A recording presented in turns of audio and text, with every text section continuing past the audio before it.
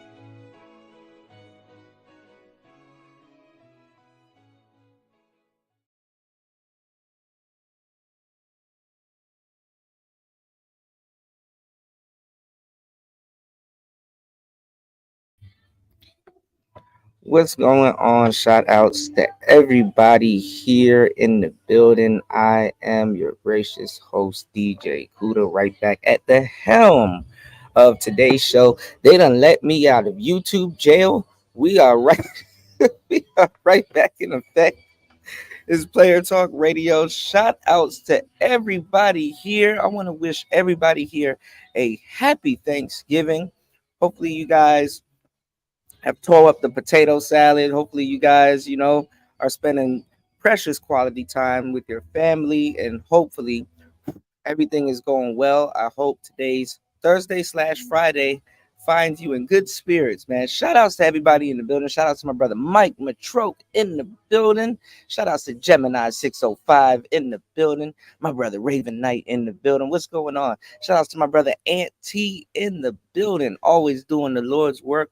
Shout outs to Aunt T dropping the humongous 20 on the Cash App, starting off today's show right and righteous. Shout outs to Aunt T in the building. Thank you again, bro. Thank you for everybody for supporting Player Talk Radio. Shout outs to Robert Benjamin in the building. My brother Robert Benjamin in the building. I got you, bro. I gotta let you guys know what's going on.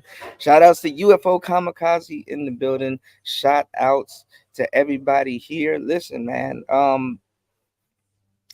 I was closing down last week's show. I was closing down last week's show, and you know, while I was, right, Toya, they done did me dirty, man. They did me dirty for a week. I didn't want to leave you guys with a week's worth of, with the gap, but they did me dirty. So we gotta, but we're gonna come back stronger than ever, man. We gotta build it right back up. There's a huge gap in the analytics, but cool. So I was closing down last week's show, right? And I played a comedy sketch that I always play. You know that comedy sketch where the dude was like running up on the guy with that like small pistol, and it's like a comedian doing like a voiceover. He's basically doing like a voiceover, narration. YouTube struck my channel for 2 seconds, a 2 second clip, right? 2 second clip. YouTube struck my channel over a 2 second clip and said that I posted violence and graphic material. Can y'all believe it? Violence and graphic material. Over a 2 second clip. Mind you, y'all, the channel is set for 18 and up, so kids can't see it. Mind you, it was a comedy sketch. And in YouTube's guidelines, it says if you're inciting a riot or instructing people to do violence, which the clip did none of. It was a funny clip, so the intentions was wrong. But I remember a couple of shows earlier, I was telling you that they around this time of year they always come after the channel. Last year it was Takeoff, right around Halloween, and then earlier this year they struck my channel again for a comedy sketch that was a YouTube short that had nothing to do. And they were like, oh, you posted sexual content and all this other stuff. Okay. Mind you, there's butt naked people on YouTube. There's twerking on YouTube and posting violence. Really? YouTube? When there's whole UFC channels and channels dedicated to hood and street fights. Now, I know why they struck my channel because it wasn't black people fighting. I can post black people on here fighting all fucking day, but it was a black comedian voiceover, and it was white people fighting, and now all of a sudden, I'm the most horrible person on YouTube. They done struck my channel and everything, right? So once they struck the channel, they just needed an alibi to take my monetization. You know what I'm saying? So they struck me and took my monetization for reused content. When I'm asking how is it reused content, I do commentary. Y'all will see me. I'll be up here for a long ass time just by myself. So how is it reused? But anyway, and y'all know I go on. Y'all know I go out of my way to go on long monologues with in between content because of that same fact. They will say, "Oh, it's reused." No, I altered it, and it's not the original content posted. It's me doing a long form commentary. That's what I like to call it. Right. And Black Friday begins. Shout outs to Toya in the building. How was your Thanksgiving? Shout outs to everybody here Great to be back. My bad. It's just a lot going on right now.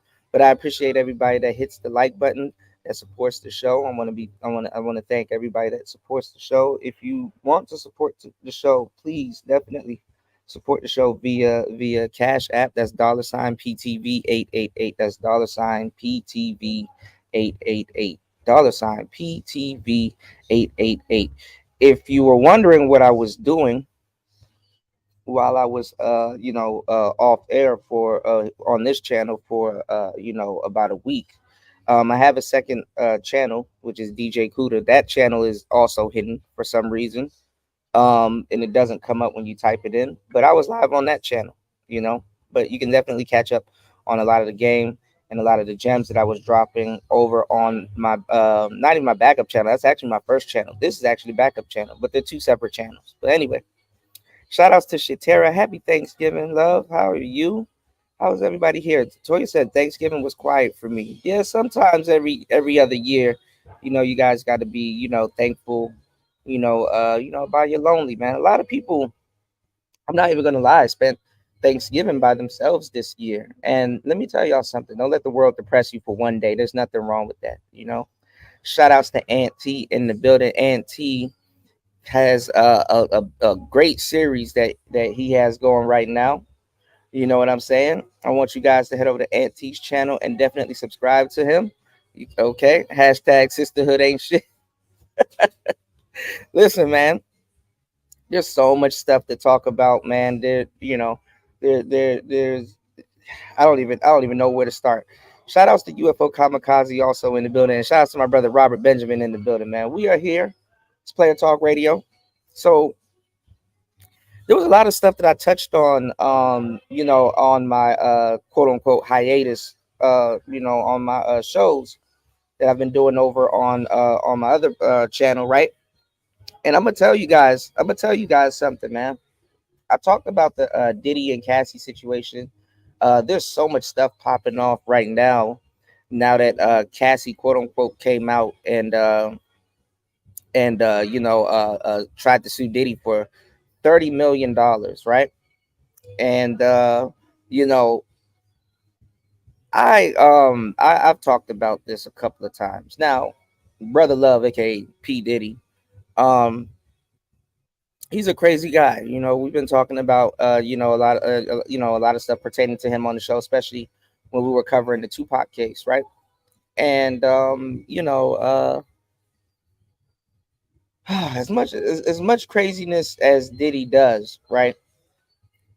I defended him, and I like Cassie, but I defended Diddy because people are full of shit, man. And especially, I'm not trying to say that she didn't go through nothing or didn't deserve no type of justice, but come on now, 10 years, 10 years, and literally that's why he settled because I mentioned on the show that if you're around somebody for 10 years, yeah, you know a thing or two about that person, you know, got to, especially being around them, kind of just with you know with how they move and everything. So, you've seen stuff, certain things, certain pass codes, security codes, you just know certain things, right? But 10 years, come on now, you know. So they settled for an undisclosed amount. If I was the lawyer, I would have just said, okay, look, you're not gonna get that 30, but you will get 10 M's. But it made Diddy look bad, like recently, and I'm talking about like in the last couple of hours. Macy's pulled Sean John, off the racks and stuff like that. And basically, Puffy had like a bunch of different stuff going on. He had a tequila, I guess a tequila brand and a whole bunch of other stuff. They, said that they don't want him to be the face of the brand anymore. Like, the court of public opinion is fucking crazy. I think men need to learn how to countersue with the court of public opinion in mind, with a lot of these cases, even if you're a regular Joe Schmo, you know what I'm saying? Your downfall shouldn't always be somebody else's come up. You dig what I'm saying? Your downfall shouldn't always be somebody else's come up. and it's too easy for somebody to just come up on a guy and then people just walk off. You know what I'm saying? But anyway, let's get into this game. So y'all hit the like button. Y'all come on in, man. We got this game ready for you guys. Okay. And shout outs to Auntie for definitely supporting the show. Shout outs to my brother Robert Benjamin dropping the huge 15 on the super chat. Y'all know that. I mean, not on the super chat, on the Cash App. Y'all know damn well when y'all support the show, that gasses me up. So now I'm just about to give you the full game on today's show, y'all. All right. You said they've been closed down the Sean John outlet stores. It was already downhill for Diddy. Yeah, well, I think the clothing line kind of phased out, but like this is the thing about the clothing world, y'all. Like, cause I seen it, I live down the street from like a mall, right? And we always hang out at the mall, and there was a Macy's. I think it used to be Hex, but there was a Macy's there, right? If you were well, it's not about what everybody would do without their Sean John. Like, if you let's say if you were going to church or something like that, you could buy a nice little Sean John suit. You know what I'm saying? Even when Kevin Samuels, think about this. Even when Kevin Samuels was trying to like give you guys like clothing tips and stuff like that. There's nice little, you could buy a nice little Sean John suit, nice little Sean John, silky shirt or something like that, something to keep cool in, and look casual and stuff. And it didn't really break the bank. You know what I'm saying? And the reason why I'm talking about it, I know everybody like nigga Sean John. I get it, right? But it's still a black businessman. But did you guys know that after Diddy got hit with that lawsuit, about a couple more people start getting hit with lawsuits and stuff like that? And let me tell y'all something. It's the craziest thing because these people want to go to Hollywood parties. These people want to do all of these different things. These people engage in all of this stuff, you know. Again, shout out to my brother Robert Benjamin dropping a huge $15 on the Cash App. Much appreciated, man. This is the thing. This is the thing. People go to these parties. People go to these functions. People go to these, they go to these these they participate in this stuff. You know, I hate how they're doing certain people in hip hop. What's going on, LSP? I hate how they're doing certain people in hip hop, like how they do people in like a brothel. Okay, I talked about this on the show about like if you have like a brothel or like a whorehouse or whatever. I'm gonna tell you the truth, especially if you're a traveling P, right? The bottom chick, the madame, either or sometimes they're separate. The bottom chick or the madame, right? She's way more cutthroat, way more stomp down, way more, cutthroat than the PI, right? And you rarely ever see the madame get charged because they say that she's a victim when whole time she's a wolf, and more of a wolf than the so-called pimp, right? Do y'all really think Cassie's innocent? 10 years in, come on now. That don't sound like a sidekick. Like, come on, we gotta use our thinking caps, y'all. Pretty privilege, right? In the courtroom, right? Do y'all think that R. Kelly's wife is innocent? And shout outs to Marco. I forgot the name of that young lady who's one of the famous madames. Marco, we did a whole story on her. Marco, we were going in. I forgot her name. What's going on, Miss V? Shout outs to Miss V in the building. Shout outs to Miss V in the building. Thank you so much for being here. Happy Thanksgiving. Happy Thanksgiving. The hardest working woman on YouTube. Happy Thanksgiving. I forgot her name. Yeah, like let me see the other people that are getting brought up. Okay, so since look at this, y'all. Since Cassie, Heidi Fleece. Yeah, there you go. Thank you, Shatera. Heidi Fleece. Yes, Heidi Fleece. And then you have Max the was it Maxine Gilsane, the girl that was with Epstein. All of those women are madams. All of them. You know, they can follow you in the girls' bathroom. They can. You said 10 million a year. That's a domestic partner. Yeah. The reason if it's like I said, if I was Diddy's lawyer and she's asking for 30 million, I will settle out for 10 million. 500K a year plus another 500K paying and separate. But we don't know because they it's an undisclosed amount behind closed doors. But what I'm telling you is that they went to social media with it. So the court of public opinion's already in it. Diddy's about to lose more money, because he can't even be the face of his own liquor brand. Shout outs to my brother Link in the building. Happy holidays and happy Thanksgiving to you, Link. Happy Thanksgiving. How are you, man? Raven said the price you pay to play, running the pockets. Yeah, but see, this is becoming a trend. So let's go through this list of the next couple of people that literally is being taken to task, that are being sued for sexual assault since Cassie got her puppy settlement. Cassie got her PPP loan. Okay, her PPP settlement. Okay, Jimmy Iovine. Jimmy Iovine, Interscope president, is sued by the same lawyer that represented Cassie. See how that works? Jimmy Iovine,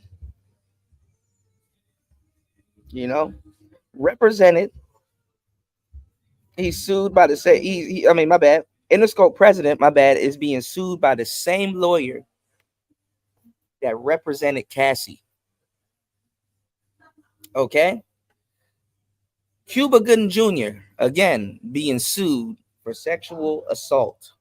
And these ain't no bullshit charges, y'all. If you go to jail or face some jail time, the prisoners already know what you going in there for, especially if you're a celebrity. So you got to go straight to protective custody. Okay. Harvey Pierre, bad boy president. Sounds like a sidekick, right? Jamie Foxx, all over again. Can't even have a stroke, come back, and okay. Axl Rose from Guns N' Roses is being sued. Bill Cosby is being sued again. Terry Richardson, a photographer, being sued. Marcus Wiley being sued. And New York City mayors Eric Adams being sued. And all of these people are being sued for sexual assault within days of Cassie getting her P. Diddy PPP loan. Okay? You said the liquor ain't even that good. Never tried it, Auntie. The liquor ain't even that good. So that brand is done without Diddy. Yeah, I don't know who they're gonna. I don't know who they're gonna. Make the face of it. Exactly, Miss V. 2023 buck breaking. You know, it's crazy though, man. You can't even tax your own crimes. You know how much millions these people probably spent on people. Over the over the years.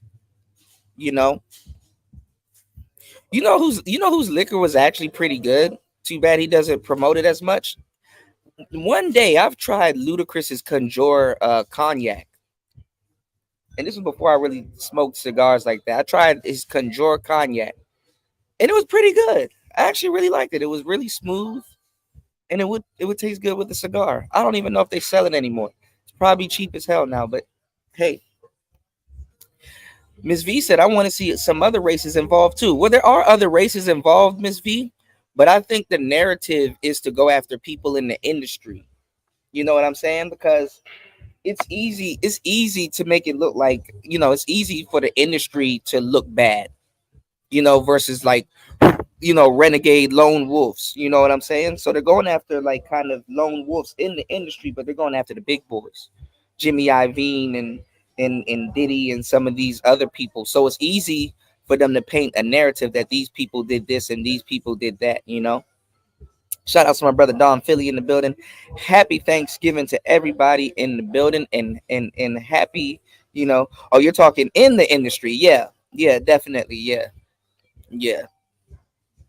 But they're not going for the big cats like the Tommy Mottolas. They're not, even though things been out them on for years. But I mean, this is the thing: people that got money, they pay to stay out of the limelight.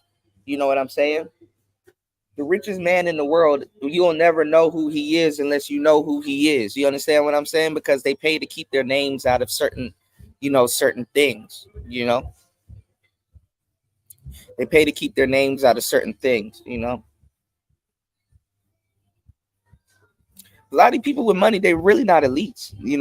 That's the crazy part. A lot of people with with these fortunes, they're just regular people that want to and enjoy their lives, which is odd. But it's kind of not. Especially if somebody passes away and you inherit a fortune or something like that, and they're like, oh, you're the you know and you're like, I'm really not, I'm just chilling, but keep my here's some money, keep my name out the paper, and I'm good. That's how people are looking at it. So crazy, right? You did. Shout outs to my brother Link dropping the huge $5 on the Cash App. I appreciate everybody here supporting the show. Yes, we are back after a week hiatus because YouTube chose to demonetize the channel and do all kinds of foolery over a 2-second clip. But it's all good, man. We'll build it back up. Come February 15th. The channel should be clean. I put in a couple of motions, so we should be good. But till then, we're gonna be working, man. Shout outs to everybody in the building. UFO Kamikaze said it's open season on celebrity men who thought they were above being accused, right? But it's not. I don't even think it's them being above being accused. I think it's more so. To set an example. You know what I'm saying? Because Diddy been around for a long time. He raised a lot of people. Justin Bieber, Usher. There's a lot of people that's been under Diddy's wing, and then there's a lot of people that got done dirty by Diddy. So, whether it's righteous or not, a lot of people are happy. But I'm not gonna lie too. I mean, if you really, I mean, trust me, Diddy did a lot of people dirty. There's no doubt about that, right? But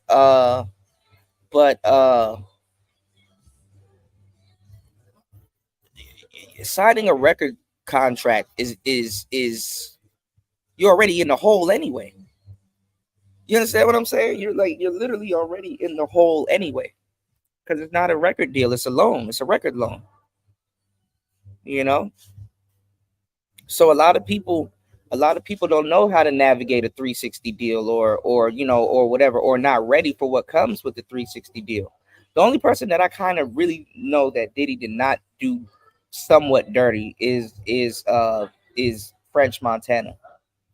And French Montana has a what is it, like? It's like French cream or whatever. He has a liquor deal with Diddy also. So I didn't hear anything about Ciroc though. Ciroc wasn't touched at all. You know, Ciroc wasn't touched at all. And T said they're sick of niggas making all of this money off the industry clout. Everybody wants a slice. Yeah, but you know what else?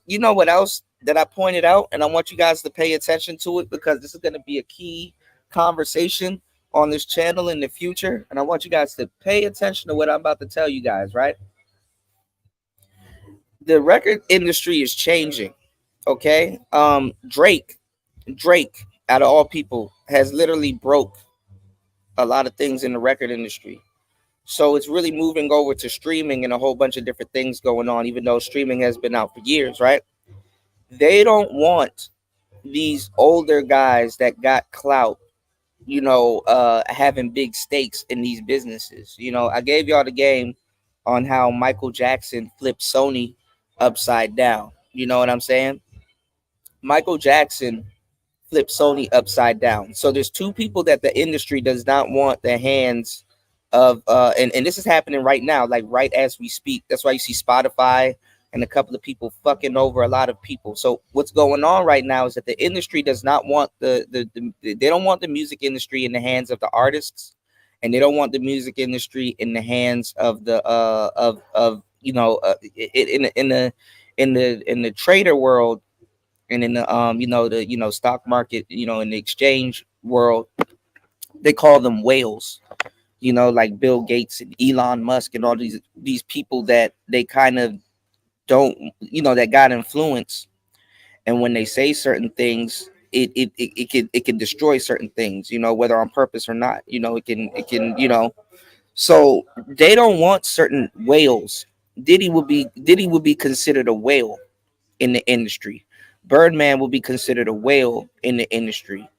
Certain people that are still around that haven't, that's outlast a certain era, are considered whales in the industry. So what happens is, they're, when a new industry takes off, they will have pull. So what they got to do is that they got to take down, is kind of like the Illuminati. You know how people say, oh well, if the Illuminati is seeking you out, they have to have some dirt on you, like, you're gay, or you did something, or I know what you did last summer, or I know what you did 17 years ago. They got to have something on you to keep you sedated, not even sedated, but to keep you at bay. Anyway, Diddy been in the industry for a long time. Even Justin Bieber and all the, been in the industry for a long time, y'all. So they'll, you'll get, you even if you are an industry plant, you'll get used in the industry long enough to where you can't get used in the industry. So going back to what Michael Jackson did, this is why they had to take his ass out, him and Prince, if y'all noticed that, because they were artists that that could take over. So Michael Jackson, right? He got what would have went to like 4 to 5 different people split. He got he ended up owning like what, like a little bit over 50% of Sony, 50 or 51% of Sony, right? And if you notice back then, if y'all remember that case, he had to go back and forth to court, on allegations, and they were trying to really stretch out the case. First of all, for the lawyers and everybody to make money, but they were like, okay, well, Michael, he got Sony's publishing, and he's doing things that we don't like. And people were like, well, what kind of things is Michael Jackson doing with Sony Publishing? Because remember, Michael came out and was speaking against Tommy Mottola. All of this is documented. I could pull this up right now, right? So, god damn, that's a big ass gecko, y'all. And it's camouflage. That's crazy. But anyway, my bad. My attention went elsewhere for a little bit. But anyway, so what Michael did was, um, he was outing everybody. A lot of people did not like Michael Jackson because he was giving people back their publishing and stuff like that. I think he even owned the Beatles publishing, but he was giving Little Richard, a couple of people, artists and musicians that, that he respected. He was giving them back their publishing, and people didn't like that, especially the other side of Sony. So what they had to do was they had to put those, those pedo and oh, he touched little boys. They had to put those charges on him, and when they put those charges on him, then they had to kind of keep him going back and forth to court. You know what I'm saying? To basically drain his money. So they're like, okay, well, Michael. Remember they were saying Michael Jackson didn't have no money. Michael Jackson had stupid money. Like I said, I saw a video of him just going somewhere shopping at this high end, these high end stores that people don't even get to see. And there was like a big ass gold sarcophagus, a big gold nugget with painting and a big Egyptian sarcophagus. And that nigga Michael was just sitting there like, I want that. Yeah, I want that painting there. I want. Michael had fuck you money. So them running the narrative, saying that he was broke, that was cap. And Mike was smart as hell. I mean, it was a smart man that lied behind, the plastic surgery, man. Mike was smart as hell, you know, and the reason why I brought up the plastic surgery is because, don't let his image fool you. His image fooled a lot of people in a lot of different ways, but Mike was smart as hell. So what he did was he was on Sony and he was on. He was still signed to Sony, and he ended up owning half of Sony, but he couldn't really resume his ownership because he was still under Sony. You know, so um he had one last album deal with Sony, and he's like, okay, well, he started letting people know. He's like, listen, after I drop this last album, which I can sign off on, you know what I'm saying? I'm no longer under contract with Sony. So he was like, okay, so I'm gonna drop this album, and since they are trying to make me come up off this my my ownership of Sony, and they're draining me out with these lawyers and stuff like that, what I'm gonna do is, instead of selling my ownership of Sony, which that's what they want me to do, that's why they coming after me, and I'm talking about it. What I'm finna do is I'm finna go on tour, because he's one of the only people in the world that can make fuck you money off a tour, and he gonna cover all his lawyer fees off tour and anything else, and he gonna come home and he gonna be sitting on the bag, and he gonna resume his ownership of Sony. They did not want to be under that type of leadership at all, y'all. I'm telling you, and I get it. You know what I'm saying? Not to go against Sony or anything, the record label or whatever, but I get it. So I'm like, damn, okay. And then guess what? While he was on tour, that's when they got him. That's why the name of the album was called "This Is It." That's why the name of the tour was called "This Is It." That's why. See, and it was perfect marketing, because it made you guys think that, okay, damn, this is it. This is Michael's last album. No, this is last album on Sony. You understand what I'm saying? So it got the tour lit, but nah, it was his last album on Sony. So he was like, okay, yeah, I'm gonna put out a good album. I'm gonna give him some little bullshit songs, but he was letting his audience know, this is so I can get out of this goddamn record deal. And then I got the real music coming right after it, because he was gonna be independent.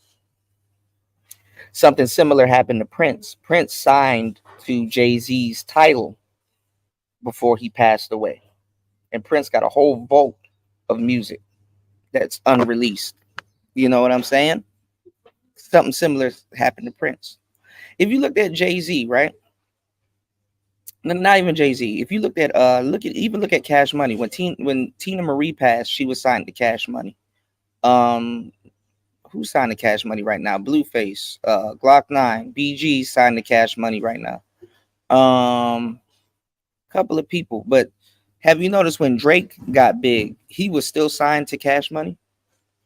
And Drake's last album on Cash Money, which I think is Drake's last good album that I know of, was Scorpion. When he was into it with Pusha T and all of them. His last album on Cash Money was Scorpion. So it's a lot of politics that go on, behind the scenes. So when you look at somebody like Diddy, or a whale that's been in the industry, that's lasted a whole bunch of eras and stuff like that, they gotta hit them pockets, man. They gotta get people down to size. And that's what happens in a lot of cases. Look at America. America is doing things. I don't know if y'all notice it or not, but America is doing things to make sure American people are purposely broke before they do whatever they're gonna do next. This is some real shit that's going on right now. Let me catch up on these comments. You did. You said, what I'm seeing is that they do not want their money to go to their families. That too. There's some truth behind that. That is very true too. That is very true. That's a great observation right there. Yeah, definitely. This proves that black entertainers are puppets and have no real will. You see? You see? Very true. Very true. Yeah, Diddy did ruin a lot of people also. Total. You know what I'm saying? You said Frenchie is a rab. He wasn't having that shit with Diddy. What's crazy too? Biggie wasn't having it with Diddy also. I heard Biggie beat up Biggie wasn't gonna let Diddy extort him.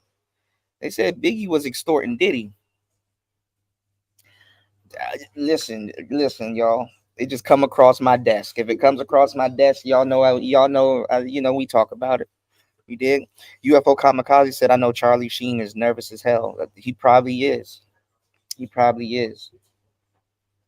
But I'm not gonna lie, the entertainment industry, like the like the Hollywood game, it kind of intertwines with music, but the music is a separate. It's a separate thing. You know what I'm saying?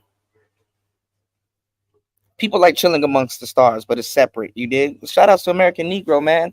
Happy, happy, happy holidays and happy Thanksgiving to everybody here in the building. Shout outs to everybody in the building. Make sure you guys hit the like button on the way in. Support the show. Most definitely, man. We chopping up some deep, deep game too. Shout outs to Mac Bones in the building. Shout outs to Mac Bones also dropping a huge $15 on the Cash App. Thank you, bro. I really appreciate you. I appreciate everybody that supports Player Talk Radio. Fuel the game. You did? Fuel the game. Fuel the game. You said I'm not into Thanksgiving because my Native American ancestors were massacred to develop that holiday. Yeah, yeah, man. Shout outs to Mac Bones, man. I was talking to Nicer about that. Nicer has an interesting perspective on Thanksgiving. You know, she has an interesting perspective on Thanksgiving, and she also brought up the fact that she's not a dummy. You know what I'm saying? So, you know, hopefully I know she's probably asleep, but hopefully if she's up, I would like y'all to hear her take on it, especially on, around Thanksgiving or on Thanksgiving. She has a unique perspective on it. I've never heard a perspective like what she has. You did? But apparently a lot of Indians and Native Americans, they literally still celebrate Thanksgiving. It didn't break their spirit, you know. But I guess if you're like directly related, there's some type of vitriol there, which is warranted. You said they still got Cher out here performing at Thanksgiving Day parade. Yeah, man. Yeah. And a lot of these artists, they got to go back on tour in their later years to kind of recoup the money. I think Money Man recently, and Money Man bought himself out of his contract. I think he was with Cash Money at one point, but he was recently like telling y'all that if they give you like a $1 million bonus, you really you owe the label like 4 to 5 million. You know, that's not always true with everybody, but with a lot of artists, there's some truth behind that because you got to buy your way back out of your contract. You know what I'm saying? And first of all, that's if they want to give you your because you can have the money to buy your way out of your contract, but they still got to sign off on it. You did. And one of the messed up things to not have if you're an artist is creative control. You know what I'm saying? Because you can release an album or a body of work that your audience will love, but if they or somebody feels that oh, this ain't what we kind of what we're looking for, what we're standing on, then they can halt your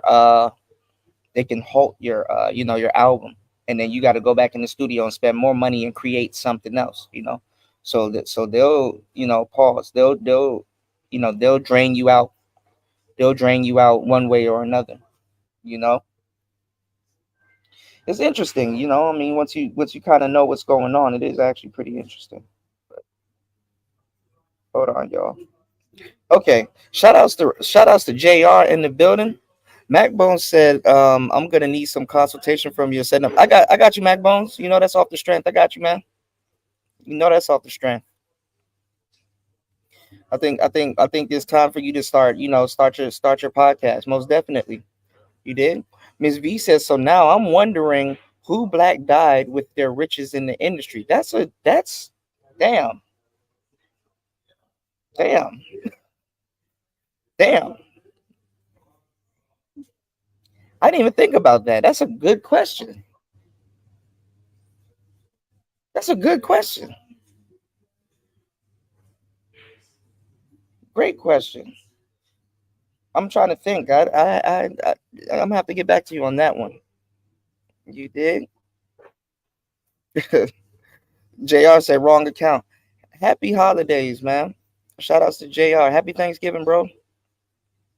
He said it's funny that so many people. It's funny to so many people When they start doing this, when they start doing this to ordinary niggas, it won't be so funny. Yeah, that's what I'm saying. So like that's why I said is shout outs to Degenerate Sherigan. What's going on, man? Happy Thanksgiving. My thing is that with all due respect, that's why I defended Diddy in that situation. You know what I'm saying? Because Cassie was complacent. Cassie was getting money.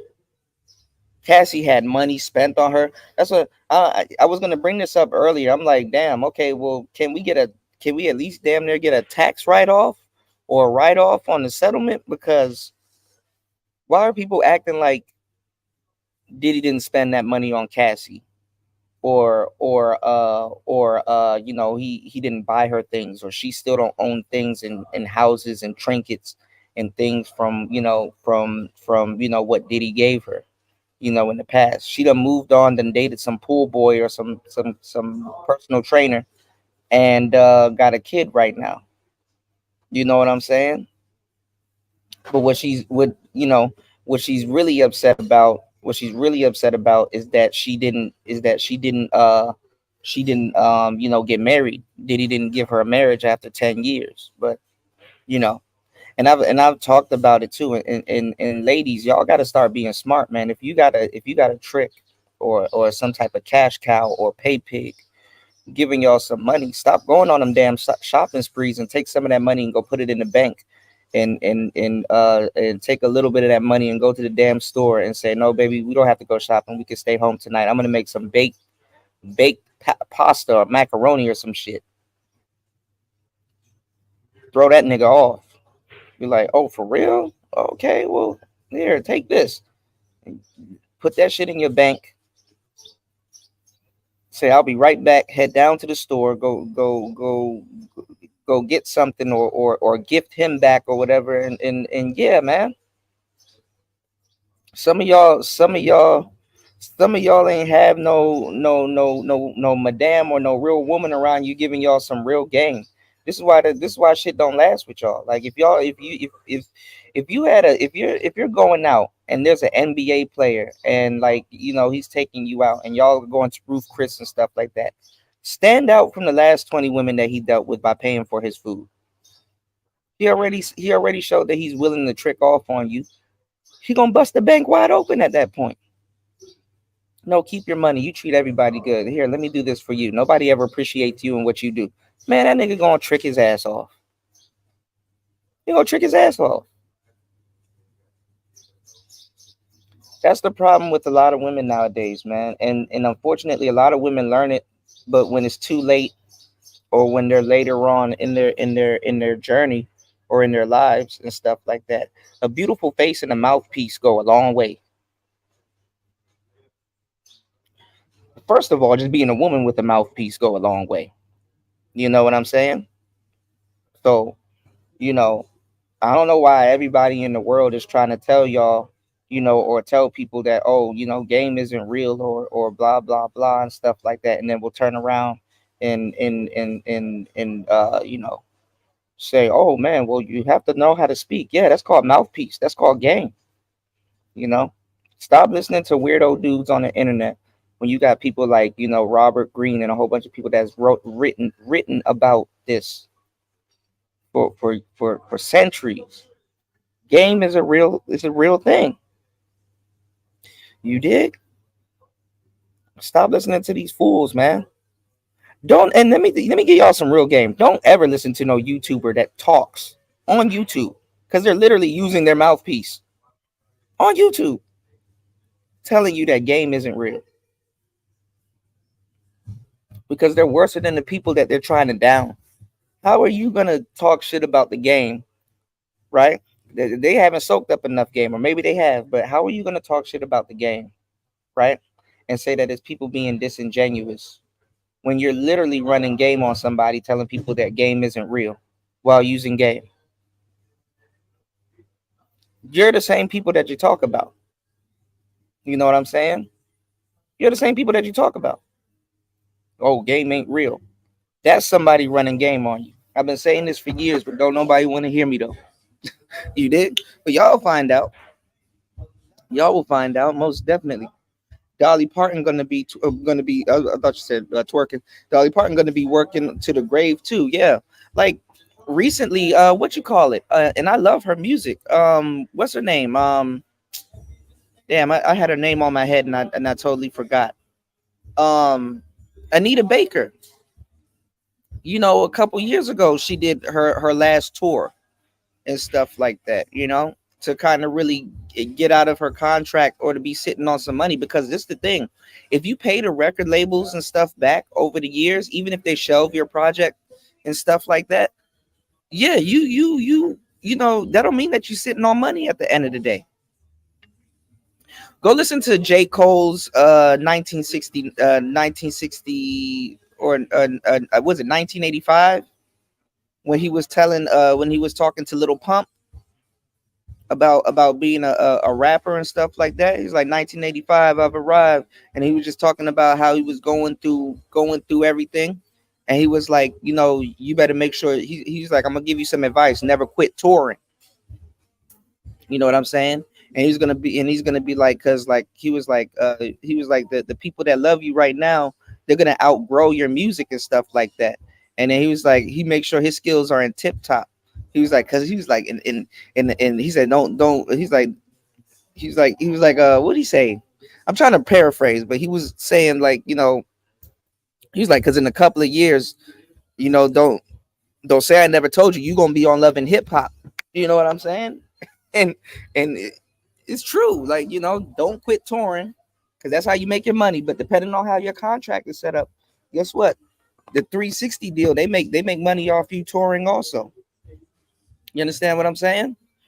And your merchandise and your likelihood and stuff like that. Go look at wrestlers like The Rock. The Rock doesn't even own the trademark The Rock, but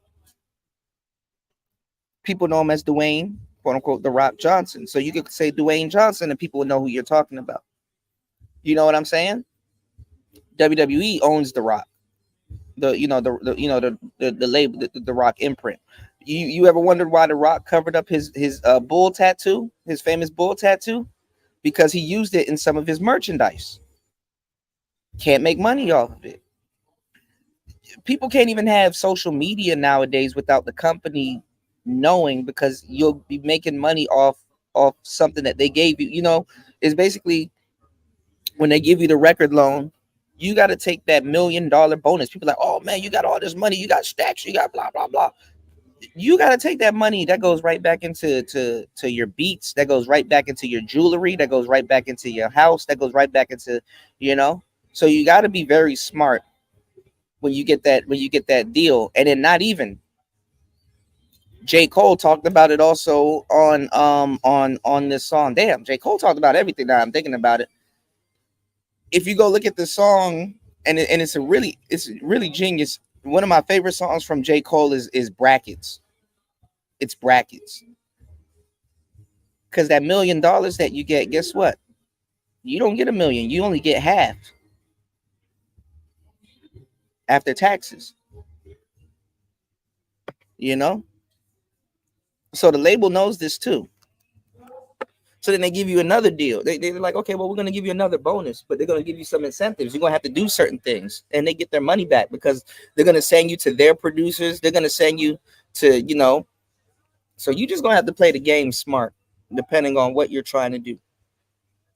And when you get in the game, and really what's on the table, you need to align yourself with people like 50 Cent and a couple of other people that are in the industry that's doing well.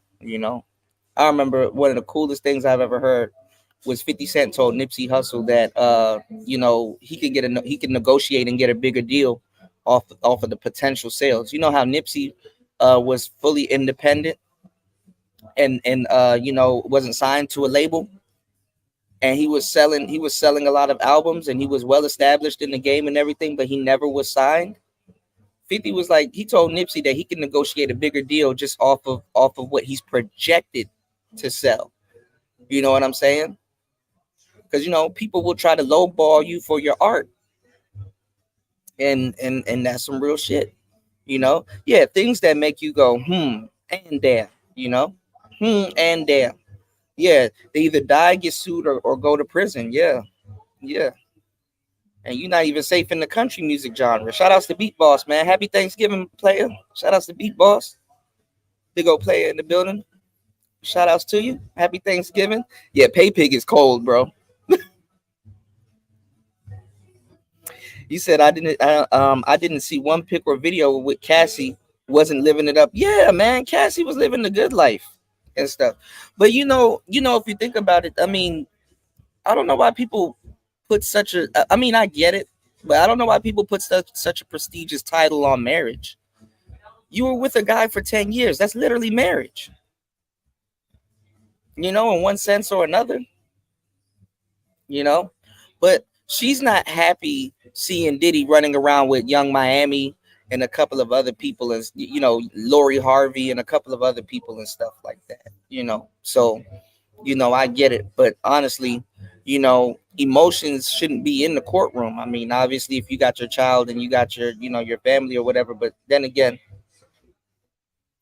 people ain't trying to miss a bag. You know, I guess it was one of those things where it's like, well, wouldn't hurt to try. And then plus she knows some things, and then it just seems like they're going after Diddy, like for real. Like, I mean, I get it, but they've been talking about going after Diddy ever since the Tupac case. You did. So this is interesting. So Diddy got the money to start making shit go away, but what's next? Now he's losing brands and deals and stuff like that. Because they don't want their names associated with somebody that that's wrapped up in something like that. You can't be the face of certain things or a label head of certain things. Um, and I'm not gonna lie. I mean, a lot of those companies are working on the old model. I mean, obviously, of course, you don't want certain people to be the face of what you got going on. But think about this, y'all. Um, your company can go down in that case. For example, that little thing that I showed y'all, the stem player from Kano, right? Kanye West at the time was was the face of the stem player, not the technology behind it. Um, when he started making those anti-Semitic comments in statements and stuff like that, they canceled him. Now they can't find nobody else to their company is suffering now because of it. Look at what happened with the what was it? Was it Adidas and Kanye? Look at that. And then now it's blown over. Now it's blown over, you know, and now they lost their money. But then again, when you have a big business like that, it's not just the artist too. Which I gotta look at too. Also, is that other people will put pressure on them. It's like, oh, like you were seeing it, and y'all might start seeing it again with this election year. It's like, oh, these people are associated with Trump. Don't eat at Chick-fil-A. You know what I'm saying? I'm gonna tell you the truth. Sometimes you're gonna have to just weather that storm in the beginning because it looks like it doesn't help your business in the end. It's not like you know what I've never heard somebody say, hey, I'm gonna go shop at Adidas because they don't fuck with Kanye no more. So a lot of times your own base will troll you and stuff like that. I guess you gotta weather the storm with certain people and things like that. You gotta weather the storm, because the company never wins in the end. You know what I'm saying? Like if Kanye going through it, I ain't gonna lie. Sometimes you just gonna have to take a male stand and be like, "Hey, listen, we don't fully agree with Kanye and stuff like that, but we believe that this situation is very, unfortunate. But we do stand with Kanye, not by what he says, but we do stand with Kanye." So, like for like, you can also remove their image from your stuff for like for however long, but don't let your business go under due to the court of public opinion because people's memory spans are listen people forget shit in 3 days. This is how social media trains your attention deficit disorder. Everybody now has ADD. Wasn't a thing in the past before, right? It's just if you're interested in something or not. But social media has trained you to have a certain form of ADD. Don't believe me? Just go on Google and find one of those free ADD tests. Just give them your email or whatever and go answer certain questions and see if some of that shit really, really holds up, because a lot of us aren't diagnosed. But then again, is ADD really a thing to a certain degree? Or is that a seed that's being planted in your head that you have something when you really don't? When it really just depends on if you're interested in something or not. You see how that works? So, shout outs to Brother Love in the building. What's going on? Happy Thanksgiving to Brother Love. Let me catch up on these comments. You said, check out that episode of Black Mirror with Miley Cyrus. She told people without telling them. Yeah. But see, she had to change up a couple of times. She went from doing country music to hanging out with Juicy J to twerking then to finding herself. Man, that shit is ridiculous. You know? Yeah, the path of Mackin is being a real man. That's some real shit right there, Backbones. Shout out to Sound Mind. What's going on, player? Happy Thanksgiving. Happy Thanksgiving to everybody. The Rock is considering running for office. That's going to be a disaster, but I stand beside him. Shit, if they're letting anybody in, might as well. You did. Oh, was considering. Okay. Toya said, I'm going to need The Rock to chill. Ms. V said, I feel like social media has a lot to do with them taking these black men down. Music and the industry has changed, most definitely. Listen, guys. Listen, y'all. I need y'all to do me a huge favor, okay? If you guys are planning to start a YouTube channel, or if you guys want to learn more about YouTube, or you guys want to be up to date on news, if you guys are into court cases, if you guys are into, if you guys are just into the conversation and everything that we're talking about, I want you to do yourself a huge favor and subscribe to Make This Go Viral TV and Make This Go Viral Prime Podcast. Okay. I want you to do a huge favor and subscribe to both of those channels. Miss V is a awesome, I wouldn't even say tuber, but she's one of the hardest working, if not the hardest working woman on YouTube. And she gives y'all the game straight lace, no chase. Like, you just gonna give it up, no bias into it or nothing. You know what I'm saying? Now, if she does insert a bias or her thoughts on something, she will tell you before she tells you. Okay. Make sure you subscribe to her channel. She got a really great channel. She's always live, super consistent. Make sure you head over to Make This Go Viral Crime Podcast and Make This Go Viral TV, especially if you guys want to get tips and up to date information on what's going on with YouTube, the algorithm, and really how to jumpstart your channel and stuff like that. Because some of the things that you may be thinking about don't even matter, but literally how you dress up your channel and how you put not saying that your YouTube is not going to matter. What I'm saying is that, like, let's say if you want to put out a video, or you have put out videos and they haven't done well, sometimes you just need information on what things to fill out, like your tags or your thumbnail, or how to properly title certain things and do certain things. And that's like the type of stuff that she teaches on her channel. So I want you guys to definitely head over there and get that game, because she be coming out with a lot of stuff before YouTube and other people, bigger channels, even report on it. Okay. So definitely, you can't lose by being sub to her channel, and definitely the information that she gives out. There's really no way you can lose, and definitely support a hardworking sister, man. There's a lot of good women in the space that don't get their recognition. You know what I'm saying? So we'll go over this definitely on another show too. But I want to give everybody here a happy Thanksgiving and a happy Black Friday. Let's see what else we got going on. Okay. Yeah, Diddy is no longer protected. King Solomon was definitely famous for his isms also too. But King Solomon too, on the spiritual side of the game, he controlled more than 25 jinns. But we'll get into it. You did. You said the industry is not your girl. It's just your turn. Yeah, definitely, Toya. Yeah, that's a great analogy right there. Yeah. And everybody has their runs. Like, look at I was just telling y'all about J. Cole and Lil Pump. Do y'all what's can y'all name 5 Lil Pump songs? And I'm not gonna lie, Lil Pump got money. He got money. I don't know how, but he does. He may look a certain type of way, but little dude is smart. And also too, Have like I don't know how he got up there on the stage with Trump. Trump was like, "Oh, there's a rapper here, little pimp." Oh my goodness. Got Little Wayne out of jail. Got Kodak out of jail. You said he actually considered it because of the encouragement from the people. Yeah, yeah, yeah. He's going off the people's champ thing. You know, that's why I thought Obama really got into office.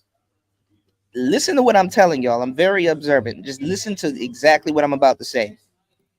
Listen to how The Rock speaks and listen to Obama. And tell me if it's not the same speech pattern, and tell me if it's not the same that is not is very identical. Just how they speak and how they talk, even down to how their voice sounds.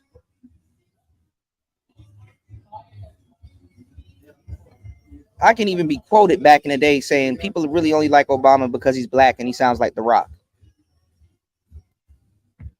Shit. And if you don't believe me, just one day on the humble, don't tell them who sent you. Go ask RBR. Go ask RBR. You did. You said Diddy did something to piss someone off. Yeah, that's what I'm saying. Yeah, yeah. And Miss V and everybody here, you know that's not. You know that's not hard. That is definitely not hard to piss somebody off in the industry. You know, you did. So it's like, yo, who did Diddy piss the fuck off? That's the question.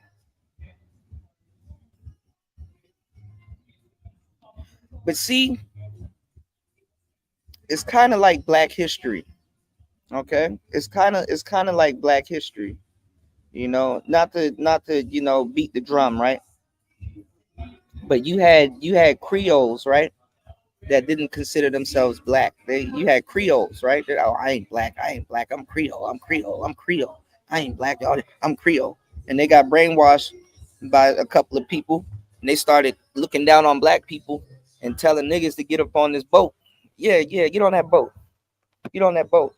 And niggas was looking at them crazy, like, but you black. And it's like, no, this white man said I'm not black, and you are. So you need to get your ass up on that boat.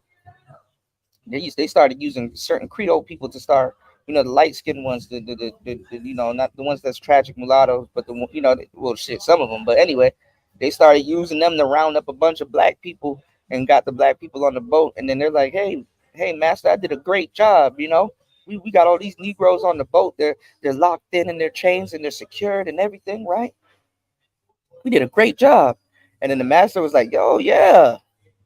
Yeah, great job. Yes, and yes, those chains are tight and stuff like that. Yeah, master. But there's a bunch more spaces open on the boat if you want to send some more black people that we can chain up and let's get the let's set sail. Master looked at them and said, "Yeah, all right." Pulled out his pistol. Get your ass on that boat. Creole people like what? Some Creole people like what are you talking about? Yeah, you get your ass on that boat too. What are you talking about? You heard me, Negro. Get your ass on that boat. But we're not black. Oh yes, the hell you are. If you don't look like us, you black. Get your ass on that boat. Slaves start laughing at the Creole people on the boat. This is sad, but that's really what happened. Like, they start laughing at those people on the boat. They're like saying, "Oh, damn." So we were right anyway. Y'all are black too, and they traded on you because you traded on us. It showed that to a certain degree you can't be trusted, right? I brought that up not to rag on Creole people. Shout out to my Creoles, my real ones, right? But I brought that up to say that's exactly what happens in the industry. You do people's bidding for a long time. You're the face of certain things, you know. Maybe Diddy didn't fuck over a lot of people. I'm just saying. I'm not saying he didn't, but maybe he didn't fuck over a lot of people, and he just had to be the face, or he had to be the one that had to go down for a lot of people mismanaging their music careers or whatever, and basically he was the face for people that are higher up, you know. But anyway, you're looking at him right now and saying, "Get your ass on that boat." That's what I'm saying. You know, paraphrasing, get your ass on that boat. So, you know, it is what it is, and it is what it ain't. But The Rock might can win though if he runs for mayor or something like that. You know, Kane, I think it's like the mayor of like Wisconsin or some shit like that. Kane, the wrestler, or Ohio or some shit. I'm not sure, but he's the mayor. Brock Lesnar even said that when he got into the industry, that Kane was like the strongest person there, which is crazy, which is true. And Kane's very athletic. You know, I know he don't look like it, but shit, that's what throw people off too, that he didn't look like it. But anyway, um, what was I about to say? Hold on, yo, I got a lot of stuff going on right now. The Rock can win just off the fact that he's the quote unquote people's champ. You know, he's the people's champ. You know, and like I said, Obama bit from the Rock. Like, he sounds just like the Rock, he talks like the Rock. It's basically like listening to the Rock speak, if you ever listen to an Obama speech. And by default, Obama kind of has the tone of what the people's champion, right? And that's something, the most electrifying man in sports and sports entertainment. You said 3 days, hell, when I'm live I forget I spoke to someone I just spoke to. Yeah, it happens. You did. Tomorrow is Native American Heritage Day. Mm. So I wonder, I'm wondering why a lot of Native Americans still still celebrate Thanksgiving. Maybe because it goes into their holiday. You know, that's interesting. No problem, Miss V. No problem. No problem. No problem. That's what we're supposed to do. We all are supposed to stick together. And if you guys have a YouTube channel, and and want to promote it, man, look, you guys have wrenches. Put your YouTube channel in the chat, and definitely I will definitely highlight it and promote it. That's what we should do. I don't understand why dudes in the manosphere don't do this anymore. To tell you the truth, a lot of them never did it before. You know what I'm saying? I don't feel offended by like a lot of people in these spaces. I don't feel offended by, like a lot of people do. You know, when people say, "Hey, I got something going on. Can you promote it?" Of course, of course. Miss V said, "You know, these people don't like me in here." No, you good, Miss V. You good. You good. Shout outs to everybody here. Hold on, let me catch up. Let me catch up. Shout outs to Miss V. Just got monetized today on her LLC channel. Definitely been giving off a lot of game for the longest time. So, you know, if anybody deserves it, you know, it's you. Camera zoom in. You said Obama hit a major lick. Yeah, definitely. He definitely did, man. I just wanted to bring that to y'all attention. Cause like, because when I used to listen to him talk, I'm like, this sounds very familiar. You know what I'm saying? This sounds very familiar. And mind you, we were coming off of the Attitude Era. You know what I'm saying? So I'm like, his speech sounds very familiar. And it's like, oh, he's The Rock. Surprise. Shout outs to everybody here. 1 hour and 18 minutes into the show. Y'all hit the like button. Support the show at $ PTV 888. That's $ PTV 888. $ PTV 888. Or you can support via PayPal. We have been demonetized over a 2-second clip from on YouTube. Okay, we have been demonetized over a 2-second clip from YouTube, and they're demonetizing everybody. You know what I'm saying? They demonetized Pearl, which I don't agree with. Um, they demonetized Cynthia G. I know a lot of people are like, yay, and that's kind of funny too. But I don't agree with that neither, especially if she's going to return to the platform and work. You know, but then again, they deplatformed her too. That white lady was not having it. Somebody got pulled. She pissed somebody off. Which It's crazy that black men have been saying this for years, and YouTube hasn't said or done nothing about it. Even Reg put out a petition and all kinds of stuff. Black men have been doing whatever they can in their power to not even deplatform her, but to bring this to people's attention. And they didn't say nothing about it, and it took a white woman for something to get done, which is crazy, you know. So now Princella is soaking up all the clout right now. We're gonna get into that because we just did a dope Princella show that you guys missed, but you guys can catch on my DJ Kuda channel. Okay, so when we go off air, that is over there. I'll see if I can bring it up so you guys can check it out because we broke it down. We broke it down, and I was a little bit more unhinged because there was less people. All right, so let's get it. You said I noticed their voices do have the same level and subtle frequencies. Yeah, yeah, definitely. Obama got in office to lower the bar for Trump to get in. Yeah, and it's crazy too because once that bar was lowered, a lot of women thought they could, you know, run for president also. But it was like, hold on there, pump your brakes. So that's in and of itself was crazy. The generous said, DJ Kuda, could it be a possibility that both those two actually grew up in Hawaii? Hey, that's another thing too. Yeah, yeah, they do got ties to Hawaii. Yeah, yeah, I totally forgot. Obama. Yeah, yeah. Shout out to American Negro. He said, I'm Creole and a true Negro. Yeah. I wanted to know, American Negro, have you ran into certain Creoles that kind of was on that, was on that, I'm not, you know, I know black, you got Dominicans that do it, you got a lot of people that do it. You got you all you always got a handful of people of certain culture that, believes, you know, one way or another. I just find it interesting. You said interesting indeed. Yeah, definitely.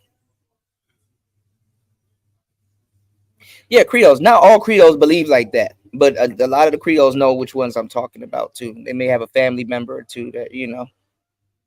Yeah, Diddy did go hard, but see, they draining his pockets though. So I wonder what next. They're just somebody's trying to get him on something, you know.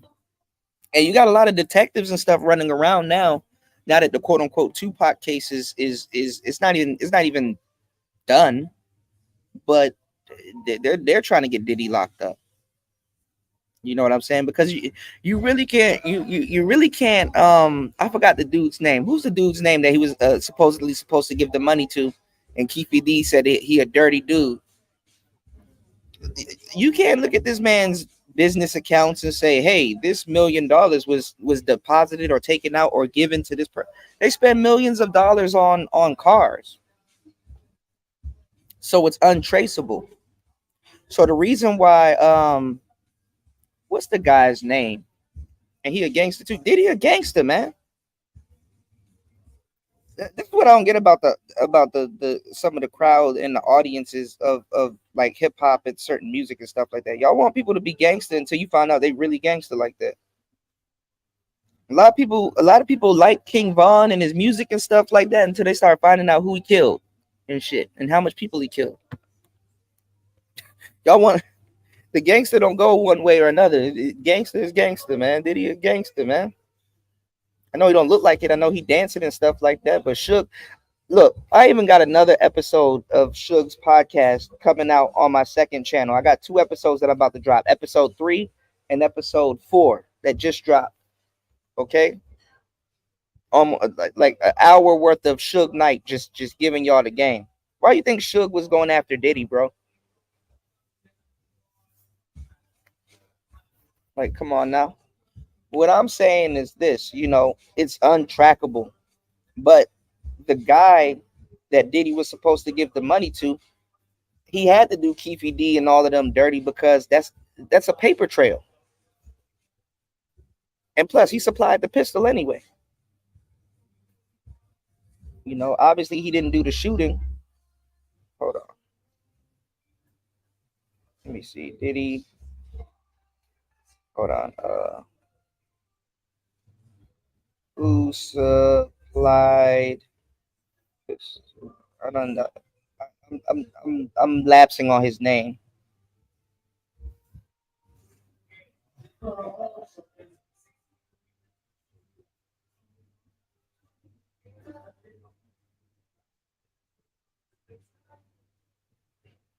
Hold on. Now, now, now, Google would have act dumb. Hold on.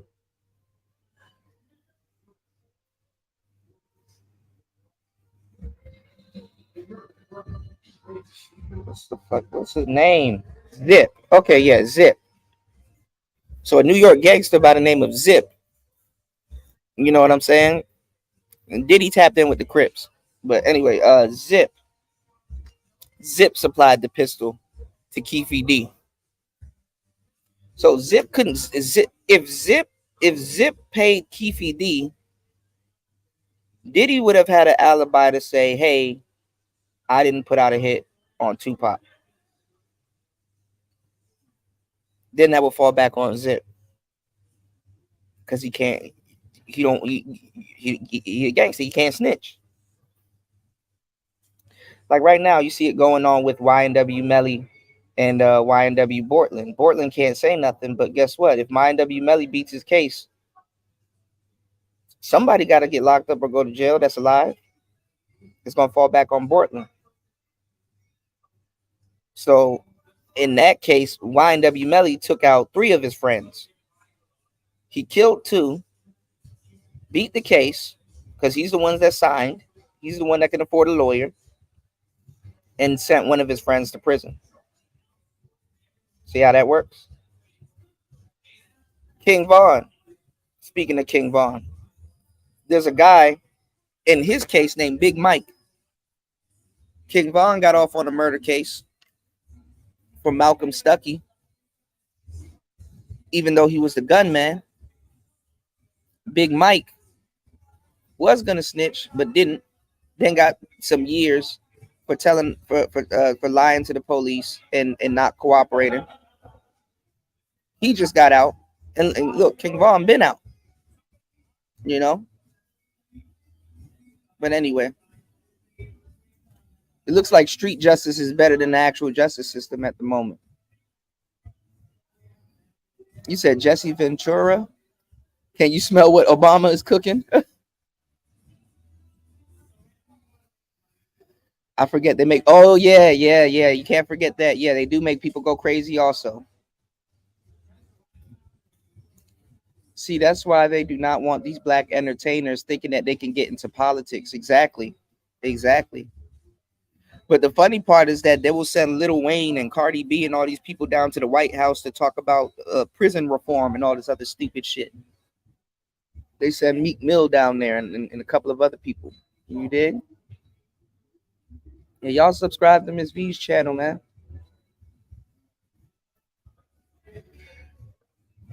You said I don't agree with Sin G. She was targeted. Yeah, she was, but she been doing a bunch of fuckery. My thing is that but if you work, I think you deserve to get paid. I'm just looking at it from a work perspective. I mean, Sin G definitely was a horrible young lady, but she worked her ass off. You know what I'm saying? I'm not saying it's right. I'm not saying it's wrong, but she did work. You know what I'm saying? Yeah, white girl magic, man. She got her ass up out of here ASAP. So YouTube can demonetize me for 2 seconds worth of white people fighting on a black comedy skit, which really wasn't nothing. Didn't really show nothing because the guy was the crowd was kind of blocking the punches and stuff like that, so you really couldn't see what was going on. But I can go, I can go right now as we speak, right now as we speak, right. Look at this. I can do this right now as we speak. Look at this. I can go to the best, one of the best channels on YouTube right here. Look at that, right? DJ Cuda, right? And then I can do this. And we got a great show coming up soon.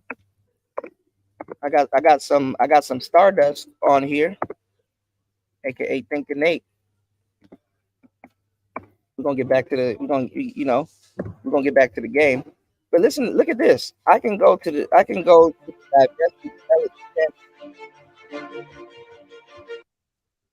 look at this. This ain't against community guidelines. See, Ms. V was talking about that a minute ago about people that actually some people did, some people didn't, got thrown out. They got a check from the tube, right? We got speaking codes, Ms. V. And this is the thing. I want to work with YouTube. I like YouTube. YouTube is cool. It's just a lot of they in on the BS too. So I get deplatformed or demonetized, and I get struck, and my audience has to take the blow, right? And I get messed with behind closed doors. There's a lot of stuff that happened behind closed doors that y'all don't know about, but I take that on the chin. Y'all, it's not y'all problem or y'all fault, right? It's just something that YouTube is doing. But how can me as a black man sit up here all day? They did this to me last year. I posted a video when Takeoff passed away on Halloween, right? And it was just reporting on how Takeoff passed away. Didn't show Takeoff's dead body, didn't show none of that. And they struck my channel and did all kinds of BS to my channel last year, right? Then I get back on YouTube and I see a whole full video of Takeoff laying dead on the ground in a puddle of blood and people trying to pick him up. And that video had over like 30K views. And I'm like, wait, hold on. How comes my channel get taken down or I get struck and I can't post or reach out to my audience? But this video is right here. It's like you get, it's like they play favorites on YouTube. You know what I'm saying? It's like this guy has a video of Takeoff lying in a pool of blood and Quavo trying to help him and stuff like that. It was very graphic. They strike me for graphic and graphic and violence, but that channel doesn't get struck. Then I brought it to a whole bunch of YouTubers, a whole bunch of representatives, and when I was trying to get help with my channel, I brought, not to snitch on nobody, but I brought it to their attention. I'm like, hold on, let me get the link here. I shared the link, and I'm like, okay, so y'all are taking me down, but this is on y'all platform, and I wouldn't be so mad if they wasn't claiming that they're trying to keep the YouTube streets safe. Oh, we're not trying to promote anything or show anything or showcase anything that shows violence. So I can see black men get shot, beat up, massacred all day on YouTube. And then I post something and I get struck. But those channel doesn't get struck. I bring it to a bunch of representatives' attention. Nothing happens to them. But something happens to me in my channel. Okay. Touche. Fair enough, right? I'll take that. But how is it 2023 and I can go somewhere on YouTube and see a black man hanging from a tree? Did that rhyme? Shouts to my brother, Sir Ism. Happy Thanksgiving, Ism, if you're listening. But it's 2023 and I can watch a black man hanging from the tree and a woman literally using a swing set that's not even attached to a branch, but literally is attached to that black man, using his body as a counterbalance for her amusement and fun on a swing.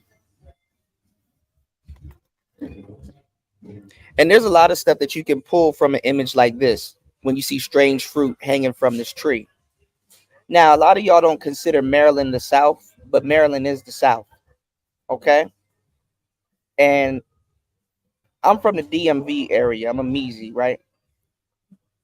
We say DC because that's the most relatable people. People ain't gonna be, oh, you from Maryland, I'm from PG, right? PG County, right? And I'm well versed with PG. I know all the hoods. I've been in all the hoods. I'm good in all the hoods. My face card very well. I'm good, right? There's a place called Riverdale in Maryland, right? And they have a mansion, Riverdale Mansion, and it's a big old mansion. If you get my drift, right? Maryland is the South. DC is the South, technically. And this reminds me of a tree that I see sitting out there in that field right beside that mansion. I don't look at trees beside a compound or a mansion in Maryland or in anywhere, honestly, even in the South, you know, 'cause from Florida also. But what I'm saying is that I don't look at those mansions like other people look at those mansions, because when I see trees beside those mansions, I knew what was happening with those trees, whether it was occasional or whether it was frequently. And looking at stuff like this, I get flashbacks because I know there was strange fruit hanging from them trees. And if you look at a picture like this, it says a lot without saying anything at all. There's no words, but you can see a lot with these pictures. That a black man is hanging from a tree with a what you call it, with a black woman using his body as a counterbalance for her body for her amusement. And the tree is supposed to symbolize white supremacy and who's on the better side of white supremacy, you know. And it shows that, you know, for him to be deceased right there, hanging by his neck, and for a young lady to be swinging on a swing at with the her amusement or whatever, it shows who's on the winning side of quote unquote white supremacy. It says a lot. I'm not going to go too deep into it,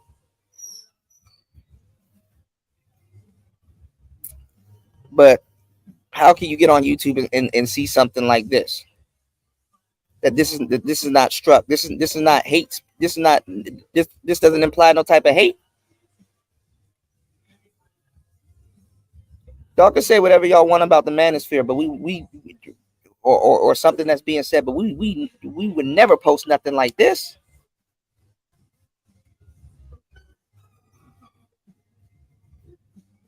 I heard she getting kicked off of Patreon too. I got you, Mac Bones. You don't need that much, man. I got you, bro. Shout outs to Nightish. What's going on, Nightish? Happy, happy Thanksgiving and happy holidays to you. Big old player in the building. Shout outs to Nightish. You said I hope his taxes are in order. Yeah, hey, listen. You know, don't say that, Mac Bones. You probably will. You know, Degenerate said there's a rumor out that Tupac actually put a hit on his so-called friend Big Stretch back in '95. Probably. And a lot of people don't want to believe that. Probably, man. The '90s was wild, man. You gotta. I think Zip did pass away, but this is what I'm saying, y'all. You gotta understand the world isn't the way that it is today, and the way that we communicated yesteryear is not the same way that we communicate today. Like stuff like Uber and all that shit. This is fairly new, man. Cell phones is still fairly new, y'all. You probably had a cell phone for more than 15 years, right? But guess what? A lot of people in Gen Z haven't owned a cell phone for that long. You get my drift? Or, the Gen X people own pagers and cell phones longer than millennials. You know what happens? Like the way we communicate in the years and just people's personal preferences and how they choose to communicate. It's changed over the years. If you were to tell certain people, hey, if you were to tell certain people, hey, you can sign up for jobs and you can do this and do all of that and listen to music and do all this all on your cell phone. If you were to tell somebody that in 1996, they wouldn't believe you. Take a time machine back to 1996 and ask somebody what a ringtone is, and they're like, "What the fuck are you talking about?" You know. But see, that's the problem, though, Mac Bones. That's the problem. People send celebrities down to the White House. I don't see white people sending Garth Brooks down to the White House. And if he does, shit, Garth Brooks will still get some shit done. I don't see them sending them down to the White House. They don't send Taylor Swift down there unless to take a picture or whatever and stuff like that. You don't have Taylor Swift on FaceTime talking about laws and shit like that. And then y'all not even looking at the signs. Cardi B is not even black. I hate to say it like that, but this is the truth. Even though I don't agree.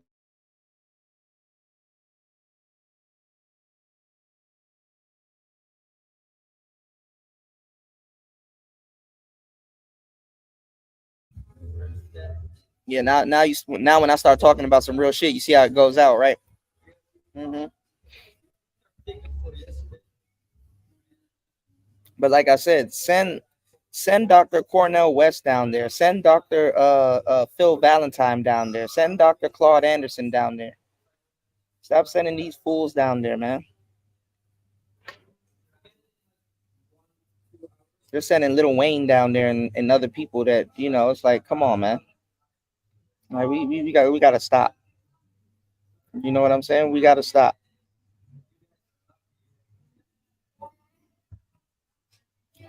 He said, I'm gonna clip you and remix your ish. Cool, no problem. I don't mind. You said, I would never consider us to be the South. Yeah, I know. I know it's weird, but it is below the Mason-Dixon line, and the Civil War did reach what, Gettysburg. You know. Oh, see, you from my neck of the woods, degenerate. Come on, man. Come on, man. What's going on, Zavi? Shout outs to you, man. Big old player in the building. What's going on, man? Happy Thanksgiving, Zavi. Happy Thanksgiving. Happy Black Friday, man.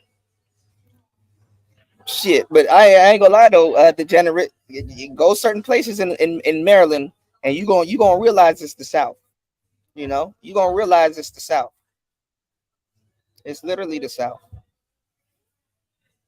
Shit, West Virginia. Oh man, look, I didn't know you were in my neck of the woods. My neck of the woods, degenerate. You probably seen me a couple of times up at the mall. You did? Yeah, the smartphone ain't even 15. The smartphone ain't even really 15 years old. I'll get a smartphone like probably 13, 12, 13, 12 years. But what I'm saying is that, the world has changed. 96 is a minute ago. Nothing happened to divested zealots, Avi. That's the problem. That's the problem. Do you think as a black man I could put up some shit like this? I'll probably even get struck by just showing y'all this. And I'm like, but and me looking goofy again, talking to people on YouTube and be like, but dog, this is on YouTube. This is on your platform. I wouldn't be able to see it if it wasn't on your platform. So why are you mad at me for something, or you reprimanding me for something when I'm posting something that's on your platform? The whole point of taking it off your platform is that people don't see it on your platform, right? But when I see it on your platform, I get struck and taken off the platform. But people that's actually on your platform committing whatever is. But you know what?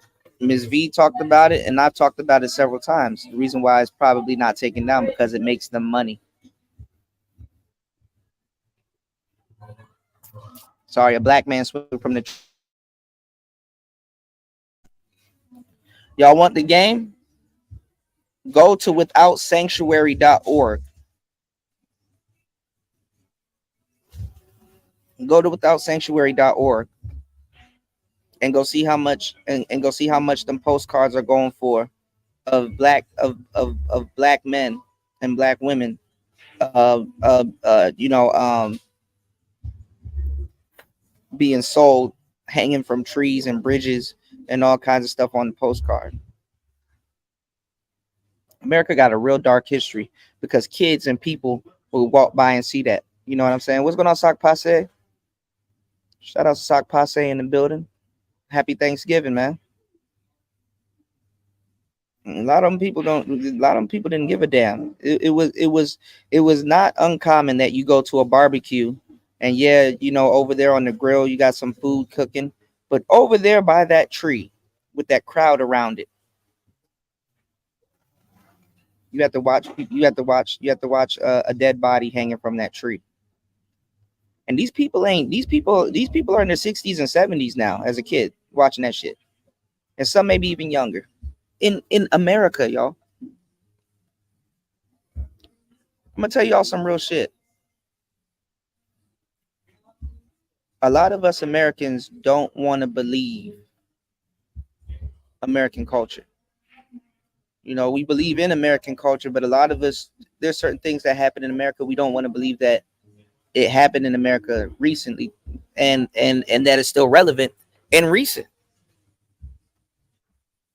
You know,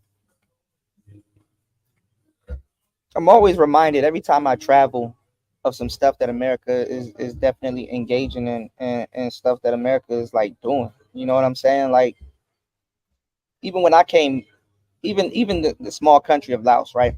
Was not a small country, but even when I got here, I didn't know America did all of that stuff to Laos, man. I didn't know that they turned their back, on Laos, and did Laos dirty. Didn't know, and I knew about the war in Vietnam, but I just it didn't slip my mind until I got here. Um, Macbone said your mindset determines your reality. Yeah, man. Macbone, and you always say that too. And I always reply, which is the truth too. Which is why I can't wait for you to start your channel. I got you, bro. Your attitude determines your altitude. You know. So, and this is not me speaking against America. It's not me speaking against YouTube. It's not me speaking against certain things. Just me just talking about stuff that's out there. That's true. I wouldn't talk about it if I couldn't bring it up. If I say that, hey, I get up and I go on YouTube in 2023, and I can see I can say, hey, I can look at somebody and say, hey, you want to see a dead body? I can show you a black man right now in 2023 hanging from a tree, and a black woman using his body as a counterweight for her swing set. And if we get together and bring this to their attention, they're not going to say nothing. But when a white woman does it, now all of a sudden, oh man, speedy recovery. We got to take this off of our platform. So how is it that a black man can get on YouTube right now? This isn't against no type of community guidelines. This doesn't violate no type of community guideline. But a couple of words do. Interesting. Interesting enough. There you go. What's going on? Shout outs to big old player in the building. Shout outs to my brother Rogish in the building. What's going on, man? Happy. I know you probably don't celebrate it, but happy holidays. I'm not gonna say Thanksgiving. Happy holidays. Happy holidays to my brother Rogish in the building. Definitely. And Rogish be dropping that game. Rogish be dropping that knowledge, man. You know, Rogish definitely be dropping that knowledge, man, that you can't get in college. You did? Yeah, they did them super dirty, man. So what they were doing was they were training a bunch of Lao soldiers to help them in the war against Vietnam until they figured out where the Ho Chi Minh Trail was and where the weapons were being. Man, listen. America bombed the fuck out of Laos. When I tell you that Laos is the most bombed country per capita, y'all go check out the movie that I filmed last year or earlier this year. I think it was earlier this year. Y'all go check out that movie, man. I put it out there, man. And I'm one of the only tubers and people in here in this country that's really that's really showcasing certain things, man. I've been ticked off a lot of check boxes I didn't even notice that I ticked. Damn, they're the only black person here with a one wheel. Damn, they're the only black person here really I looked around everywhere before I started doing all of this stuff, and there's no videos really out about a lot of this stuff. I'm not just going to places looking for women and shit like that and stuff like that. And no shade to anybody that's their content. If that's what they do, that's not no shade to Austin. That's not no shade to anybody else. But All these people beating down y'all doors. Get your passport. Get your passport. Get your passport. Get your passport. The niggas not showing y'all shit, man.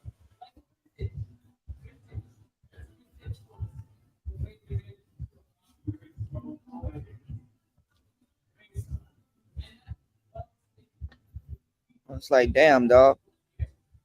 How much women are you gonna keep showing in these other countries and stuff like that? Just get one and get about the people face, bro. You did.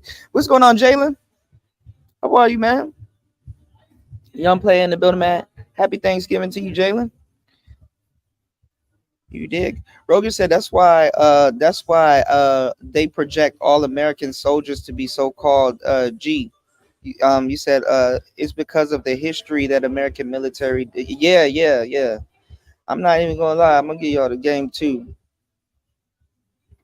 They be kissing ass out here, bro.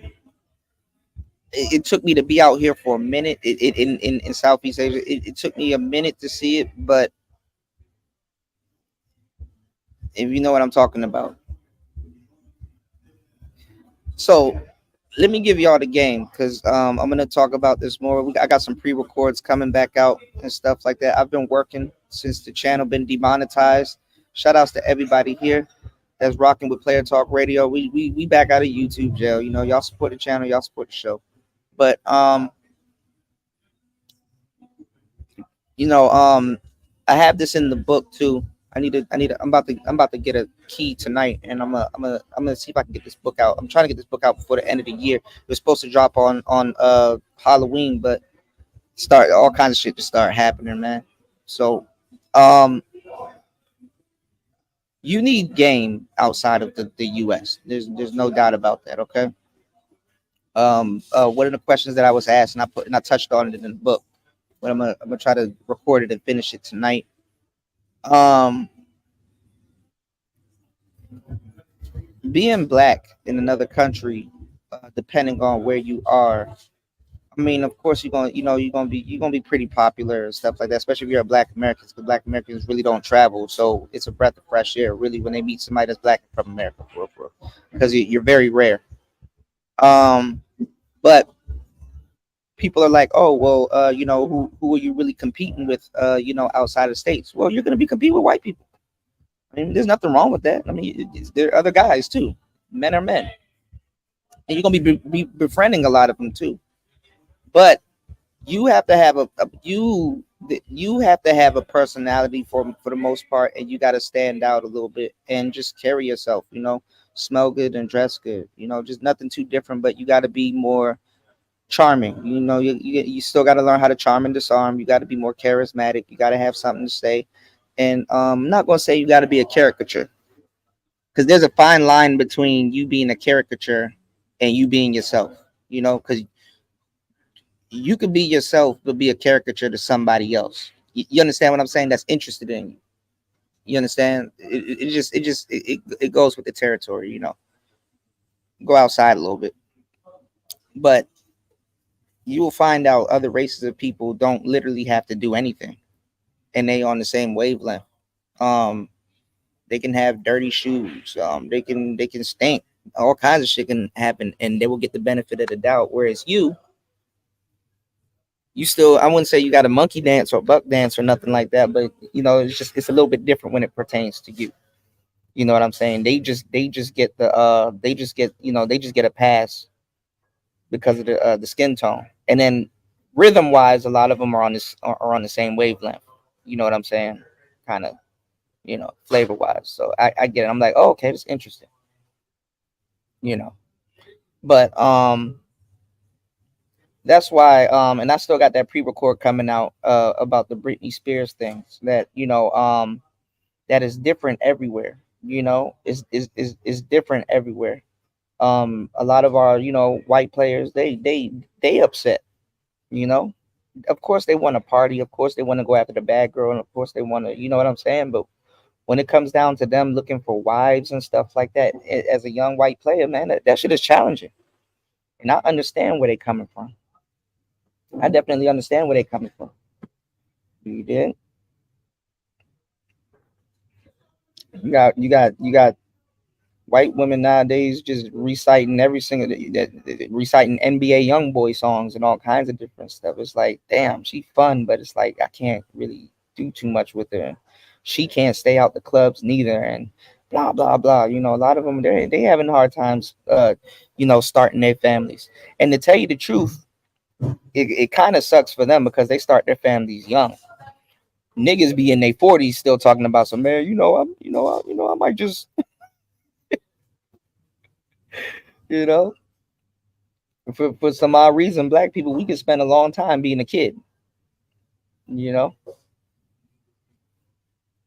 So or a lot of times we end up starting something off of making a mistake because we were being a kid. You see what I'm saying?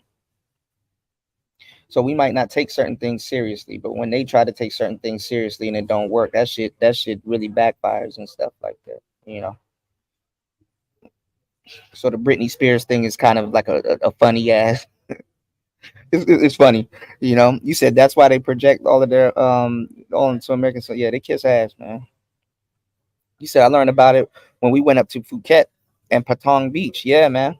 Yeah, man. And South Thailand is a lot different. You know, the temperament is a lot different than Bangkok. Bangkok is kind of just like a rodeo, but South Thailand is yeah.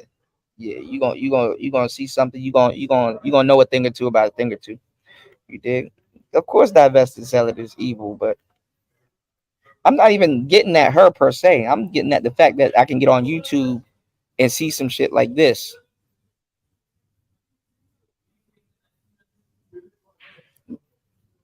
but I get told I'm the most horrible motherfucker on the planet. Okay, by YouTube, by the way, too.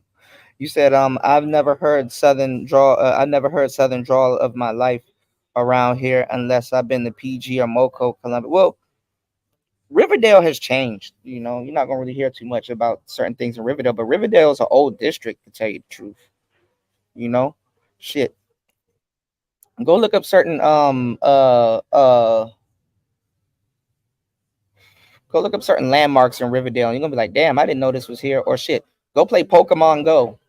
Don't play Pokemon. My bad. I'm listen. Don't do that. But if you play Pokemon Go, you'll start seeing artifacts and things in certain places that you never really noticed and stuff like that in history and stuff. But Riverdale is the last place you should play Pokemon Go in because you know you're gonna be sitting up there trying to catch a Charizard in the wrong hood, and they're gonna catch you lacking. So, um, hold on, y'all. Yeah, I think you'll be pretty good, Mac Bones. You know, one thing I wanna run by you too, Mac Bones. When you start your YouTube channel, kind of have it structured like how Rom Wills has his structured. Like when you just kind of just giving people the game and stuff like that. You know what I'm saying? Because and it just in a relaxed environment. You did that way they won't mess with you too much. YouTube.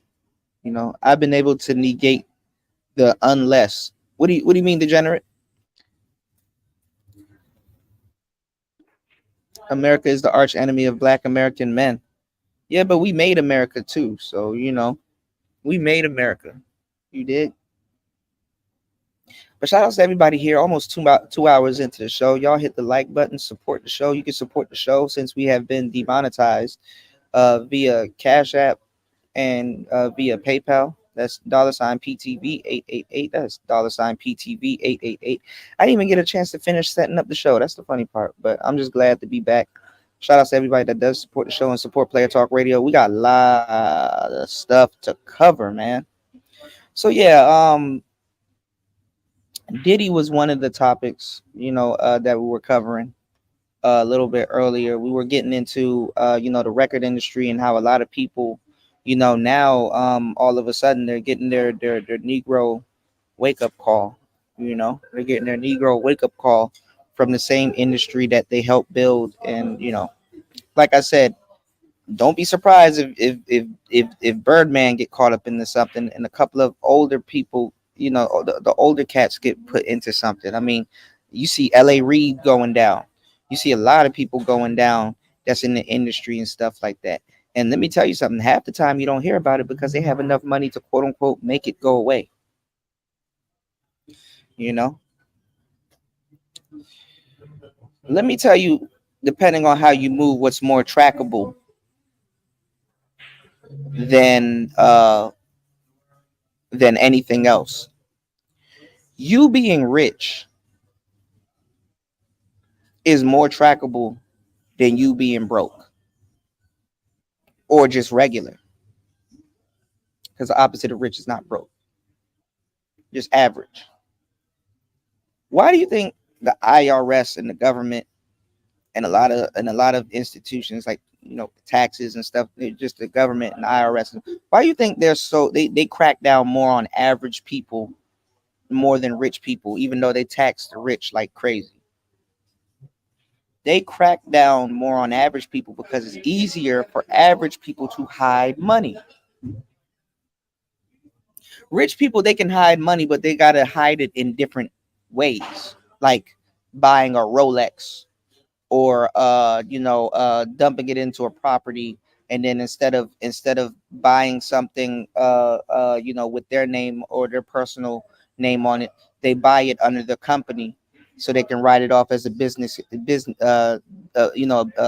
expense, you know, or certain accounts. You understand what I'm saying? They go after the rich because you can track the rich. You can't really track. Listen, to survive in America nowadays, you need two jobs, a side hustle, and a little bit of scamming on the side to survive.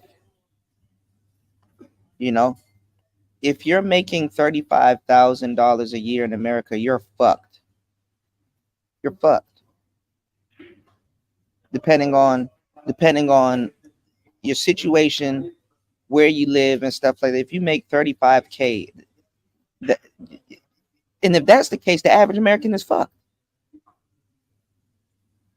Because 5K ain't gonna make a difference. So really, honestly, hold on. My bad. Let me re-say that. If you make 45K in America, damn near, you're fucked after taxes to a certain degree. Fucked. You're fucked. The math ain't mathing. You can't even outsave inflation. You know what's going on, Chaos Rain? Shout outs to you, man. Happy Happy Thanksgiving to you. Happy holidays. Happy Thanksgiving. Happy holidays, everybody. Y'all hit the like button on the way in. You're fucked. You know. And then the quality of life is is ridiculous, man.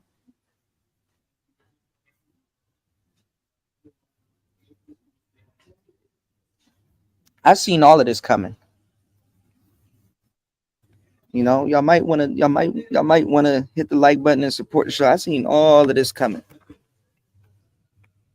That's why y'all heard about me going to Thailand way before y'all really was hearing about Passport Bros and everybody now all of a sudden talking about Thailand and all this other shit. People wasn't talking about moving. Look at it. Go type in right now, moving to Thailand, and see how much recent videos popped up of black men talking about moving to Thailand or to Southeast Asia and stuff like that. All of a sudden, all of this stuff starting to pop up. I wasn't talking about that about almost 2 years ago, like more than a year and a half ago. I was really out here for 3-4 months before that shit really started popping off. That's why people be like, "Oh, Kuda's against the passport, bro." It's like, bro, stop saying shit about me on the internet, talking about some Kuda's against the passport, bro. You're not even a passport, bro. All these people with the word passport, this, passport, that in their name, never don't even own a passport, mind you, because some of them were in my DMs or in my email asking me about how to get their passport. I'm like, but you're passport man 77 on YouTube. You're Mr. Passport Flexing on YouTube. And you're on every single passport channel. Why don't you ask them? They're not giving y'all that information. They're not teaching y'all how to sign a form. You've never been to the post office before.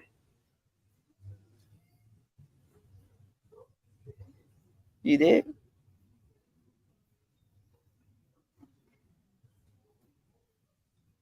So before all of that shit was even taken off, and then even now, all these people get your passport, get your passport. No, at this point, you should have your passport.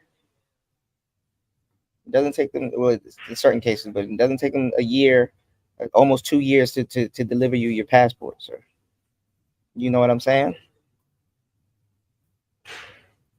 And I just hate it that brothers got to be the face of it. Like, bro, shut up, get it in silence, and go enjoy your life. I saw a picture, and shout outs to Floyd, shout outs to Austin Holloman. I'm not ragging on them about it, but do you have to take a picture with every single girl that you're with, bro, and be smiling in your pictures and stuff like that? Like, who are you trying to convince that you're happy at this point?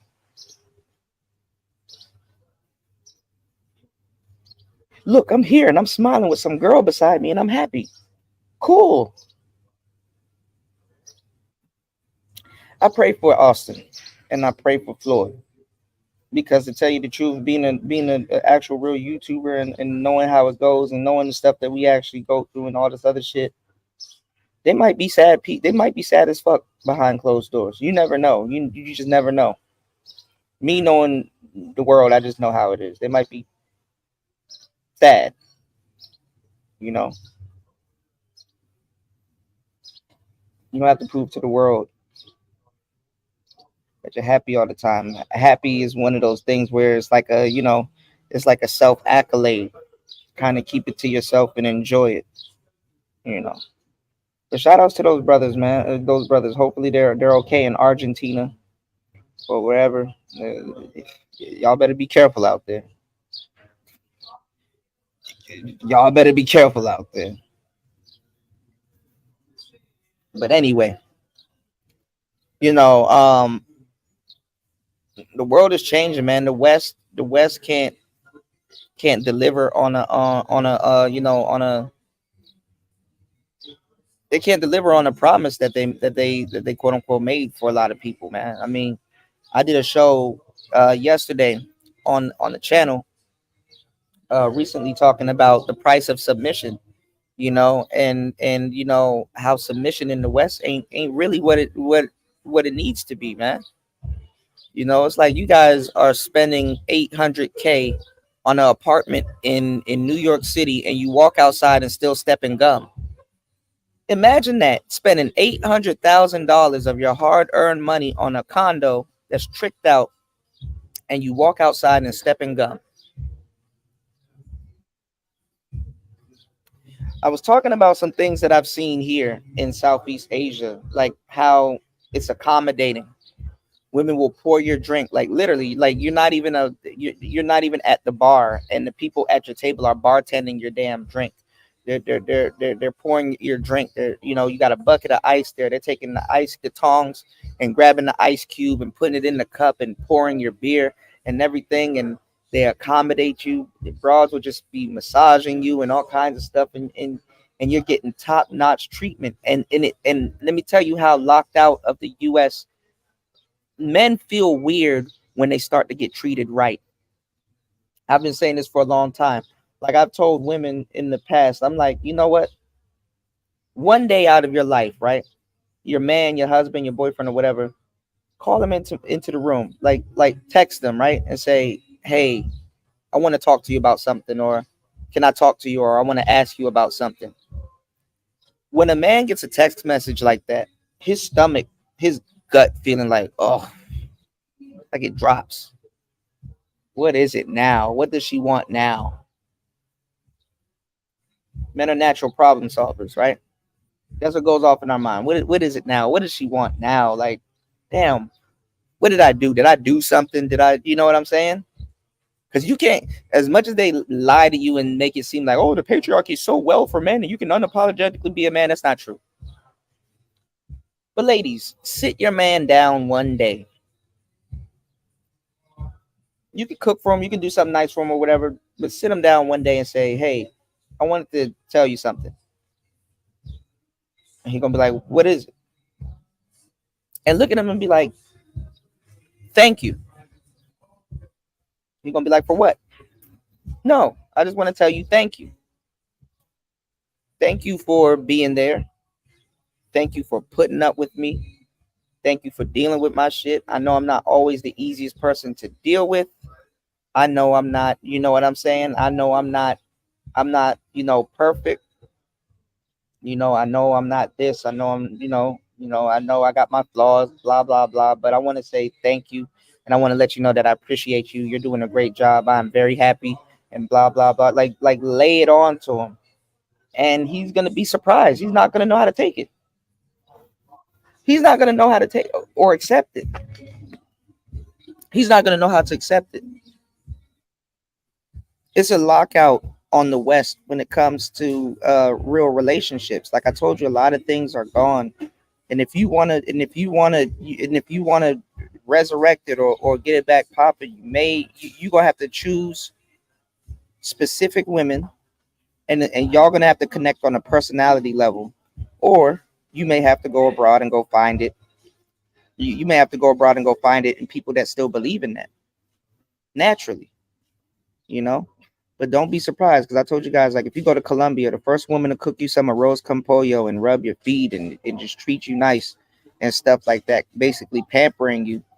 After a long day of work, you gonna be so rushed, quick to marry it. You're gonna be so quick to marry that person, and not because they're treating you right, but because you've been deprived of certain things. You understand what I'm saying? Just because she's pampering you doesn't mean that she's the person for you. I hate to say it like that, but that's true.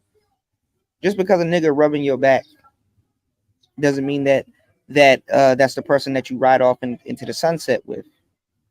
But the thing is that you believe that's what that is, because you're not used to getting your backs rubbed. You're not used to getting your back rubbed. You're not used to being pampered, or you're not used to somebody caring for you in that way. Or it's not even that they're caring for you in a different way. You just never received that type of care, so you associate that with love.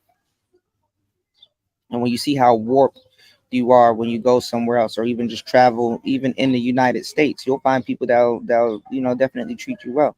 But I'm saying, if you go to some of these other countries, that's just the standard. That's just the standard. And niggas sit up here all day talking about some femininity and masculinity all day. Ain't that a bitch? That's the standard. That's just the standard. Whereas you go back to America and somebody be like, hey, why would you treat him like that? What do you mean treat him like that? Why would I treat him with respect? He makes sure I'm safe. He pays the bills. You know, he worries about me. They're like, what are you talking about? Why don't you treat your man with respect? Why isn't he honored where he's from in his own country? That's a legit question. It's a legit question, y'all.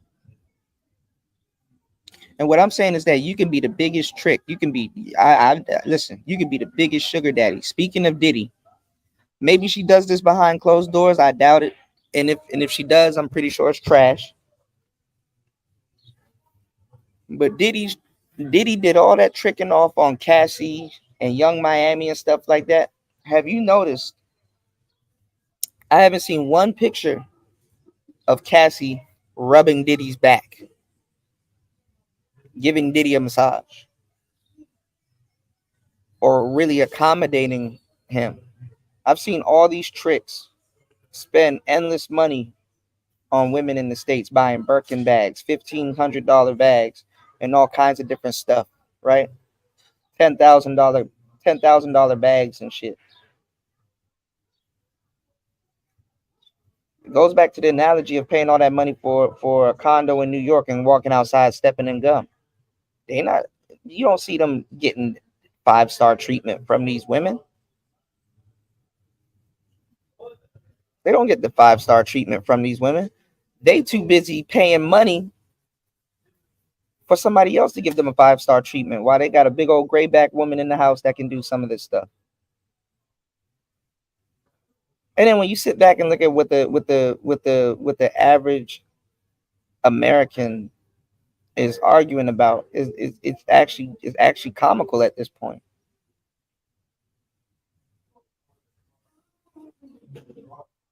We broke down Princella talking to I forgot the guy's name on a podcast yesterday, and the B Taylor chick in the background. Like, who are people, who are we trying to impress at this point? Was in the background rubbing her back. That shit looked like it hurt, you know. But you have these two lesbians, right? You know, being feminine, right, and looking after each other. But all of a sudden, when it's a man, like if a woman was to sweep up the floor of her own house, that's her taking care of her own house and cleaning up after herself. But if a man in America is in that same house and she's sweeping the floor, it immediately turns into slavery. It immediately turns into slavery. Now she's a slave because she's sweeping the house and you're there. She's sweeping the floor and you're there. And remember, before I got demonetized, and this is something that I've been talking about for years. Remember, I've been telling you guys for years that like one of the biggest focal points in the rift between men and women in America is is basically the structure of work, right? Because a woman will raise her voice and talk cash shit to a man that's paying her bills and making sure she's okay, and if she's sick, protects her and all this other shit, right? But she will never do that to her boss, you know, and her boss can step all over her, be disrespectful. Listen, her boss can be disrespectful to her and she can come home and be disrespectful to you because her boss was disrespectful to her. And you supposed to be so into this woman and your spouse as to know where that anger is coming from.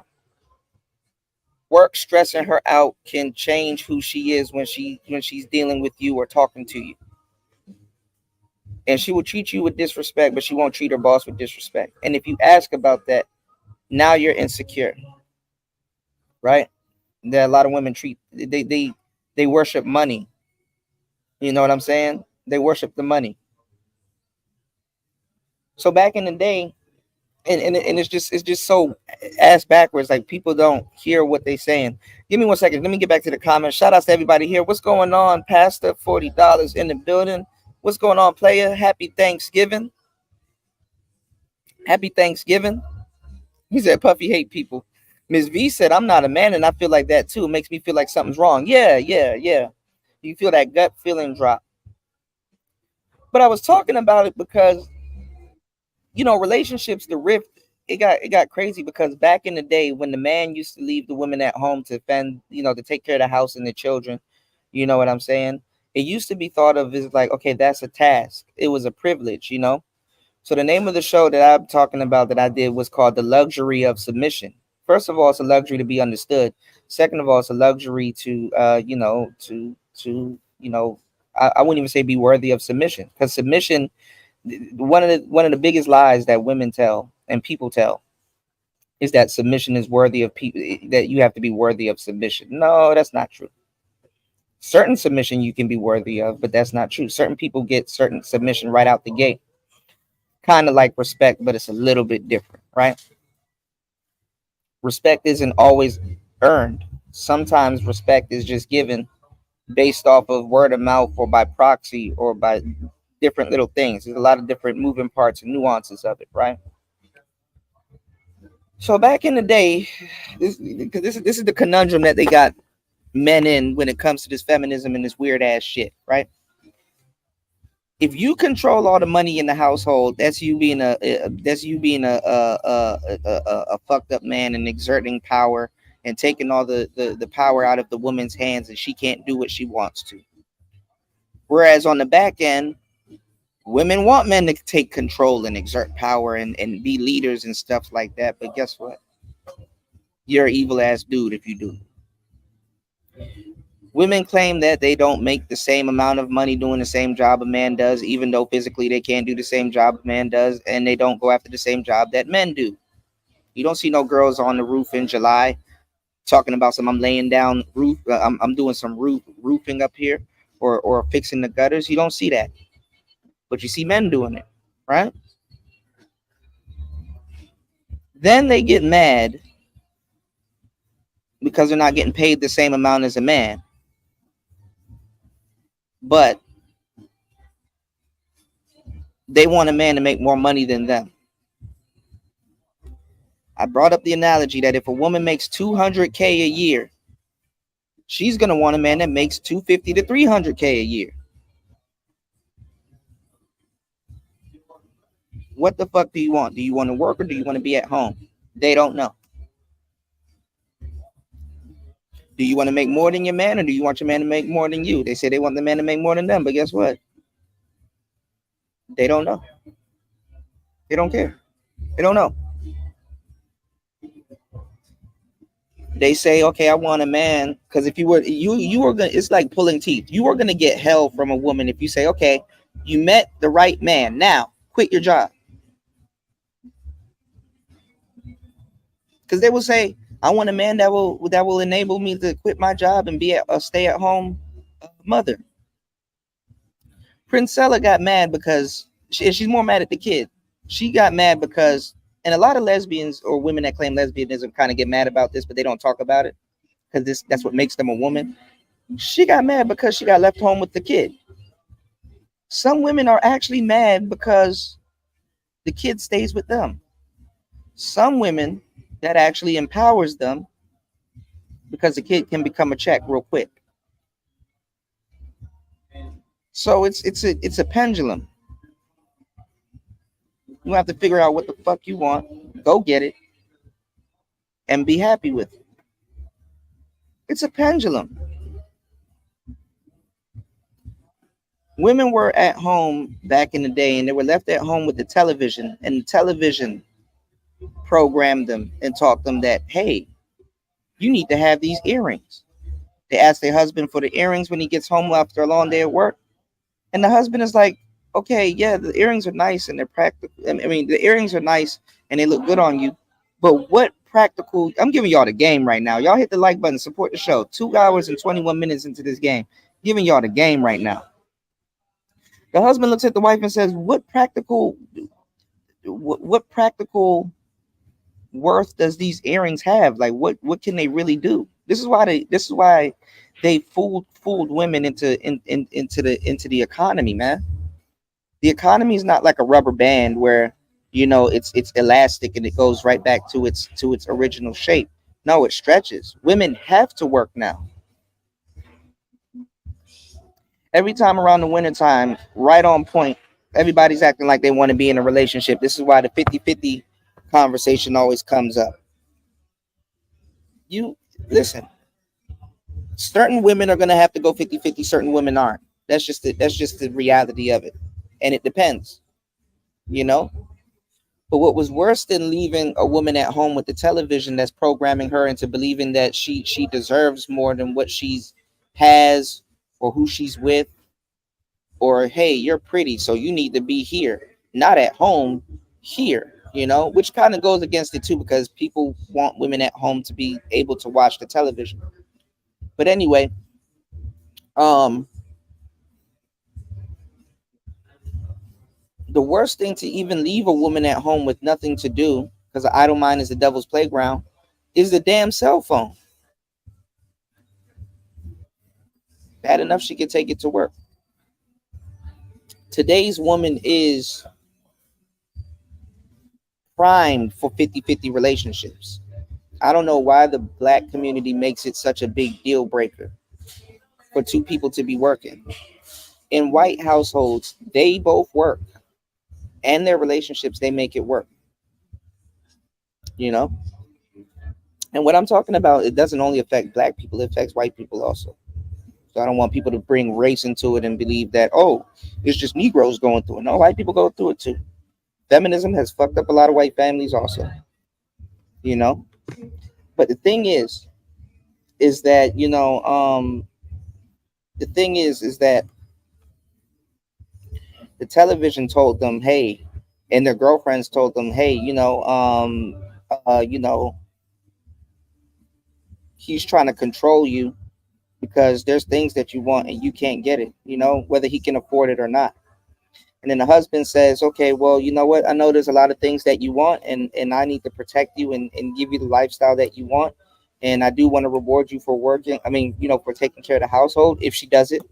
Yeah, there's nothing wrong if you got a little bit of hours throughout your day. Yeah, you can pick up a little part-time job so you can get some of the things that you want. And then it turned into another problem because then the original fight was between the husband and the boss.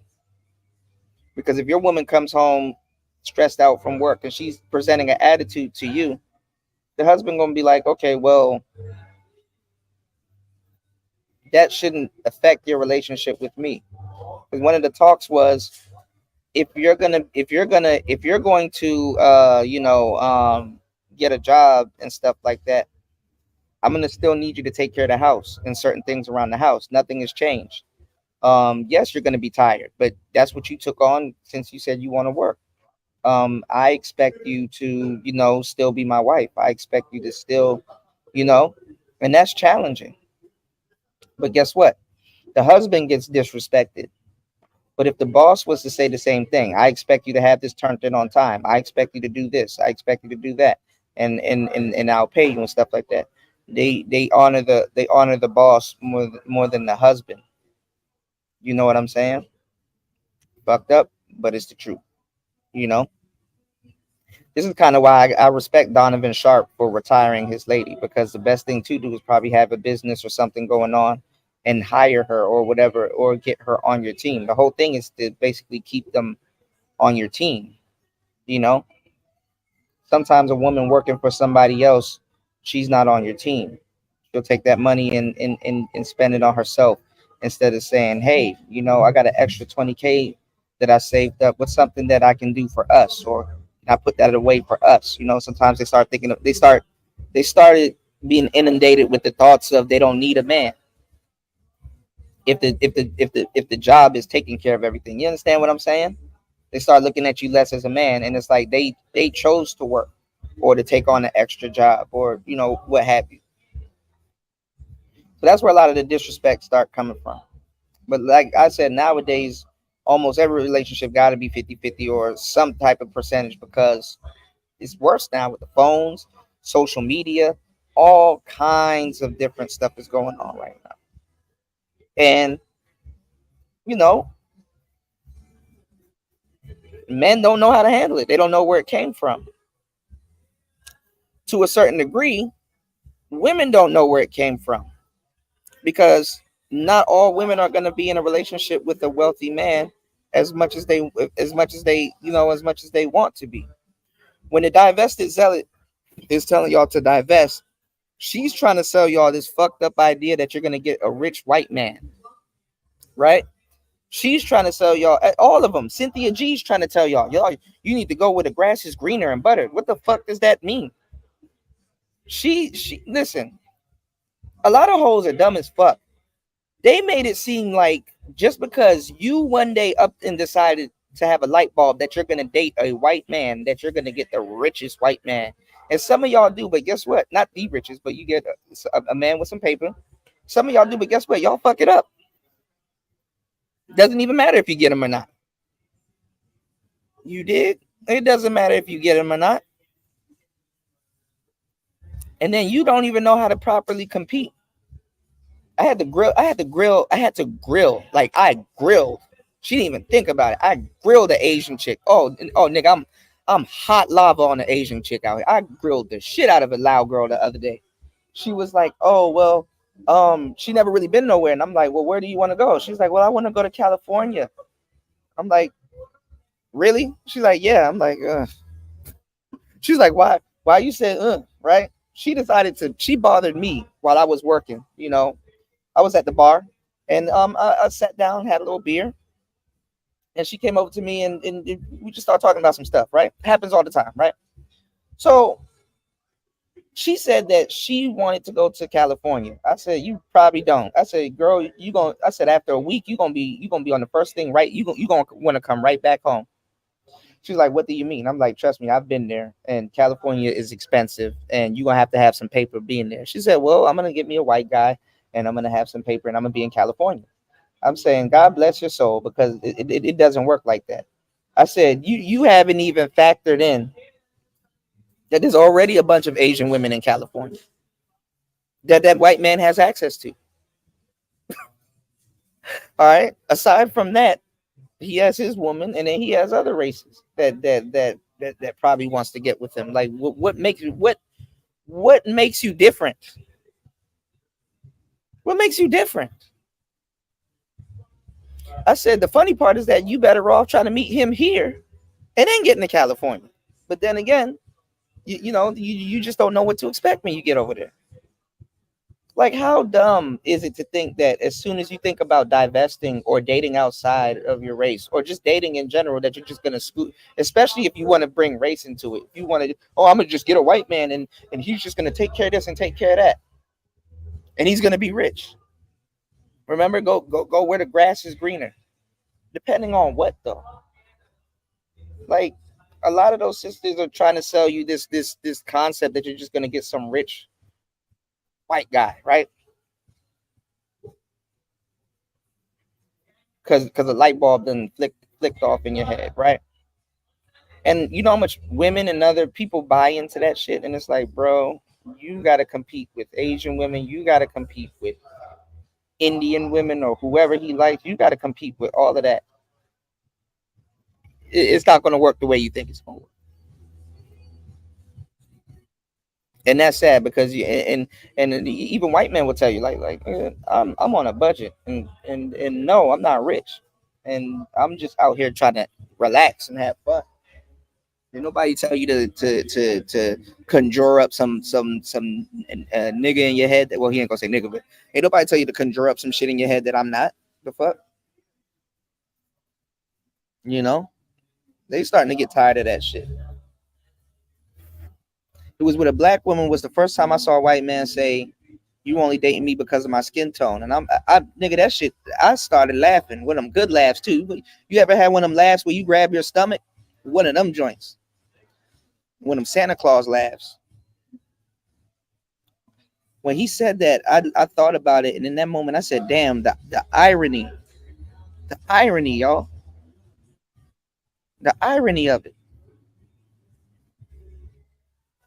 You ever seen those YouTube videos where they show like those group of dudes with their little microphone walking around like all of those girls, and they like just checking them out, like, "Yo, can you spin around for me?" Yo, them Gen Z shows. Yo, spin around for me real quick. Oh yeah, yeah, she got the cakes, she got the yams, yo, she got the, and then some of them have like the show where it's like the people are behind the veil, kind of like like a not like a limit date or like a but like blind date, where you're just talking to somebody. Man, it was this one date. It was this one clip that I was watching where the guy reached under the curtain to like hand her something, and as soon as the girl saw that his hand was white, bruh, she was all over. I said, damn. And you got a lot of, shout outs to my white players, man. You got a lot of urban white players when you sit down with them and they'll talk to you, they be like, man, I it's whack to me that they choose me just because I'm white. Like, I'm really trying to really like, really build something with Shorty. But like in the back of my head, I know she only got with me because of my skin. And I'm like, damn. Talk about urban irony, man. So a lot of the criteria, it's different, So I know I know exactly what they're going through when it comes down to, just dating and shit. But anyway, getting off of that, right? Their families suffered from that a lot too, because the history of it back in the day with the households, especially, pertaining to the nuclear family. If you look at if you're a young lady, right, and you look at certain women back in the day, if you look at what women are aspiring to be, even though they can get up, go to work, and buy it for themselves, women will tell you it always feels better when somebody else gets it for them, or it's a gift or something, and they felt like they've earned it. Women walking around with their nails done was a symbol of she has somebody taking care of her back in the day. She has somebody taking care of her, and she doesn't need to worry about her nails getting chipped or broken because guess what? She's not doing manual labor too much with her hands to not be able to not have her nails done. And a lot of women will say, you know what, that's true because I do a lot. You know, a lot of hardworking women will look at their nails and be like, damn, I haven't got my nails done in a minute. And not even just nails done. I'm talking about them claws and all that stuff that y'all like to put on your nails and stuff, right? So a woman with her nails done is usually a sign of a woman that's being taken care of. You know what I'm saying? Women walking around in high heels. Obviously, you can't really do too much stressful work in high heels. You know, a well dressed woman walking around like the concept that I use to describe this is the woman at the grocery store, right? You have a woman that goes to the grocery store and she's well dressed and stuff like that, and the cashier, who is another woman, looks at her and asks her, "Hey, I see you in here all the time and you buy a lot of expensive stuff. What do you do?" It's like, "Oh no, I'm a wife." My husband, not even my husband, but it's like she has a husband. Like the husband takes care of everything. The husband foots the bill. This woman is well maintenance. Teeth clean, everything. She's well taken care of. She doesn't have to worry about certain things because it's handled for her. You understand what I'm saying? Well, looking at this particular type of woman, the cashier becomes inspired, obviously to get a man to retire her or whatever. But for the most part, she wants to excel. And guess what? Take her money and go buy certain things to appear as if she's this well mannered woman that's taken care of. A lot of women back in the day used to even do stuff like that to attract a man. You understand what I'm saying? Because that's attractive to a man to see a woman that's well taken care of. It's a visceral thing when it comes to like fertility and stuff like that. So, but it's not you don't it's not as common today that women are wearing certain things to attract a man or a particular type of man. If I'm walking around with $130,000 Rolex on my arm, of course it's a nice watch, and people are going to say it's a nice watch, but a lot of people don't know the price of it. A lot of people don't know if it's real or not. A lot of people, there's certain things that a lot of people won't know about it, right? Unless they know, unless they're rich or they got money or they're in the market for it. Some people will be attracted to you because they know what it costs what it takes to get one. A lot of people got mad at me when I was telling you guys. Hold on, I don't think you can hear me. Hold on, it's a cat. Hold on, give me 1 second, y'all. But a lot of people got mad at me a couple years ago when I was telling them that you need game, to attract women. And I gave y'all the game about what actually attracts women. What's the most number one accessory that a woman can have? And hold on, y'all. Hold on. What up, Star P? Hold on, y'all. Let me get this cat's attention. Oh, you remember me, huh? Come.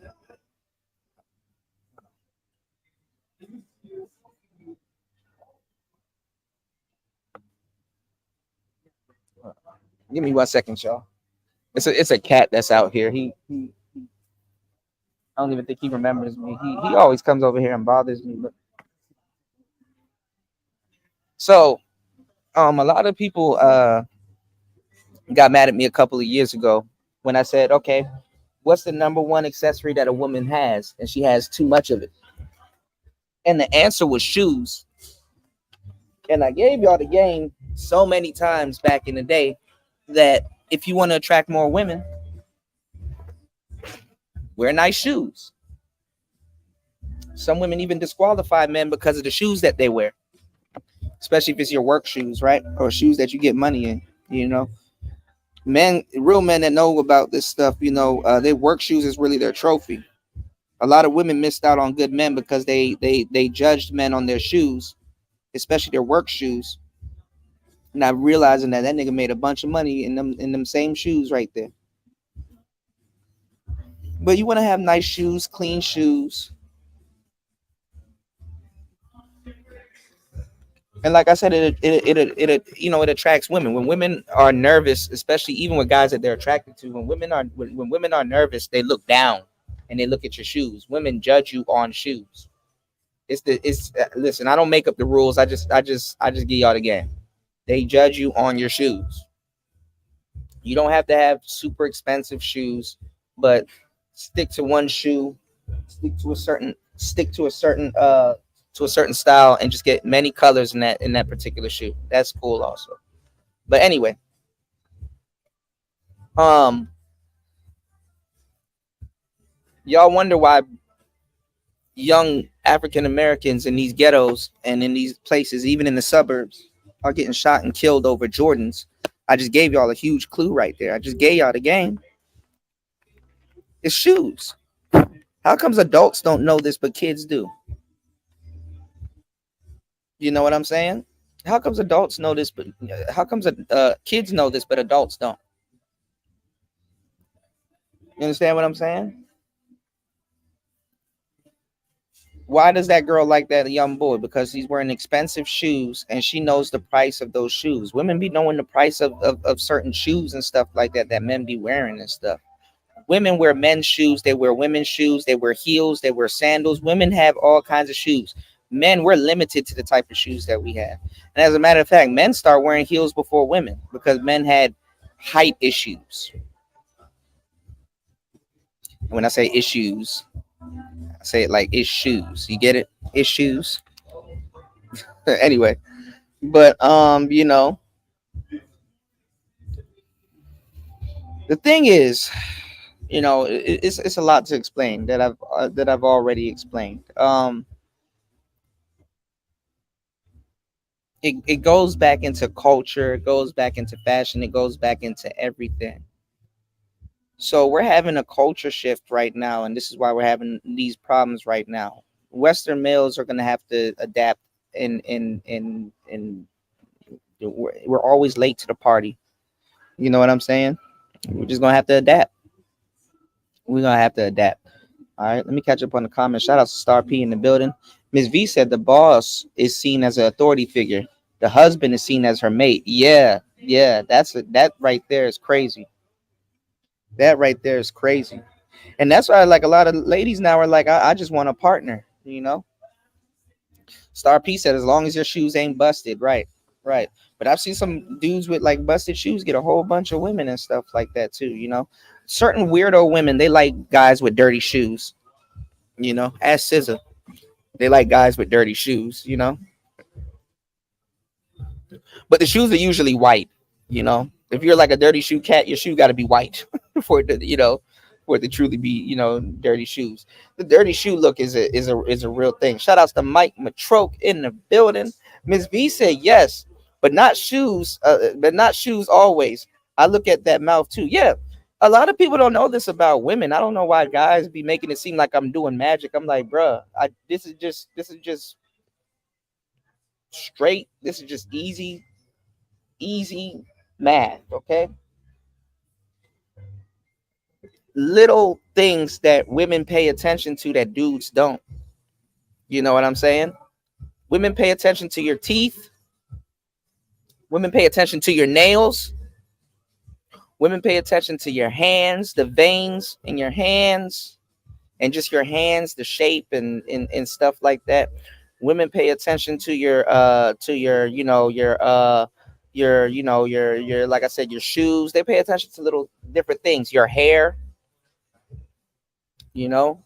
They pay attention to different things. They look at your eyebrows too, fellas. That shocked me when I started dating like a couple of attractive women. She's like, I like your eyebrows. Like, what? It shocked me. And your lashes too. Women will compliment you on your lashes. Apparently I don't even see them and care about them, but apparently I got cool lashes. But yeah. But see, the thing is, there's nothing wrong with you being being attracted to teeth, because that goes back. All right, so I'll give y'all the game. I'll give y'all the game. You said I don't like big belly men neither. That's funny as hell. Some women do, and that's the thing. Yeah, yeah. Some women like guys that's built like a bear, and then you find out, oh, her dad was built like a bear. You know, Mike said they are meticulous. They can be, man. That's why I laugh when I listen to the whatever podcast or a little bit of Fresh and Fit, and women be like, "We don't judge people. We don't judge people." I'm like, "Yeah, y'all right. Y'all don't judge people. Y'all do something worse than judging people. Women be judging like shit. But what they do, I don't necessarily call it judging, but it is. But it's kind of more like a preference, you know." But I'm gonna tell y'all this though. This is why handsome men have a different trajectory. Handsome men got a different type of they got a different type of thing they got to work on. You know what I'm saying? When it comes to women, so not all game is alike because handsome men. Y'all are looking at it right now on the internet. The internet has exposed a lot. Like handsome men are having just as much problems with women as dudes that are quote unquote incels or black pilled and stuff like that. And then the crazy part about all of that shit, when you think about it, is that it negates those black pill cats that think that you got to look like a that you got to look like that think that you got to look like hold on y'all that think that you got to look like some dude off a Maxim magazine. Okay, I don't know who this dude is. Did somebody hack O'Shea Duke Jackson's Facebook?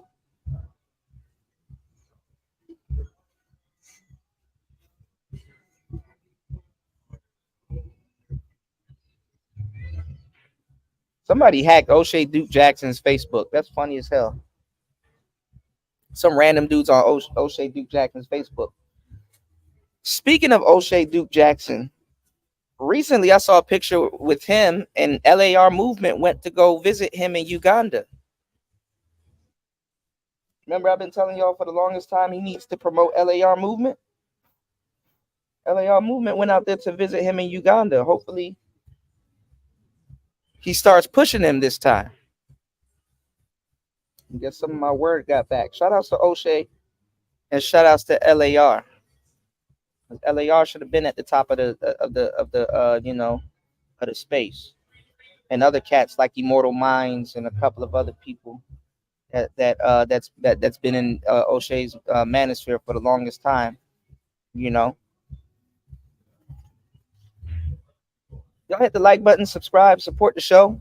We got another show coming a little bit later on. I got some stuff from Thinking Ape. I got you, Mac Bones. Shout outs to Mac Bones in the building. I got you. I got to check the email. What's the name on the email? Because I've been checking my email. I haven't been getting anything from you guys. I've been checking the emails. But yeah, there's a lot of things that women are attracted to, and there's a lot of things that women are not attracted to. And I think a lot of guys need to figure it out and what they have and play to their strengths. You know what I'm saying? You wanna play to your strengths and stuff like that, you know.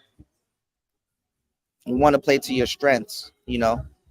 Obviously you could like a particular type of woman, but I'm gonna tell you the truth, man. The type of woman that you liked in high school versus in your 30s, two completely different type of women, man.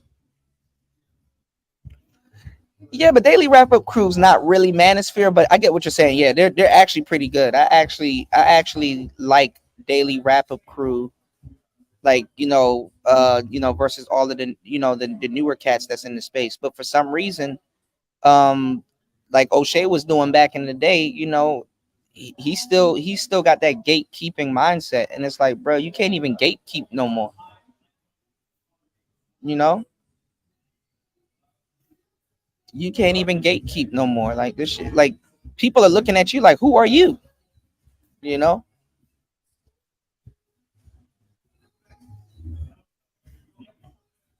people are looking at O'Shea like, who the hell are you?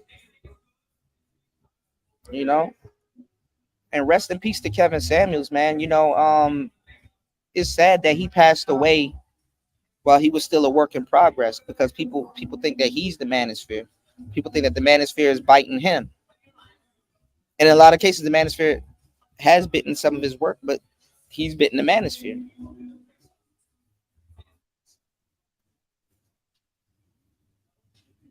But you can't explain that to people, you know. And then I don't even know, you know, I tell people to do their homework. I don't even know if it's even worth telling people to do their homework because nobody cares. You can, like, without a shadow of a doubt, you can show people proof of something, and it don't care. Like, it's like a big popularity contest. And if I really break it down to y'all, y'all realize it's going on in everywhere, even in music and stuff like that. Like, fucking Sexy Red really can't rap. All these people really can't rap. It's a popularity contest, so it's gonna be a popularity market for a good minute. And then once it dies back down, then maybe talent might be able to take off again. But just for now, it's just a popularity contest. You know, it's just a popularity contest. People know who Media Man is. You know what I'm saying? Before they know who O'Shea is, and I'm like, damn. You know, or they seen O'Shea and they yeah. What happened to him being a doctor? Like, I'm not gonna lie though. I said it years ago, and people didn't believe me. It's better for you to be a damn YouTuber than a damn doctor. That was when people used to laugh at YouTubers. People used to make fun of us. People used to be like, "Oh, they do YouTube, YouTube." Now, everybody becoming a YouTube now. Even your favorite celebrities, they're YouTubers now. They want to be YouTubers.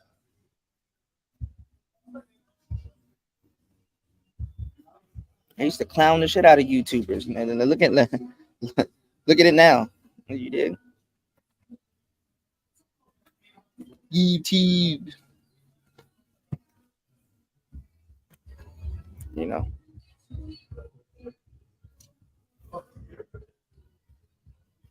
He said the industry won't don't want real music. Black folks from black folks, only clowns. Yeah, yeah, yeah, yeah. Because recently, one of these teachers, they were like crying in their car and stuff like that because she was sad because the kids in her school, they're not even trying to really learn stuff. They just want to, they're not even, they want to listen to Pound Town, and she was crying about it. And she was like, "Girl," and then Sexy Red clapped back at her on Twitter. I saw it too. She's like, "Girl, stop crying and shut up and play Pound Town and Ski and all them songs for them and stuff like that." And that's fucking sad. Right? You got kids listening to Pound Town, don't even know what the hell they singing and stuff like that. This is kind of why that certain things should have stayed underground instead of gotten big, because like I saw this one chick, and I'm like, I don't know why women are complaining about this. This is what y'all wanted to a certain degree. You know what I'm saying? I saw this one chick, right? That was like, these girls are wearing lingerie and twerking and stuff like that on their sweet 16, and and stuff like that. And she was like, on her 16, on like they sweet 16, she was like, I just had on a nice t-shirt and some jeans and stuff like that, and a little crown, and took a picture of with me and my birthday cake and my little candles and stuff like that. And she said I was happy. These girls nowadays are butt naked taking pictures and stuff like at 16 wearing lingerie, you know. And I'm looking at women like, bro, what did y'all expect?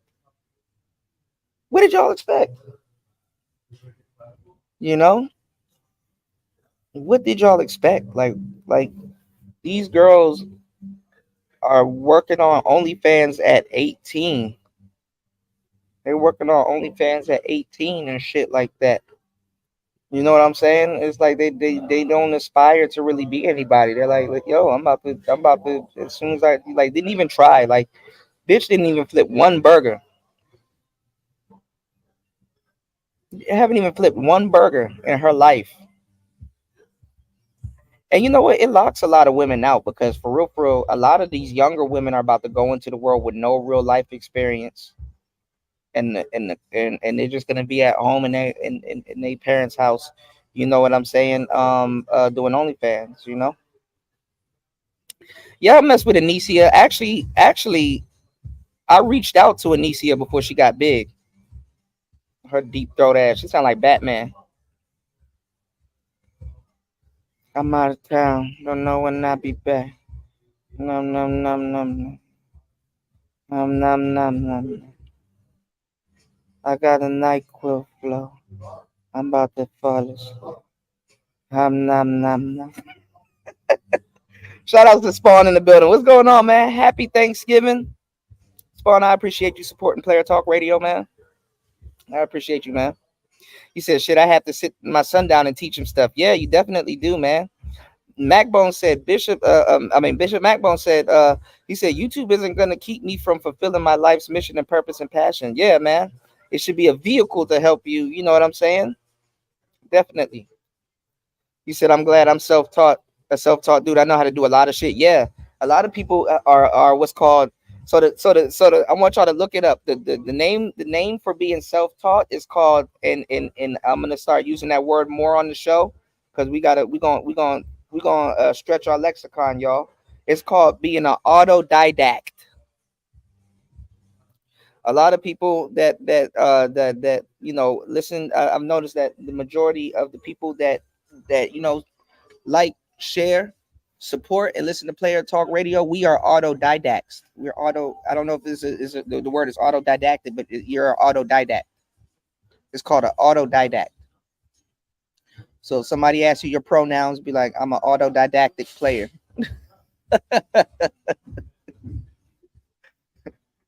That's not on the list.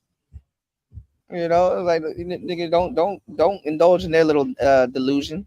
Bring your own delusion there. I'm a demisexual player. You dig?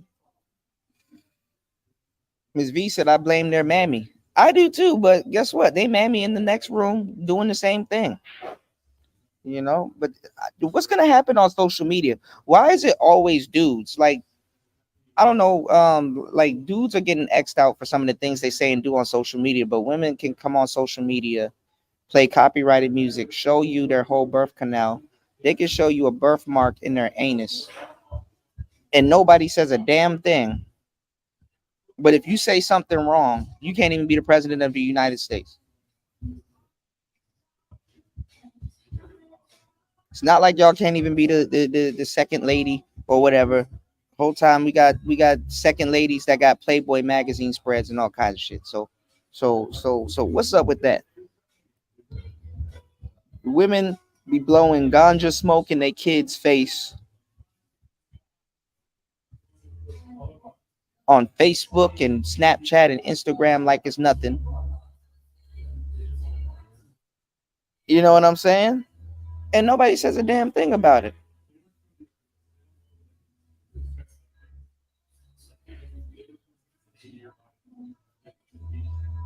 And shout outs to the women that don't do it.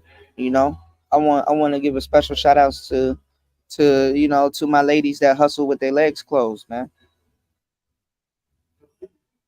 I don't know why these women give up on life like that, bro. It's not that hard.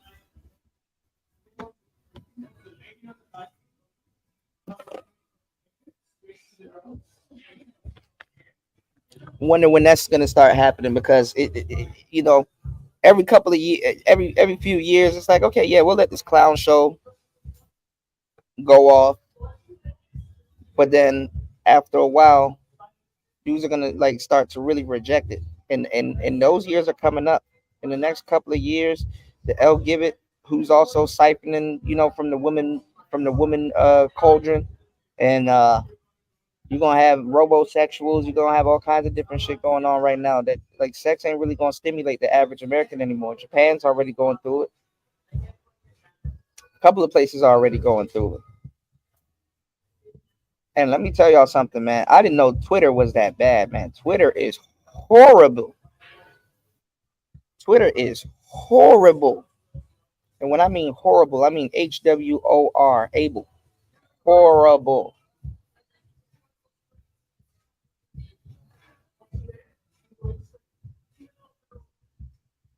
It's like you can look at somebody's page and be like, oh, let me guess, you do OnlyFans. How'd you know? All of y'all do OnlyFans.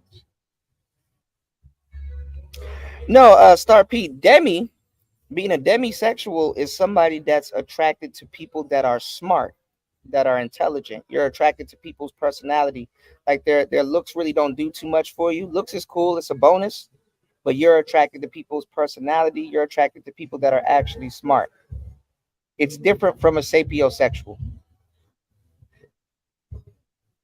you know. Wait, is it sapiosexual? No, I think it's sapiosexual, right?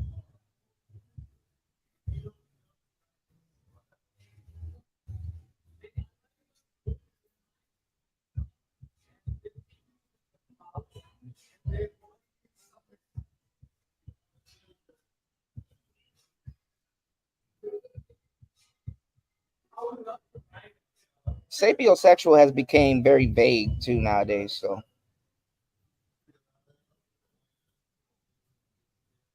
So sapiosexual is finding intelligence sexually attractive or arousing. Yeah, but see, demisexual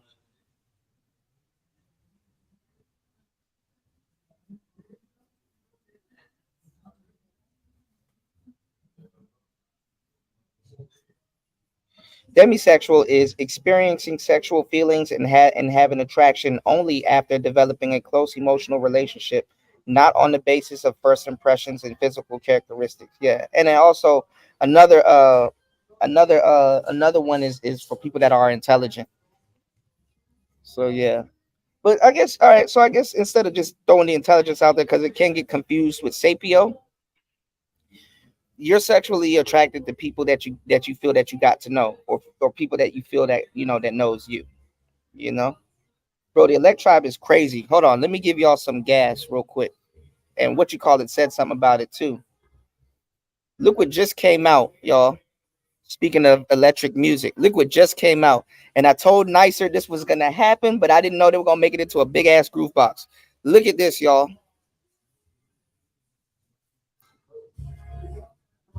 Hold on. I haven't been to their website in a minute.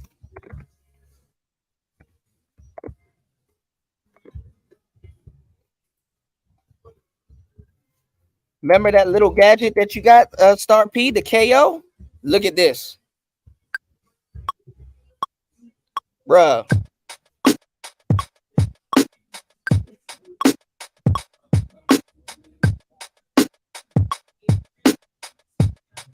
bruh.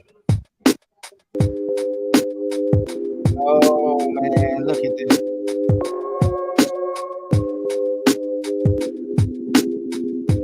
Let me see what pansexual is. Hold on. This might compete with some of them NPCs, y'all. Mark my words,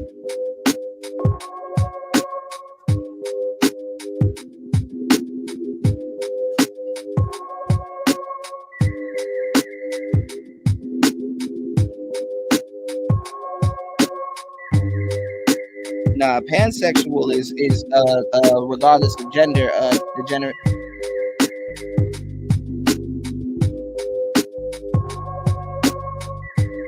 You might be. Well, I wouldn't say, I don't know. I don't know if you're demisexual, Mac Bones.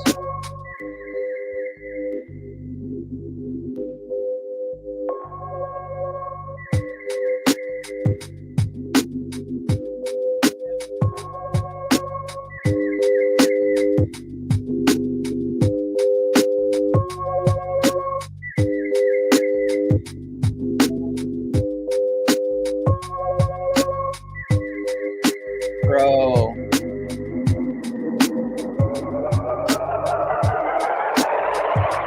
this shit is crazy, man.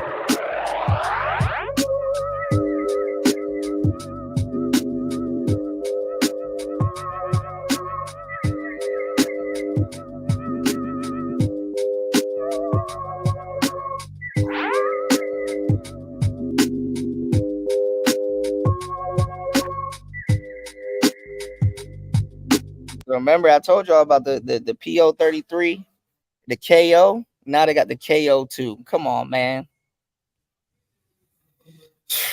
bro. NPC got some competition, y'all. They basically said it's like a Polyan play, which is crazy, y'all. Which is crazy, y'all. This whole shit is crazy, bro. This is about to change the whole game, dog. I'm having gas. I'm having gear acquisition syndrome, y'all. Y'all hit the like button, support the show. One day we're gonna be blessed enough to get our hands on one. God damn it, TJ, teenage engineering, man. And I was just talking to a guy yesterday. He was from Sweden. He's in Vang. No, he's not in Vang Vieng right now. He's in Bangkok right now. But I told him all my instruments, damn near, come from Sweden. No lie. You dig? But listen, man, 3 hours and 4 minutes into the show. Listen, I'm gonna make sure you guys get some rest. I'm gonna go grab something to eat and get right back to work. But just notice, I'm always here. Make sure you guys support the show on air and off air. Mac Bones, I really appreciate you supporting the show off air. Make sure you guys support the show on air and off air. You know what I'm saying? I'm about to go get some food. What do I gotta do? I gotta run some errands, and then I gotta get ready for tonight's show, which will be tomorrow morning. And we got a great show lined up, man. I'm so happy to be back, man. I'm like, man, you know, Miss V said I'm up all night. Yeah, I know, night owl, or late nights and early mornings. But let me tell you something, Miss V. People that work hard, like both of us, I'm gonna tell you the truth. Nicer tells me this all the time, and I know it's true, but I'm gonna tell you some real shit. It's gonna pay off. It's gonna pay off. One day we're gonna look back and laugh. One day we're gonna look back and laugh. Yeah, shout out to Star P, man. Happy Thanksgiving to everyone. Happy holidays. We are back in full effect. We got a lot of stuff to cover, man. I'm telling you, we got a lot of stuff to cover. So, and the shows are gonna be really good. Have a lot of information, and they're gonna be funny, man. They're definitely gonna be funny, man. We are back.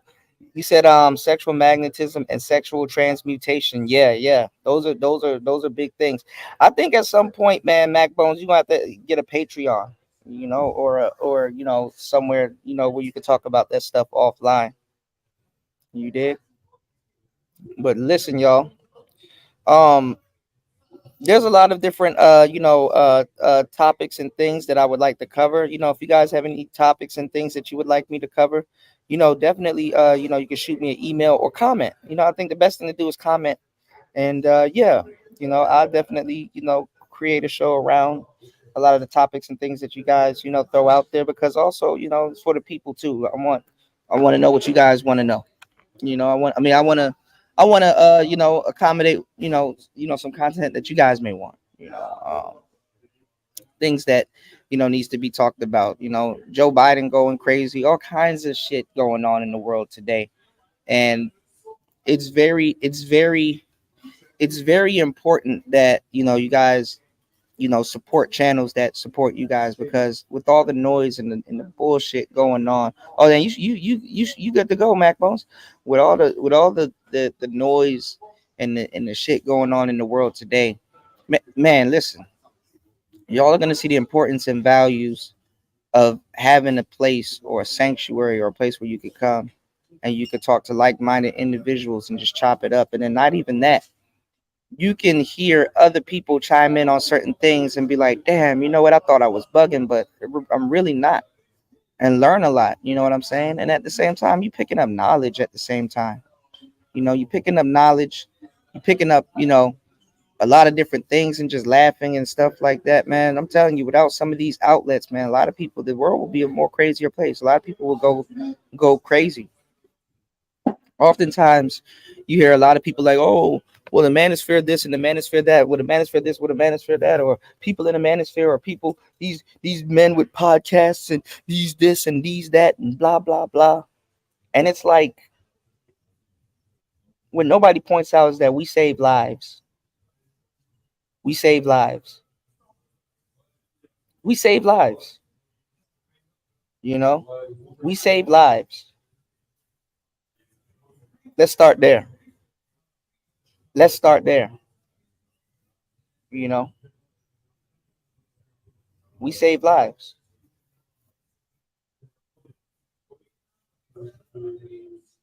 And hell, half them shows and stuff like that people watch, we started those too. Because a lot of times it was in response to some shit people didn't even understand anyway. You know, you said I've been thinking about reading books on the tube and having discussions. Um, that one's a little bit different because what governs those laws? Because there's a lot of my favorite books that I'm reading, and I'm like, man, I narrate books. I've done book narration work and production and stuff like that. So I'm no stranger to narrating books and making audio books for Audible. On Amazon, there's a lot of books that I like that I wanted to narrate, but you can't do it without running into problems. Maybe you can get a chapter or something and critique it and stuff like that, but you're going to run into problems in another aspect. But there's books out here. There's certain books I try to reach out to people's family and stuff like that, and see if I can get the okay to read some of their books and stuff like that. Yeah, it's copyright, but it's also it's another infringement. It's not just straight copyright. It's like copyright and like some other infringement, like republishing and repurposing the book. So like it's not YouTube that's you gonna have to worry about coming after you. It's their publisher and some other depending on how they got their business set up, some other people can come after you legally. And it's not like you can't say you didn't do it, it's recorded. You know what I'm saying? So that's the thing. It's recorded. The crime is recorded, They've been doing the same things with us too, like with the drones and stuff like that. Like I got a drone and they were talking about geotagging the drone and all this other stuff. And it's like, well, you really can't do nothing if the person publishes the footage, the crime is recorded. So if you're flying in airspace and you publish a video with you flying in airspace, somebody can, yeah, I mean, because like it's like, oh, you're not supposed to be there. You're flying over a naval base and you filmed it. So it's really not much they can do. The crime is recorded. So it's like, oh, well, just take that footage and yeah, you see what I'm saying? But the best thing to do is to reach out to their family. You know, I've reached out to Alan Watts. One of my favorite. I reached out to his brother. I guess his brother handles his stuff. I really want to read the Pimp's Bible by Alfred Bilbo Golson, but I don't know who to reach out to because sometimes in the back of the books, like the credits and stuff like that, those websites don't exist anymore, and sometimes that person's family, you know what I'm saying? They kind of don't know, how to really, uh, how to really handle that type of business. You know what I'm saying? You said LAR movement saves your life. Yeah, man. Hopefully O'Shea pushes him. You did, you know. But yeah, it's not just copyrights though. It's like a bunch of different little clauses and infringements and stuff like that. And it might not be bad. I mean, sometimes I think some of those books got like a statute of limitations on it. So, you know. Yeah, you could do a review on it. You could read excerpts and stuff from it, but don't like really fully read the whole, read the whole thing because then you'll definitely get they come see about that check. That's why sometimes it's good to be like undiscovered. You know what I'm saying? But I mean, if you do it, I mean, I guess you could do it for something like Patreon or something like that. But YouTube may ask you to take it down, or the family may ask you to take it down, or whatever if word gets out. Because the thing is that but don't do Patreon because at least you'll have the excuse to say, well, I'm not monetizing it. I'm making any significant money off of it. You know what I'm saying? So that's the thing about YouTube. Um, and Ms. V will tell you, man, y'all head over to Ms. V's channel. She got that information. She been put up the information, but you can put out something and not necessarily monetize it, but it'll bring you views. It'll bring you subscribers. It'll bring you, you know what I'm saying? I'm not going to say that that's just as good as monetizing something, but actually that's even better because, like, realistically, bro, YouTube ain't paying niggas shit. YouTube ain't paying niggas shit for real, especially not at this level. You know, the couple of cents that you would have gotten sued over, you could have got like 25K subs and some other stuff too. So, but anyway, exclusive content. Um, we got a lot of different things that we're gonna cover moving forward, on the channel. Um, and we back, man. Player Talk Radio is back in full effect. Hopefully YouTube gives me my monetization back, so we can move forward. But have y'all noticed? And I told y'all this before. Have y'all noticed? Ever since I told y'all that the channel we're gonna get, because it's been slowing me down. We were supposed to get 3K subs before the end of last month, right? And have y'all noticed? Ever since I declared war on the algorithm, all kinds of shit been happening to my channel. Have y'all noticed that? It's like every time I take one step forward, something knocks me 5 steps back. As soon as I declared war on the algorithm, they started demonetizing, they start striking the channel, all kinds of shit starts happening. So I'm just not gonna do it. You said I was a Patreon. Oh yeah, you did say this before. Yep. You said you was a Patreon subscriber for Dr. Alan Roger Curry, and I received 3 20 minutes. I received 3 free 20 minutes phone call consultation from him, and his mode one approach changed my life. Yeah, yeah. I don't know. I don't like how people talk down on ARC, man, while stealing his content. By the way, too.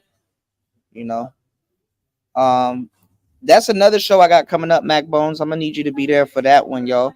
We're gonna be going over all of Alan Roger Curry's 5 archetypes. Hold on. Hold on. Love yours, y'all. Hold on.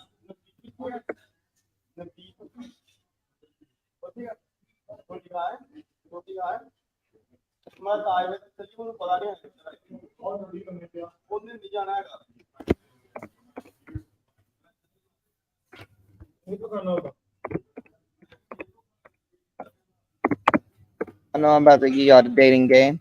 Hold on.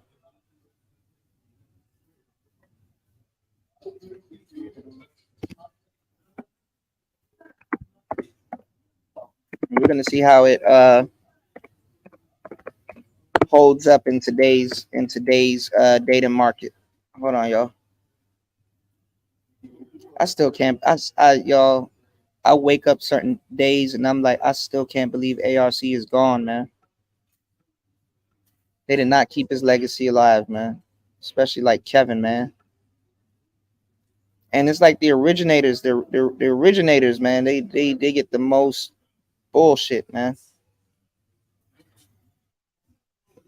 I'm so glad. I wanted him to write the foreword to my book, but I'm so glad that I had the opportunity of even speaking to him.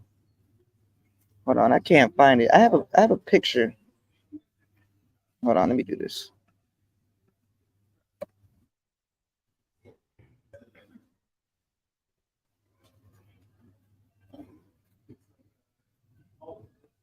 Why is the picture that I have not coming up? He usually refers to this, but hold on, y'all. See what this is.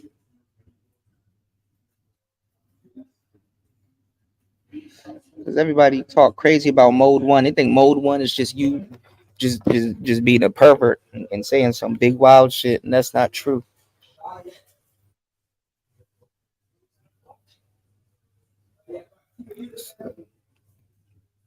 This is the back. I can't find it, but I will find it. I have it. I already have it, but that's just crazy that it's not coming up.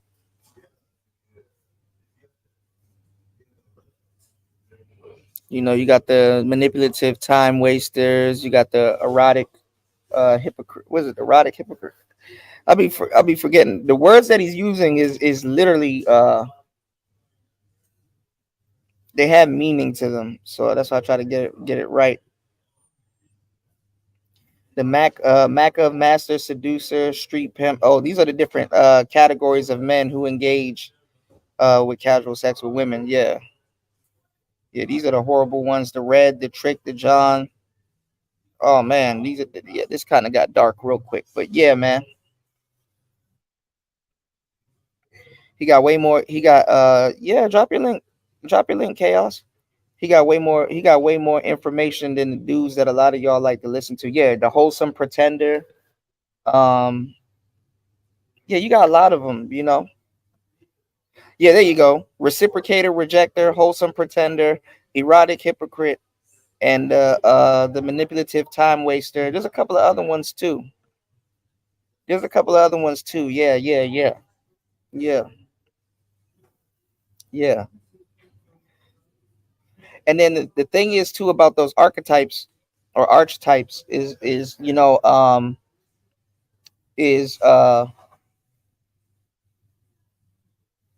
it gives dudes no outs because depending on the type of women that you're dealing with, you're going to be running into those archetypes at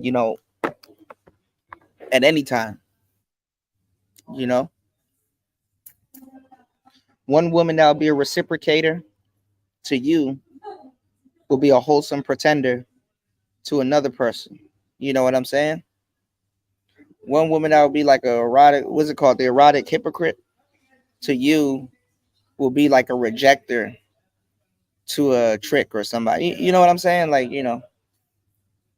So those are good parameters, or a good measuring stick. You said there's a majority of wholesome pretenders in my opinion. Yeah. But see, you got guys that get mad at rejection and don't hear me when I'm telling y'all rejection is a safety curve. Rejection is rejection is your friend, man. Rejection is your friend because a lot of you guys are going to be on this wild goose chase chasing this broad and getting put through a whole bunch of different shit. And the best thing that she could have told you was no. You know what I'm saying? Damn, we don't went on 5 dates. I got beat up by her brothers. She done got me out of my hoodie, some roof Chris, and some other stuff. And now that I look up and I think about it, because somebody on YouTube asked me, "Did you hit?" I didn't hit, and now I'm mad.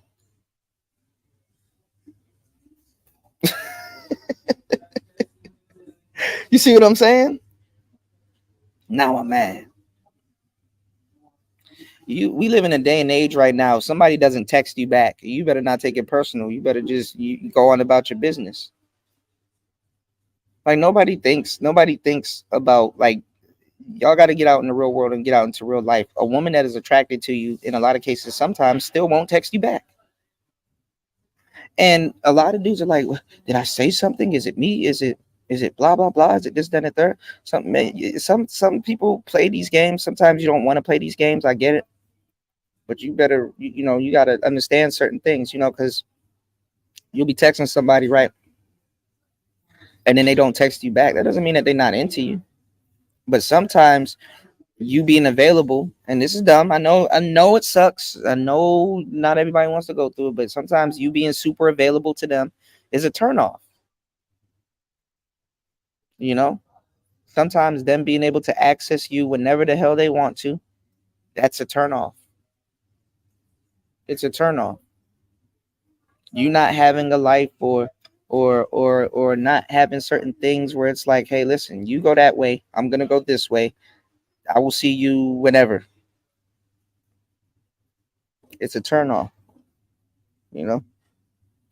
Yeah, I'm gonna start doing that. I'm gonna do a dating coach month. Like 1 week we go over Ron Wills, 1 week we go over Allen. I might do it in December. I don't know.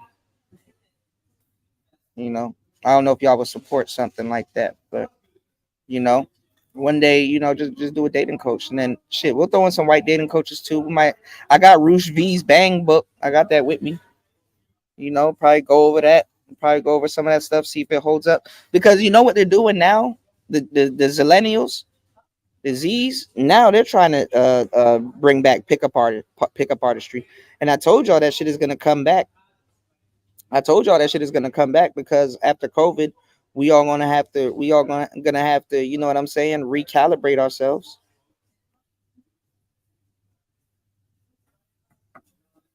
You know,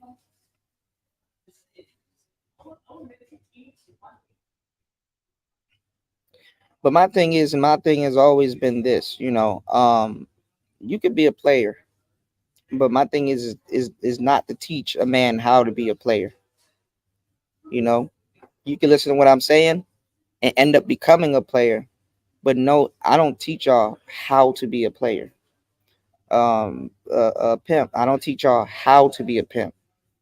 I don't even uh recommend y'all even get into that type of science. I bring it up to teach y'all something or to draw something home, but I don't recommend y'all trying to learn how to be a pimp. And a Mac, you become a Mac. I can't teach you how to be a Mac. You know, the same thing with being a player and all that other stuff. So even though I technically kind of am a dating coach or sound like a dating coach, some of the things I may say, I never wanted to come off as a dating coach. You know what I'm saying? Yeah, people got to play the game their own way. The game gonna go your own way anyway, either way. You know what I'm saying? You know. Now, if you start getting some motion and you just happen to become one of those things, God bless. But that's not something that I can teach you or would endeavor to try to teach you. You know what I'm saying? But it is player talk radio. Player talk radio is for people to soak up some game. Game can enable you to be a player, but game does not make you a player. You know what I'm saying?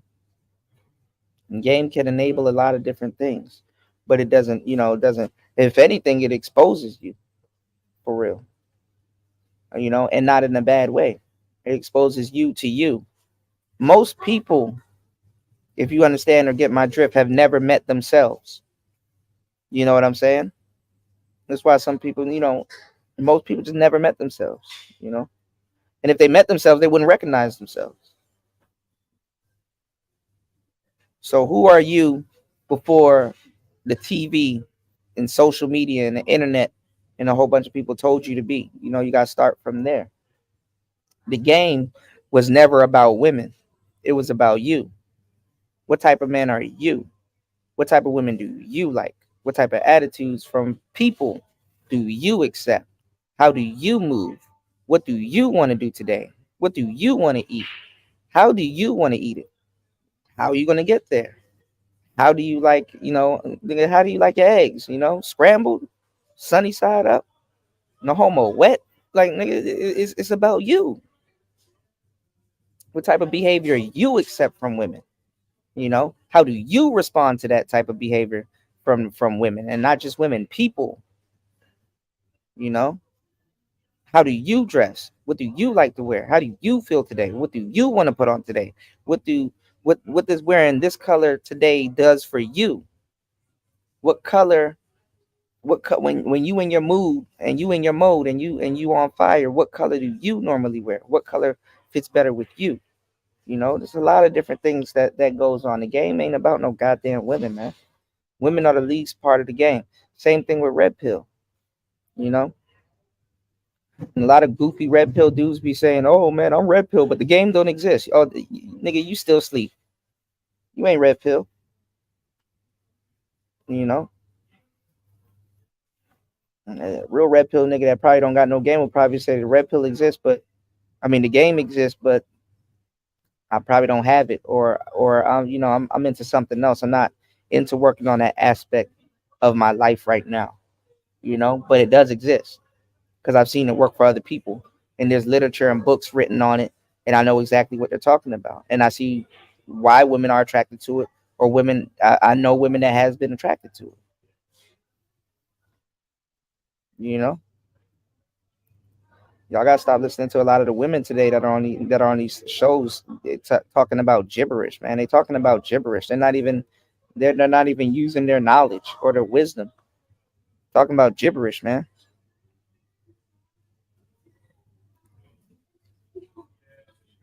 Yeah, I mean, if you got it, Mac Bones, definitely, I'll definitely pop up on your show, or if you want to do it on Player Talk Radio, hell yeah, we'll talk about it. You know, But a lot of people be doing too much, man. Don't take that much to seduce no woman nowadays, man. You know what I'm saying? It don't take that much to seduce no woman nowadays, or to get no woman nowadays. But what does take a little bit effort is getting the type of woman that you want. You know what I'm saying? So yeah, y'all can take a chapter out of my book. You say I learned it from Kuda. Call yourself some demisexual players, man. You should be a demisexual player anyway. If if you know how to attract somebody, and you only are attracted to people that once you got to know them and stuff like that, if you can get to that level with people and stuff like that, yeah, man, you good.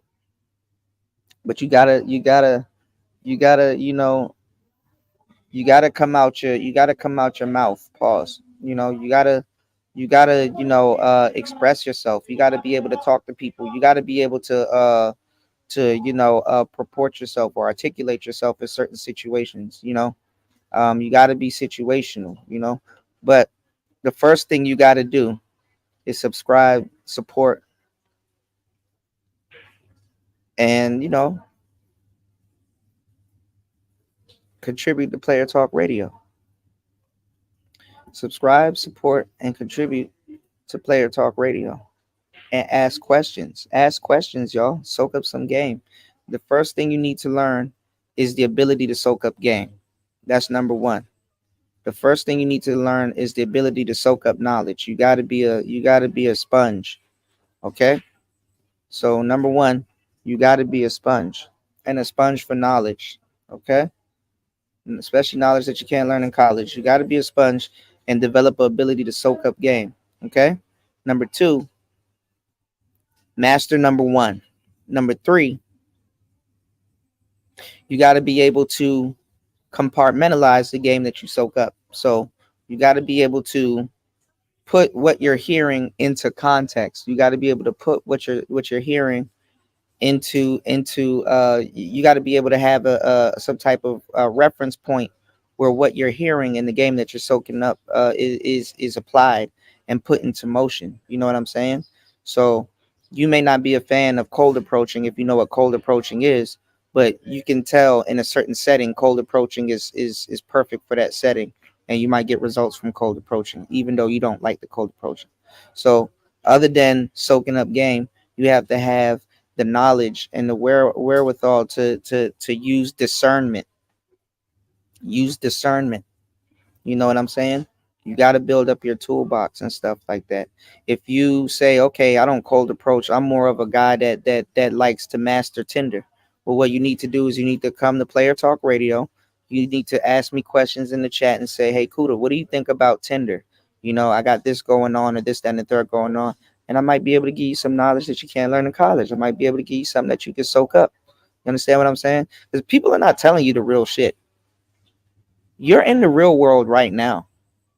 Okay, a lot of the knowledge that people are giving you is based off of real world situations, and sometimes not even.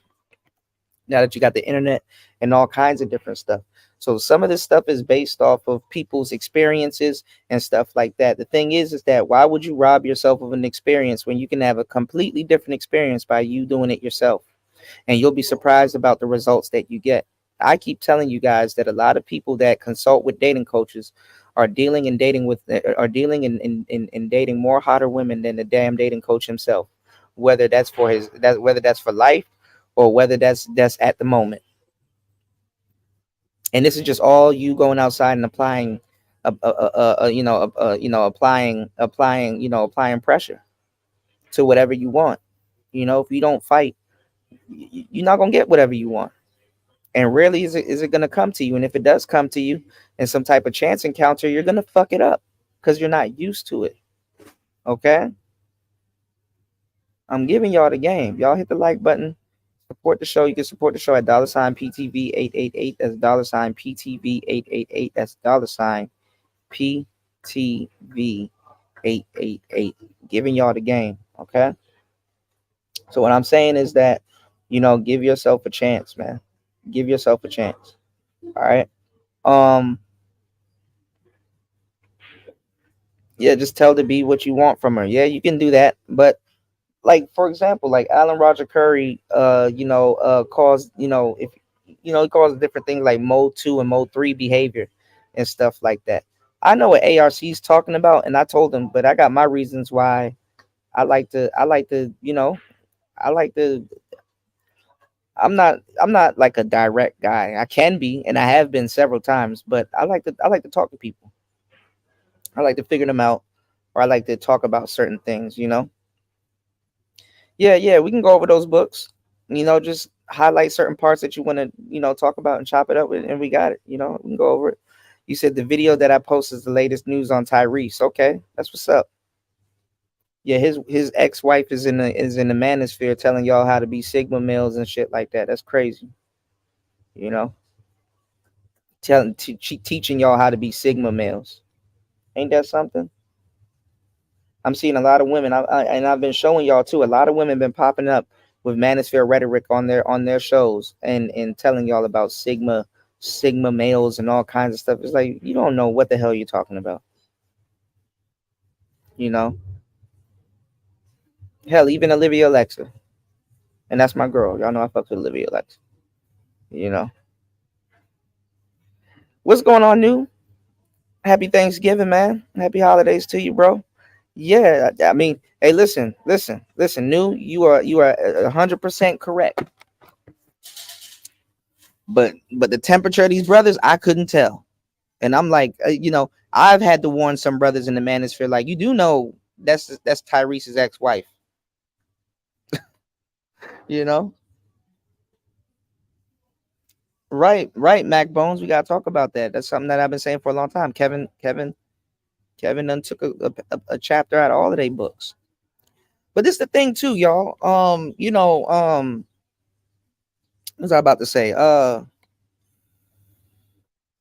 If you want to, if you a Z, right? If you a Gen Z, and most Z's really don't be cold approaching and stuff like that. And to tell you the truth, a lot of millennials and Gen Zs are lonely. Most single people are either a millennial or a Gen Z. Like a lot of people rather be lonely, like not even lonely, but alone. You know what I'm saying? Because lonely takes on a bad connotation. You know what I'm saying? Lonely is like, oh, I need somebody, and somebody doesn't want to be with me. Nah, a lot of Z's, especially men, they're single. You know what I'm saying? So a lot of y'all might definitely benefit from Sigma male content. So y'all need to check out my brother. You know what I'm saying? Rayology. He should be here in the next couple of days, if anything. Y'all need to check out Walt Diddy. You know, I need to link up. I need to link back up with Walt Diddy. That's my nigga right there, bro. I need to run some stuff by him, and we need to run some experiments and stuff like that. You know, I need to link up with Walt Diddy, man. You did? Yeah, you got to be you. You know. You said Tyrese always been a pussy from Watts though. Is Tyrese from the East Coast? I mean, from West Coast? He from Cali? I didn't know.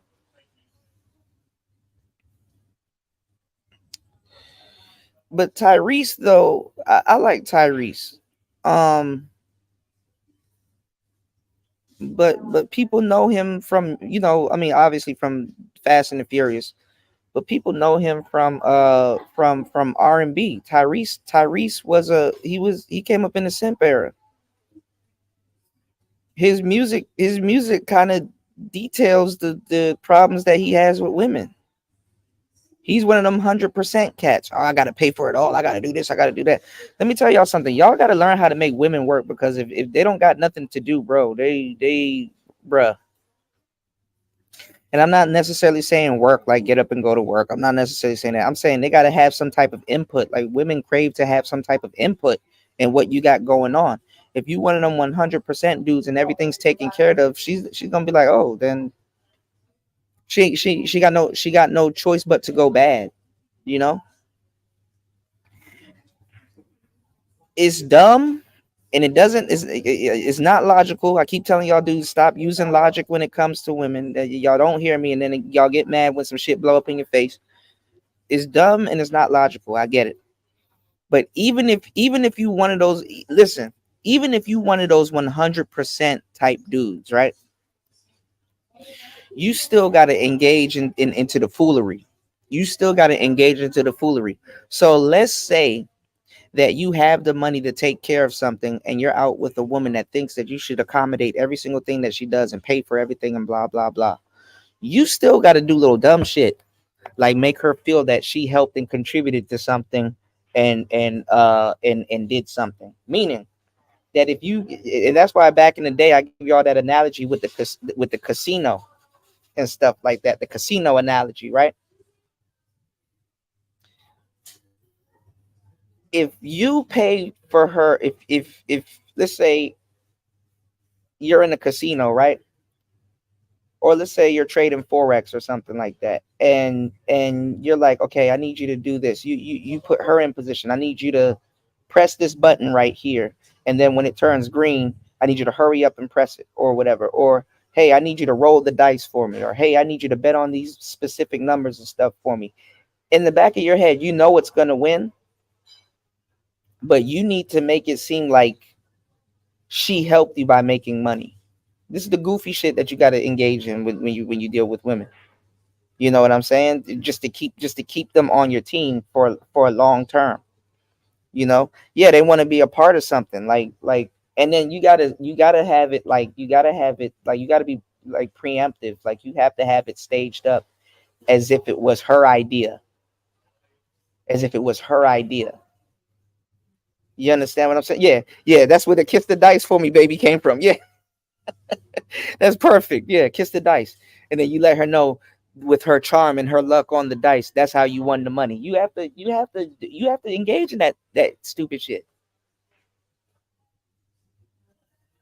Because if you don't, they're gonna listen. They're gonna start. They're gonna. It's the beginning of the end. I know it's dumb. I know it doesn't. I know it doesn't make sense to you. You're like, well, why? I have the money right here. Why don't I just pay for it? It's not that simple. It's not that simple.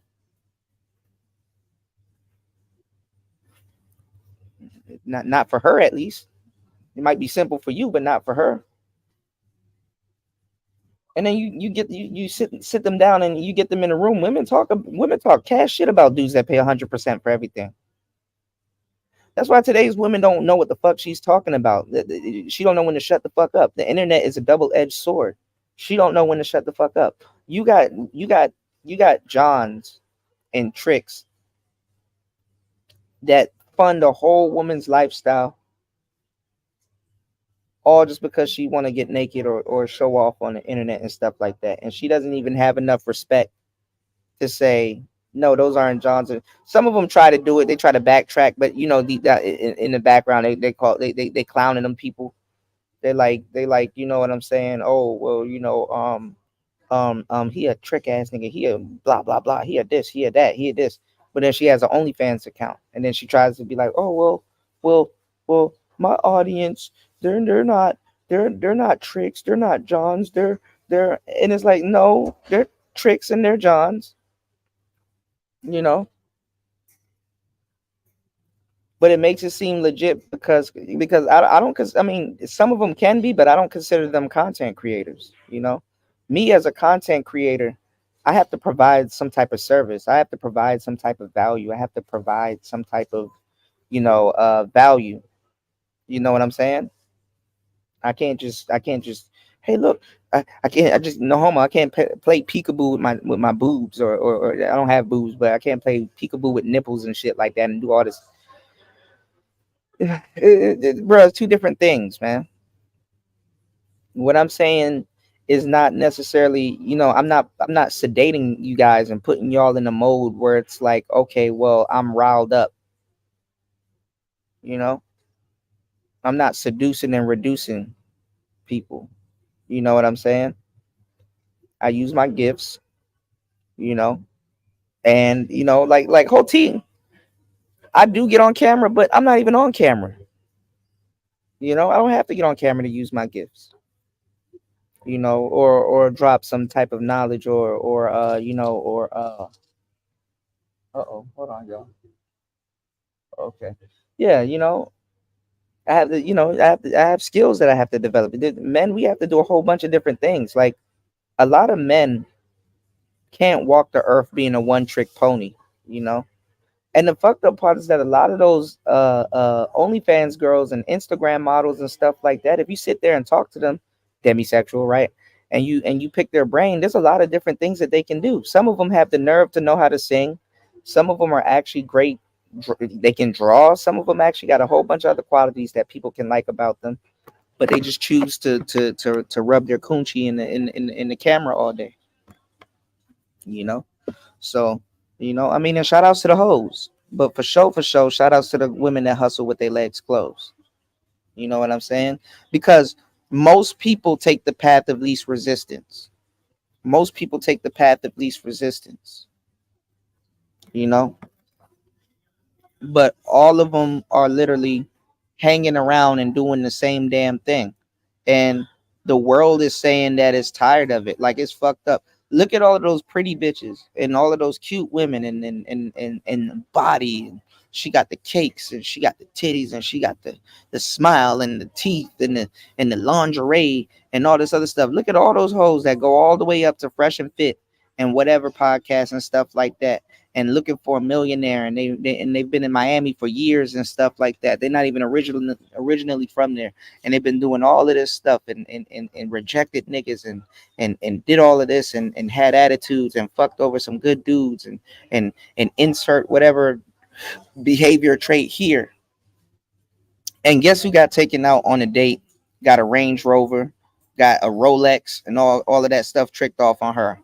Gorlock, the goddamn destroyer. Can't make this shit up. Gorlock the destroyer. None of them even believes that, hey, if I'm in another room full of other OnlyFans girls, I'm not special no more.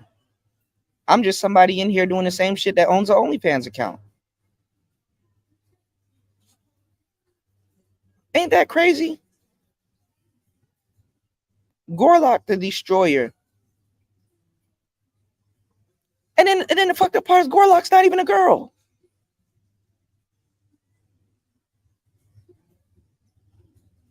This rich nigga bought a damn Range Rover for another nigga.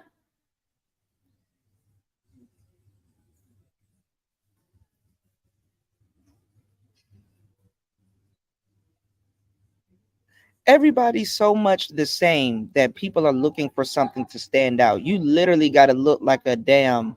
You literally got to look like a fucking golem to stand out and get the results that the beauty queen wants. They're having a big ass debate on and I didn't even notice because she doesn't even look like she's from Nepal. But I forgot the other girl. It was another girl, but I ain't gonna lie, the other girl was fine as hell. And the girl from Nepal, she's cute. She's not technically fat, but she is heavy set. But they're having this debate out here. Go look up Miss Nepal versus some of the other women that they have got going on right now. They're having a debate on if Miss Nepal is technically fat. I mean, compared to the other women, she's big, but this is so weird. Like in 2023, like the featureism shit is like rearing its head again, which is like crazy as fuck. You know what I'm saying? But people are going back to the old doctrine. You know what I'm saying? I remember it was a rush for a lot of young women. Young women were fucked up in the game, trying to be anorexic. You know, and was it bulimic or whatever, where women used to eat their food and they used to be suffering, where they used to go into the bathroom. They used to lie and say it was because of men. It wasn't because of men. It was to oppress other women. But they used to go into the bathroom and try to stick their finger in their mouth so their gag reflexes would make them throw up and stuff like that. So, you know, they could stay skinny. You know, there was a whole bunch of white sisters that was doing that back in the day. That actually was a thing. And what you call it, and what you call it, Victoria's Secret, they literally got rid of their heavy set collection. That's the fucked up thing. Women fight for shit. Actually, it's really men for real that fights more. But Women fight for shit to like become a thing, and then they don't support it. You know what I'm saying? Then they don't support it. And then men, the people that literally fight and created it, supports it, and the women don't. I'm pretty sure women or somebody has fought for women's basketball, but women don't give a fuck about women's basketball. It's the men that got to support it and keep it going. You know, that is a that is a that is a that is the question of the century. New, what are dudes fighting for at this point? And then see, there's a second half to that question. New, there's a second half to that question. What haven't we fought for and possibly accomplished? You know, and possibly accomplished.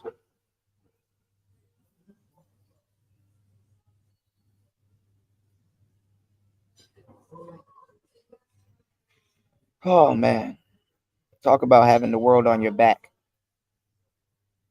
We talked about it on the last show. Y'all go check it out.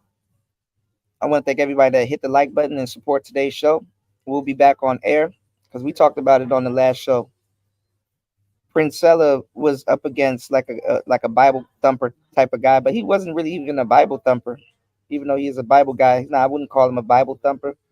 But she was debating him, and she called herself Princella. That abomination called herself, trying to use the Bible to go after him, and it failed. You know what I'm saying? Right, dude. That's the crazy part. You know, dudes are fighting to be like, yo, let me pay your bills. Yo, let me pay your car insurance. Yo, let me fight to take you out and all this other stuff. Let me fight to take on your kids. Shit crazy. But no, she called herself trying to check the guy about, God being mad at man, you know, not Adam, I don't think, but like God being mad at man because she tried to say men are selfish. Men are selfless. Men are not selfish. As a matter of fact, until you start doing, men don't start doing good with women until they become selfish and stuff like that, because it reminds that woman of himself. And a lot of men are so selfless that a selfish man does stand out to women, which is the irony of it, which is crazy, right? But she was trying to bring up this concept of how men are selfish. When you literally got to teach men to stop giving women, like, give away. Men are naturally givers. We look at the world as to what can we contribute to the world. We got to make some type of contribution to society, to the world. Whereas women, they live their lives in a lot of cases like, okay, well, what can somebody do for me? What can the world do for me? What can the world offer me? How can the world work for me? And I'm gonna tell you the truth. Women naturally are supposed to be selfish to a certain degree. That's how they were made, And men can learn a thing or two from a woman's selfishness. It's not a bad thing if depending on how it's purported. But women have to be selfish. I mean, you have to take care of yourself. I mean, if you get pregnant and a baby is in your stomach, you need to fend for yourself, which the baby benefits from it. So to a certain degree, okay, this is warranted. You see what I'm saying? But and then not even that. Women also have a giving nature also, especially when they're blessed with abundance. But I mean, women have disposable. Never mind. We'll get to all of that. Y'all go check out the show. I gave y'all the game on the show. But she was trying to bring up some stupid analogy about how men is selfish and stuff like that, and this, that, and the third. Now think about it. What's a king to a god and what's a god to a king, right? Men being the protectors of earth, reasonably towards a god, you're gonna have to be selfish. You know what I'm saying? You're gonna have to be selfish. That's how God created men. And honestly, when you talk when we get into the science of it, this is something between man and God, something that women have no fucking dominion over. And a lot of women will get mad because they have no dominion over it. Like what she says in that situation doesn't matter. What matters is between you and God. Versus there's a whole relationship that women have with God that men have no fucking dominion over or say so over, you know? And I'm telling you, this mindset is nothing short of perfect, because especially knowing things, because what's the word I'm looking for? Like when you're truly, I wouldn't even say red pill, but when you're truly awake and you truly understand certain things, you literally forgive women for their nature. And as a man, you have to forgive yourself for your own nature also. You know what I'm saying? There we go. Here we got and it's funny because I can tell exactly what race my trolls are. We got a white troll in the building that doesn't know shit. And the funny part is that you can actually learn. So anyway, shout out to my brother Larry Legend in the building. Happy Thanksgiving. Happy Thanksgiving, man. Got some white trolls in the building. That's all right. Shout out to my white players, man. The real ones that get it. But this is what you do. All right. I want y'all, everybody here with a wrench.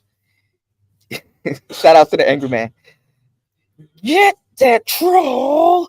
I'm gonna go get a cigar. Get that troll up out of here. Kick that troll out. He don't know shit anyway. You know.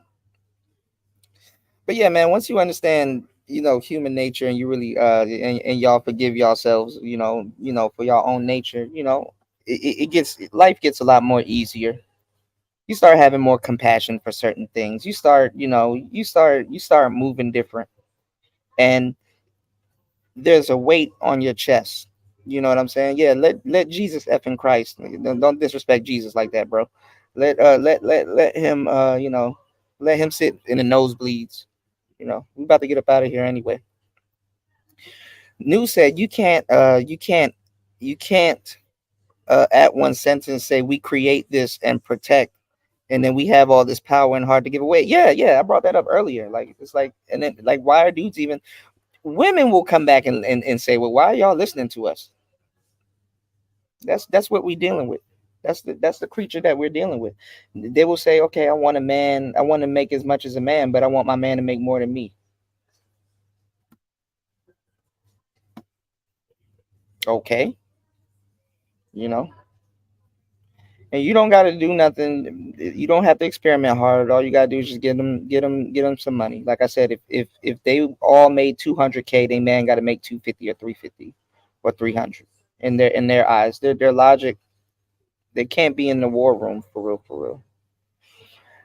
Y'all make sure y'all go check out the show that I did last night, talking about Princella and her with her, with her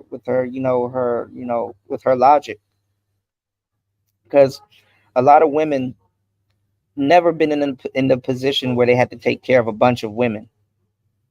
You understand what I'm saying? They never had to take care of women. Men has, So our selfishness, if there is, which I'm pretty sure there is warranted. But what I'm saying is that I brought up a really good point yesterday, about Princella, about about when a woman is in a leadership position amongst other women, it's like dealing with cattle. And another woman told me this too. She put it in perspective, because I kind of was explaining it, and she said, "Yeah, you're absolutely correct." But she used the word cattle. It's like dealing with cattle.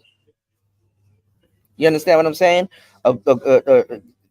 Let's say you're like as that woman that's the leader of women, you become by default the shepherd dog. You know how the lamb dog runs all around the lambs and stuff like that, and get them to go to one side of the farm or whatever, under the directions of the farmer or whatever. that dog, to a certain degree, controls, the cattle or the lambs or whatever it's dealing with. But if that dog is controlling them and protecting them and say, hey, go on this side of the farm because there's wolves over here and we don't want the wolves to you know what I'm saying, so we're going to try to get you to go on this side of the farm. Man, listen, those lambs are useless because you're too busy guiding them somewhere instead of them learning how to protect themselves. So in Princella's world of lesbianism, which was built off the back of a man, because literally she just described men being slaves. When men describe women, doing domestic things in the house, we never described them as being slaves. I don't know, just to troll and look stupid, but you can troll and look stupid, but after a while, when you spend too much of your life trolling, you gonna win the life of an actual troll. Your dumb ass gonna be under a bridge for the rest of your life. When you look up, the next minute you look up, you gonna wonder why you under a bridge. Well, because you trolled for a good amount of your life. That's why you under a bridge, right? But I'm gonna tell you some real shit. In her lesbianic world, right? She's gonna get burnt out a lot more quicker because first of all, those women are gonna put her through bullshit. So that's what I'm telling y'all. And it's not a lesbian joke. Just let them sit back and cannibalize each other off that logic. And number two, because she's still depending on a man, um, no matter how much trucks she drives. Number two, those women are going to become they're useless. They're going to become they're going to become dead weight to her. They're going to become dead weight because she's not built. She's not built to take on the dead weight. Men are, though. When you hang around a bunch of people that just get drunk all day and yell "A" in the club and twerk and shit, twerk. Listen, and it's funny because Patrice O'Neal said this, and it's funny as hell. He was like, y'all really can't do nothing when it comes down to it. He was like, the only thing you can do in attack mode is offer your coochie to somebody. And it's funny because it's true. He said in attack mode. In attack mode, y'all. So I don't know what yelling A and twerking is gonna do. Twerking is not a defense dance. I'm talking about in hard times. I'm not talking about when times are good. In hard times, what the hell is Princella going to do to protect women? Because women have to be protected. So they can run around and talk shit about men all day. But when something happens, guess what? They got to call a man to help fix it. Okay? When anything happens, at some point, some disposable man has to show up. And let me tell y'all something. Women can't be disposable, right? You're supposed to be protecting them. You know? Women can't do that. You're supposed to be,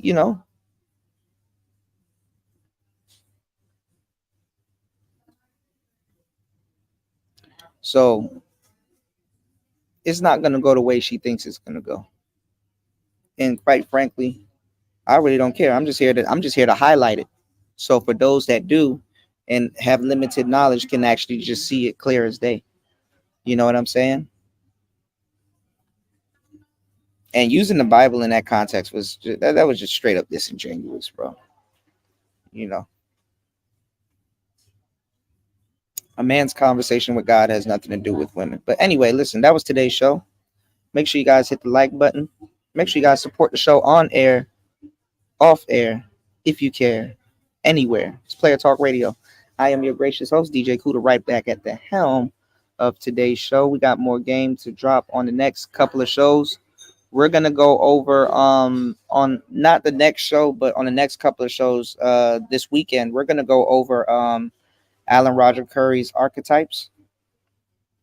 Also, too, we got some content from the Thinking Ape, also Stardust, who was one of the people that were around the Manosphere and and basically started this stuff. He was in the beginning. He was one of the people in the beginning, not the only person, but he was one of the only creators of the space in the beginning. But and he predates 1.0. Okay. And what predates 1.0 is the message boards and stuff like that, and also video games. That's one of the things that a lot of people don't bring up when it comes down to the to male spaces. Video games. We were talking about this shit playing EverQuest and goddamn Diablo and all of those computer games back in the day. So we've been had these conversations and stuff like that. But I gotta give him his credit where credit's due. Is honorary, definitely honorary. But let me see. And shout outs to YouTube. YouTube took a look at my video. They're probably watching right now. So shout outs to you if you're part of the YouTube partner team. If I can please get my monetization back so we can pick up where we left off. Okay. So let me see. And Stardust and Barbarossa, because people like to lie and say, "Oh, a white man created the manosphere." No, a black man did. I think Barbarossa's mixed. But y'all get the. Oh, look, Sandman just posted something too. Oh yeah, I got a Sandman video we got to go over also. So I'll probably do. We're gonna do that on the next show. Y'all tune in the next couple of hours. I just need to go run some errands and get something to eat. Hold on. Oh, here we go. So on the next show, oh my God, it's not. Hold on. I think that's on my other channel. Hold on, y'all. I thought I brought it up, but we're gonna go over. Oh, Barbarossa's Dominican. Okay, yeah, yeah, yeah. I knew he was mixed. I didn't know exactly where, but why is this shit not coming up? Hold on, y'all. But also too, I mean, it's good to listen to what Stardust has to say. But I'm gonna give y'all a disclaimer too. He is burnt out, and has like a bias towards certain things, and I don't blame him. How long he's been around, I will be burnt out towards certain customs too. But what was the video I was looking up? Damn, it's not gonna come up. This one is good. That we're gonna do. It's called The Great Gaslighting. Let's all play make believe. And this is the one that I wanted to take a look at. Women in media, the great self insertion.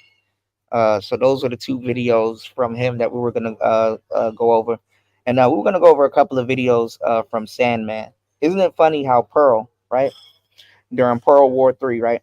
Pearl came through. She wasn't trying to get no history from the brothers, but she tried to, she got laced by Sandman. So that's actually kind of funny too. Okay. But anyway, yeah, we just got a lot of stuff to cover. But yeah, we're gonna get back in the swing of things. Nothing too big on the celebrity side, other than people just breaking up. I gave y'all the list of people that's now being sued for sexual assault. You said, "Am I the only one who still posts old videos from Barbarossa and Stardust?" I do. Every so often, you'll find like a Thug Titian or a Barbarossa video. Ask Kwasi is still alive, doing content. I say he's still alive. My bad. He's still doing content. He just don't. He just don't. No, I'm covering the celebrity shit. I'll cover it because for some reason, black people still believe that those are people that black people look up to. So, or people look up to in general. So for some reason, men still believe that celebrity stuff still runs their life or whatever. Me, I will cover. If y'all notice, I will cover celebrity stuff, but then I'll make it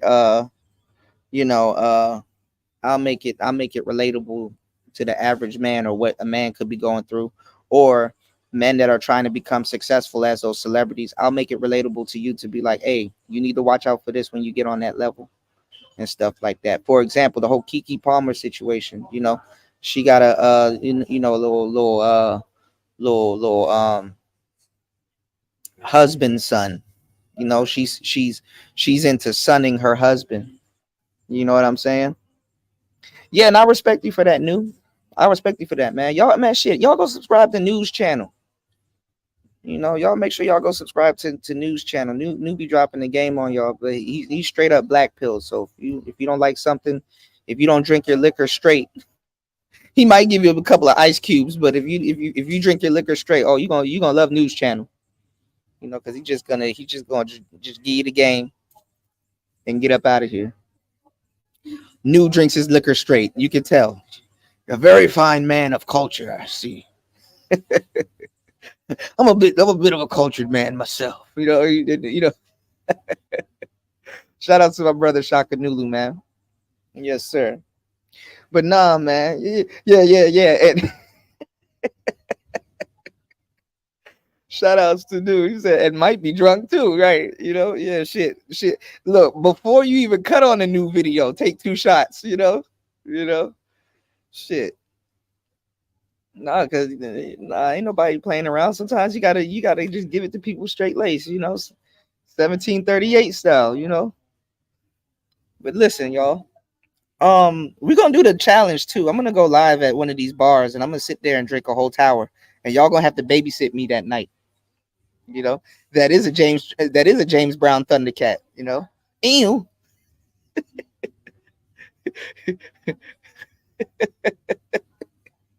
I'm glad you noticed. you know. But nah, man. I mean, look, this is my thing. We talk about harsh topics, but also I do want to create an avenue where you guys can laugh, because all you can do is really laugh at all this shit. It's just it's gibberish. You know. You said I got a bad habit of shooting my cognac out of a cipher Sifner glasses. Man, listen. I gotta get up with y'all on that drinking that cognac shit straight. Maybe that's a bad thing, but like I like cigars. So like, I'm kind of behind on like pairing it with cognac, but like, we gonna man, look, I'm gonna get back on my cigar shit at some point too, once I can become super stable. I just got some shit going on, so it's like, damn, I can't indulge in cigars as much.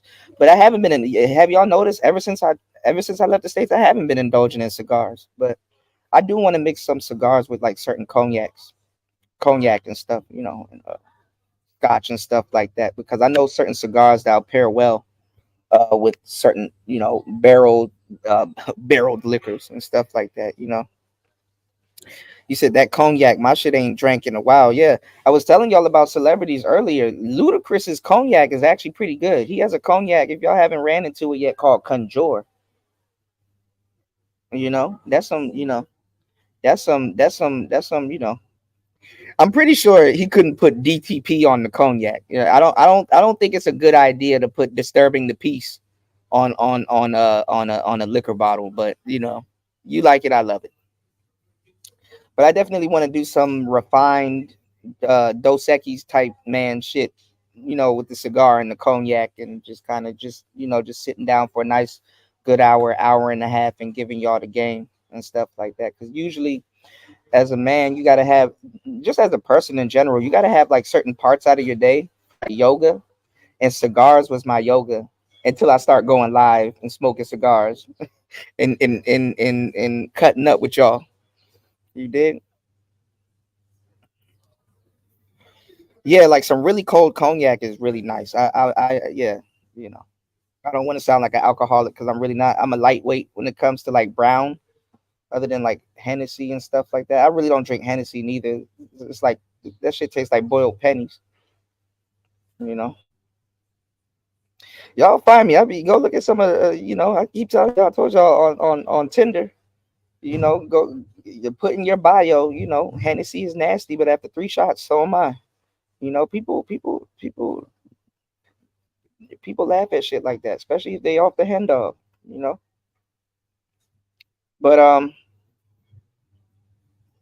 yeah, when you think about it, Hennessy is for kids. But no, you know what? I kind of got traumatized by it when I was in my early 20s. Damn, I'm old now. When I was in my early 20s, I used to drink nothing but Hennessy, the VS, and actually no, I don't even know how I afforded. Actually, I do know how I afforded it, but I used to drink the VSOP. Yes, I was very special and privileged. Okay.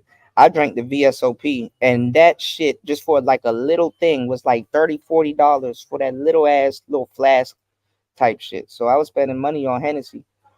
But back in the day, niggas was drinking Svedka and triple distilled Smirnoff and shit like that. So they were like, nigga, you spending all that money on Hennessy, didn't even get the drinks yet. You know what I'm saying? Like not.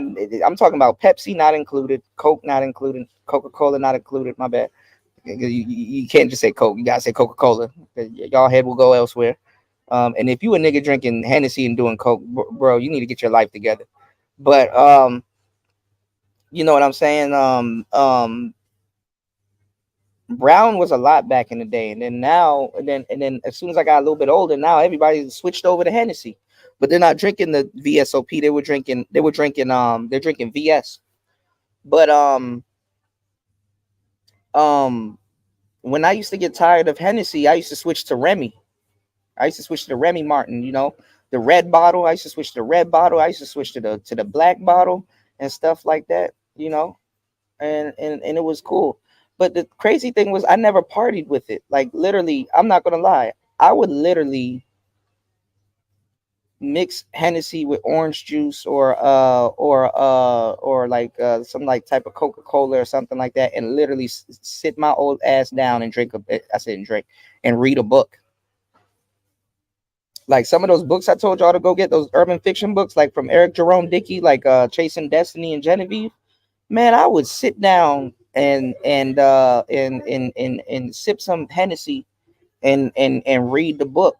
And I don't know, I guess it made my imagination more vivid. Like the words jumped off the damn page, and I could kind of, I can enjoy the book a little bit. And I wasn't really inebriated. Like literally, Hennessy is like to calm you down, brown down, you know. And I didn't feel like bouncing off the walls, but these people be like jumping up and down on couches off the hen dog, and I'm like, bro, Hennessy calms me, unless you get drunk. Like I ain't gonna lie, it's a sleazy drunk if you off the brown, bro. Brown drunk is different than light drunk, you know. You know, yeah.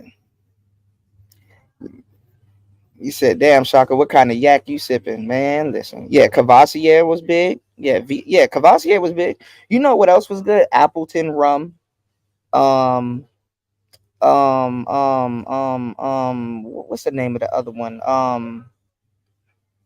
Crown Royale, bruh. Crown Royale, Crown Royale. You can't go wrong with Crown Royale. And then I heard they got the Apple Crown Royale. Yeah, yeah. I mean, listen, if you're just trying to get nice, the brown is perfect. But I'm talking about like if you get drunk off the brown, bro, that shit is sleazy. That shit is sleazy. You get sleazy drunk off the brown because it sneaks up on you and you can't do shit about it. That's why I don't understand why y'all niggas like tequila like that and shit like that. Tequila, man, listen. I hung out with this girl one time. And she drank tequila, tequila, tequila, Patron, Patron, Patron, rail shot, rail shot, rail shot, Quavo, Quavo, Quavo. I'm like, bitch, what are you trying to like? What are you trying to accomplish, man? Because you'll take a shot of tequila and you feel it a little bit in the beginning, and then it goes away, and then you're like, damn, this shit ain't hitting. Like tequila is the edibles of liquor. You better find somewhere to sit down or a corner to chill in or something like that, because in a couple of minutes you about to be fucked up, and not in a good way. Oh yeah, whiskey is different too. Rum is different too. I used to, you know what rum I used to like? And Wiz Khalifa, I used to smoke like shit and drink Bombay Sapphire. And I got put on the Bombay Sapphire. I don't know. I had some type of basket or whatever, and it came with like little trial versions of Bombay Sapphire. That shit tastes nasty. And then once I started smoking, and that's when I was, man, listen, man, I used to get plastered, bruh. That Bombay Sapphire started tasting good as shit. You know, we used to get plastered. Hen dog wouldn't really do it for a lot of people. Like when I back in the day, like I'm talking about Incredible Hulk days. I don't even know if they still sell Nuvo. T Pain haven't said Nuvo in like 15 years. Let me stop. Deuse, yeah, I've tried a little bit of Deuse. I ain't gonna lie, to a certain degree, all browns kind of taste the same to me. That shit hot and it hurts. Pause. You said, bro, I drank Patron all night. I was super faded with no hangover. Yeah, that's the thing about like, yeah, that's the thing about like, that's what I liked about Grey Goose. Like you can get plastered off a Grey Goose and not get a hangover the next day. You know, Belvedere is disgusting. Um, what was I about to say? You know what's funny? I think that's a West Coast thing. I have never tried Tanqueray, and I'm glad I didn't because I probably would have more drunk stories. But I'm gonna tell you the truth though. You know what the kids are drinking now? They on their unk shit. And I ain't gonna lie, I teleported off this joint. You know what kids are drinking now? They drinking Taylor Port. I'm like, oh my god, this is horrible. I think I came up in the last best like era, you know. I sold beer and wine for like 10 years and enjoyed it. You know, I enjoyed the beer, but wine was very interesting. But kids nowadays they drinking Taylor Port, the Jewish wine, you know, the like Passover wine, we call it Manny Chavez, but it's Manischwitz or I don't forget the name of it. I ain't gonna lie, that shit would have you busted. But Taylor Port, bro, Taylor Port had you fucked up. Um, Back in the day, we had the real Four Loco, like the real Four Loco.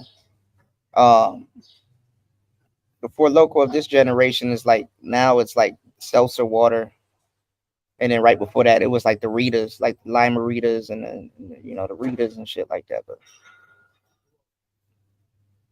oh, champagne will have you fucked up too. Champagne will have you fucked up. Champagne, three different type of grapes, man, fermented. Champagne will have you plastered. I done got trashed off of champagne too. That's a different type of drunk too. Like wine and beer. But oh yeah, that Rossi. Yeah, hell yeah, man. Listen, I tell you, I go outside. I party. That Rossi will get you fucked up too. You know what? What's the joint? Not the Livingston. Hold on. What's another joint? The only reason why people got twisted off like the Rossi and the Taylor Port and stuff like that is the portion. You get a lot for less. Oh, the beers that I like though are IPAs, but you have to develop a palate for it. Like you have to have like a taste for it. You know what I'm saying? Because IPAs have like a bite, and but it has like this lemon grassy type taste. But IPAs are strong as fuck. Yeah, cheap with handles. Yeah, yeah. The Rossi got especially the big Rossi don't got that much, but you unked out. You know, Taylor Port don't cost that much, but it'll have you unked out. You know, but you about to have that good hangover. But I got into IPAs, the India Pale Ales, because like regular IPAs start at like 6%, but then they get into like 7%, 8%, 10%. Some even go up to 20%. So they sell them in like the big bottle, or they sell them like a 4-pack or something like that. Because literally, if you drink one, you're like drinking 2 beers. You know what I'm saying? What were some of my favorite IPA companies? Sierra Nevada got a really good IPA. Go check out their Torpedo. Boy, I used to get twisted off the Torpedo. Two Hearted Ale from Bell's. Raging Bitch. Um, there's a bunch of them. Listen, I'm an IPA fanatic. Oh yeah, $2 Chuck is yeah. Guinness is good, but it depends on which one you got introduced to. My folks from the Caribbean, so we got introduced to the Guinness, like the 7% Guinness. Like you'll get twisted off of one, and then you got the regular one from like Ireland, from like Dublin, that's like 5%. So beers are usually like 4 to 5%. Beers usually start at 5%, but you got some that's like 4%. Okay. Yeah, Blue Moon is good. Those are pretty those are pretty uh popular now. Because even here, like they got Beer Lao, right? And Beer Lao is like 5%. It's more of a citrusy type beer. It's really good for like sandwiches, burgers, and stuff like that. Really good for like like hot summer days and stuff like that due to the weather. Y'all gotta look at like so how you gotta look at beer and wine is you have to look at it like the region and the food. So the beers and the wines usually matches that region's or that country's food. You know what I'm saying? So if you look at the cuisine, like a lot of Italian stuff is sweet, you know, and then even the climates and stuff that these things are grown under and stuff like that. So sweet, you know. But they have a Beer Lao Belgian white out here, which is and usually the Belgian white, which like Blue Moon, Shock Top, and certain companies, the style of the beer is like Belgium, and it's like usually foggy because it's made with wheat. So foggy beers are made with wheat. Yeah, and it's a certain style. So you have different styles like Pilsner. Beer Lao out here will be considered a lager. Then they have a dark one too. Like now it's like for a little bit it gets cold at nighttime. So usually people drink like darker inky type beers like Guinness and those stouts and stuff like that because it holds in your body a little bit more and it warms you up. So that's where those colder beers come from. And like the flavors that you'll get out of like those stout beers range from like chocolate to like wood chip and kind of oaky kind of style. You know what I'm saying? Like kind of wood chippy, kind of oaky style. These are flavors that you're tasting, but you just gotta, they be doing too much in the alcohol and liquor industry for real, for real. They do the whole shebang. You gotta pour the beer right, like them Belgian beers, some real Belgian beers. Man, listen, if you don't pour them shits right, first of all, they're expensive, and you gonna fuck your beer up if you don't pour it right, because you have the head and then you got the actual beer. So you gotta learn how to tilt the glass and kind of pour it right. Because what they do is they sniff it and they smell it. It's crazy how you can smell something and taste it. You ever go to the movie theaters and you smell popcorn and but you can kind of taste it at the same time too. That's really what's going on. You know. So I'm just giving y'all some tips on how to develop a palate and stuff like that. To a certain degree, I'm glad I didn't, but I kind of wish I did. Some people go to college to learn how to taste shit and stuff like that and be drunk as fuck in college. Wine will get you fucked up. Fucked up. Yeah, drought. Yep. Yeah, you got different types of beer. So you got lager, you got pilsner, you got box, you got amber. Usually, too, if you look at the color of the beer, that tells you what style it is and stuff like that. So people will be like, "Oh, I don't like beer," but it's like, nah. Let me correct you. You just haven't tried the beer that you would like. Because like when I was in the industry, what you call it started getting big. Microbrews. You know, so microbrews were like, oh, you can start your own beer company and start. You can make beer out of anything. You can make beer out of pineapples. You can make beer out of anything, watermelon, all kinds of shit. So people were starting to make like really like flavored beers and stuff like that. And then the industry started getting dumb too, because like they started doing things with like wines that they never would do. Like Nicki Minaj has like a wine company called MYX, and they started adding fruits and stuff, and like just basically turning wines into like coolers and stuff like that. Whereas really traditional wine companies and stuff, they wouldn't do no shit like that. They laugh at something like that because they're making stuff like naturally. You know, if they wanted to manipulate flavors and stuff like that, they will use other grapes grown on the other side of the vineyard and stuff like that. So it's like it's actually pretty interesting, you know. But and certain things just go better with other things. Like, people be like, oh, I'm having a party, and they would consult with me before they buy wine. Like, so what are you eating? I would ask them certain things like, what are you eating? Is it finger foods? Are you trying to pair it with something? Like, what you got going on? They'd be like, okay, well, I'm about to have a seafood broil or whatever. I'm about to eat a lot of seafood. And they're like, what wine would you recommend for a lot of seafood? I'd be like, okay, well, how much? What's your budget? Oh, I got like $30 or whatever and stuff like that. But I just wanted a couple of bottles and stuff, or like a bottle or two. I'd be like, look, I got you, right? I was the cool brother that was selling the wine. Trust me, I was the cool nigga, and really, how I really learned that I could run my own business at a younger age, at that age too, was because after a while, it wasn't. I mean, it was the wine too, but like anybody could sell a particular type of wine, but I realized that those customers were coming back because of me, and they and me too. I enjoyed socializing with people that were buying wine. So I was the type of brother that would be like, yo, okay, I would educate people on what they were about to buy, so they can buy something with the confidence and look forward to enjoying, what they were about to do. So I'm like, okay, well, look, you have a couple of guests. I will give you a light Chardonnay. You know what I'm saying? And the Chardonnay was like light. It was like it's good for like socializing and finger foods. So a lot of the guests, they don't know what they're drinking. They just know that they're drinking wine, and that's fine, you know. So this will taste good with your finger foods, right? So that's about $10. And then the extra 20, I'm gonna point you to another bottle that's a little bit more expensive, but it's a step above this bottle. You know what I'm saying? And I would tell them to keep that for themselves, and they'll be like, "Oh, okay." So if they're gonna try a little bit of the cheaper bottle, which is not necessarily bad wine, it's easy drinking, because most people don't know what the hell they're tasting anyway. People, for real, are not walking around for the most part with a trained palate.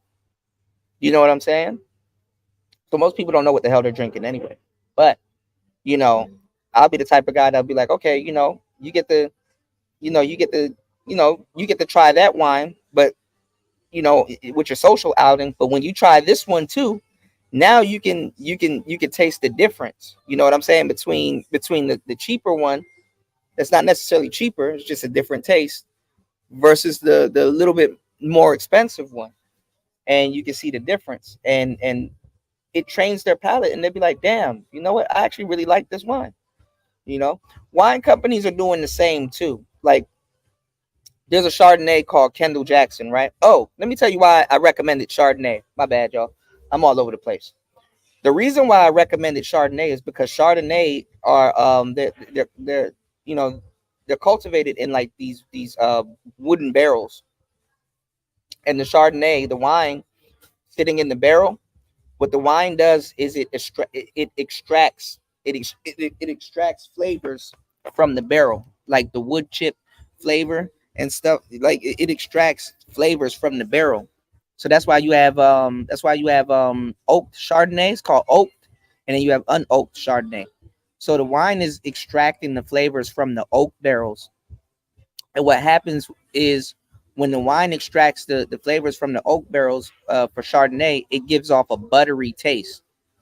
So, I mean, and if you want to eat your seafood with butter, you can, but literally you can substitute the butter with wine. You understand what I'm saying? So my job wasn't necessarily. I mean, obviously, if you're like, okay, I'm gonna be drinking the wine by itself. Okay, yeah, I got you. Take this. This is pretty good.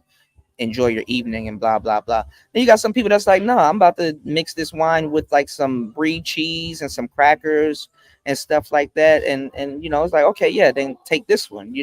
So there was certain little things that I had to do. But anyway, the butter taste from the Chardonnay, depending on, because I would add every so often, like I would ask, okay, what are you seasoning, the crabs with, so I'm from Maryland, right? Maryland, right? So damn well people gonna be using Old Bay seasoning, or how black folks, how we do. Some people they do that mustard sauce and shit like that, or the mayo sauce or whatever.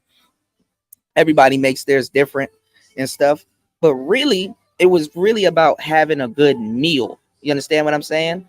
Because it's a difference if somebody says, yeah, the food was good, but the wine was excellent, or the wine was okay, but the food was good. No, you want people to be like, man, I had a fucking blast. The food and the wine was on point, because a lot of people don't experiment with their palate. You know what I'm saying? Like taking a drink of the wine, then eating a piece of crab, and then taking another swig of the wine and stuff like that, and just kind of see how the tastes like harmonizes with each other. You know what I'm saying? You said white wine is like the sativa of wine. Yeah, you would like to find a quality Sauvignon Blanc. Yeah, Sauvignon Blancs are really good. Sauvignon Blancs are really good. And then it depends on where it's from. Like New Zealand Sauvignon Blancs are like more like citrusy. So you'll get like more citrus flavors out of it. Whereas if you have Pinot Noir, it's a different taste. Like you'll get like peach, pear, sometimes green apple. You know what I'm saying? So like the flavors that I'm telling you guys, I'm using these fruits to indicate how the wine tastes. Like these are like flavors. Like with wine, there's a difference between fruity and sweet. You know what I'm saying? So if y'all ever wondered what people are getting, like why do people just sit around and drink wine? Like what's there to it? No, there's a lot of shit going on. You just don't get it. A lot of people don't get it. You know, but there's a difference between fruity and sweet. You know, fruity doesn't necessarily mean sweet, but sweet means sweet. You know what I'm saying? Because fruity can also mean like an assortment of fruits. You know what I'm saying? You know. So like Sauvignon Blanc, like what Star P's talking about, man, that's like on a nice like a nice little day, and it's like warm outside, man. You want to get you a nice little citrusy little Sauvignon Blanc thing. Pinot Noir, same thing. Depends on what spectrum. So it depends on your taste and stuff. And then like if you start mixing these flavors with like pasta, but like white pasta, like chicken Alfredo, and baked chicken and stuff like that. I ain't gonna lie, that shit tastes good. That shit tastes good as fuck with some chicken. Oh my god. So mind y'all, in the height of me being a lady killer, I knew all of this shit. You know how much women I start putting on to wines? Women be exes still be hitting me up. What was that wine that we drank when we were eating the salmon that you cooked and all this? Yes, I know what the fuck I was talking about. I'm not sitting up there.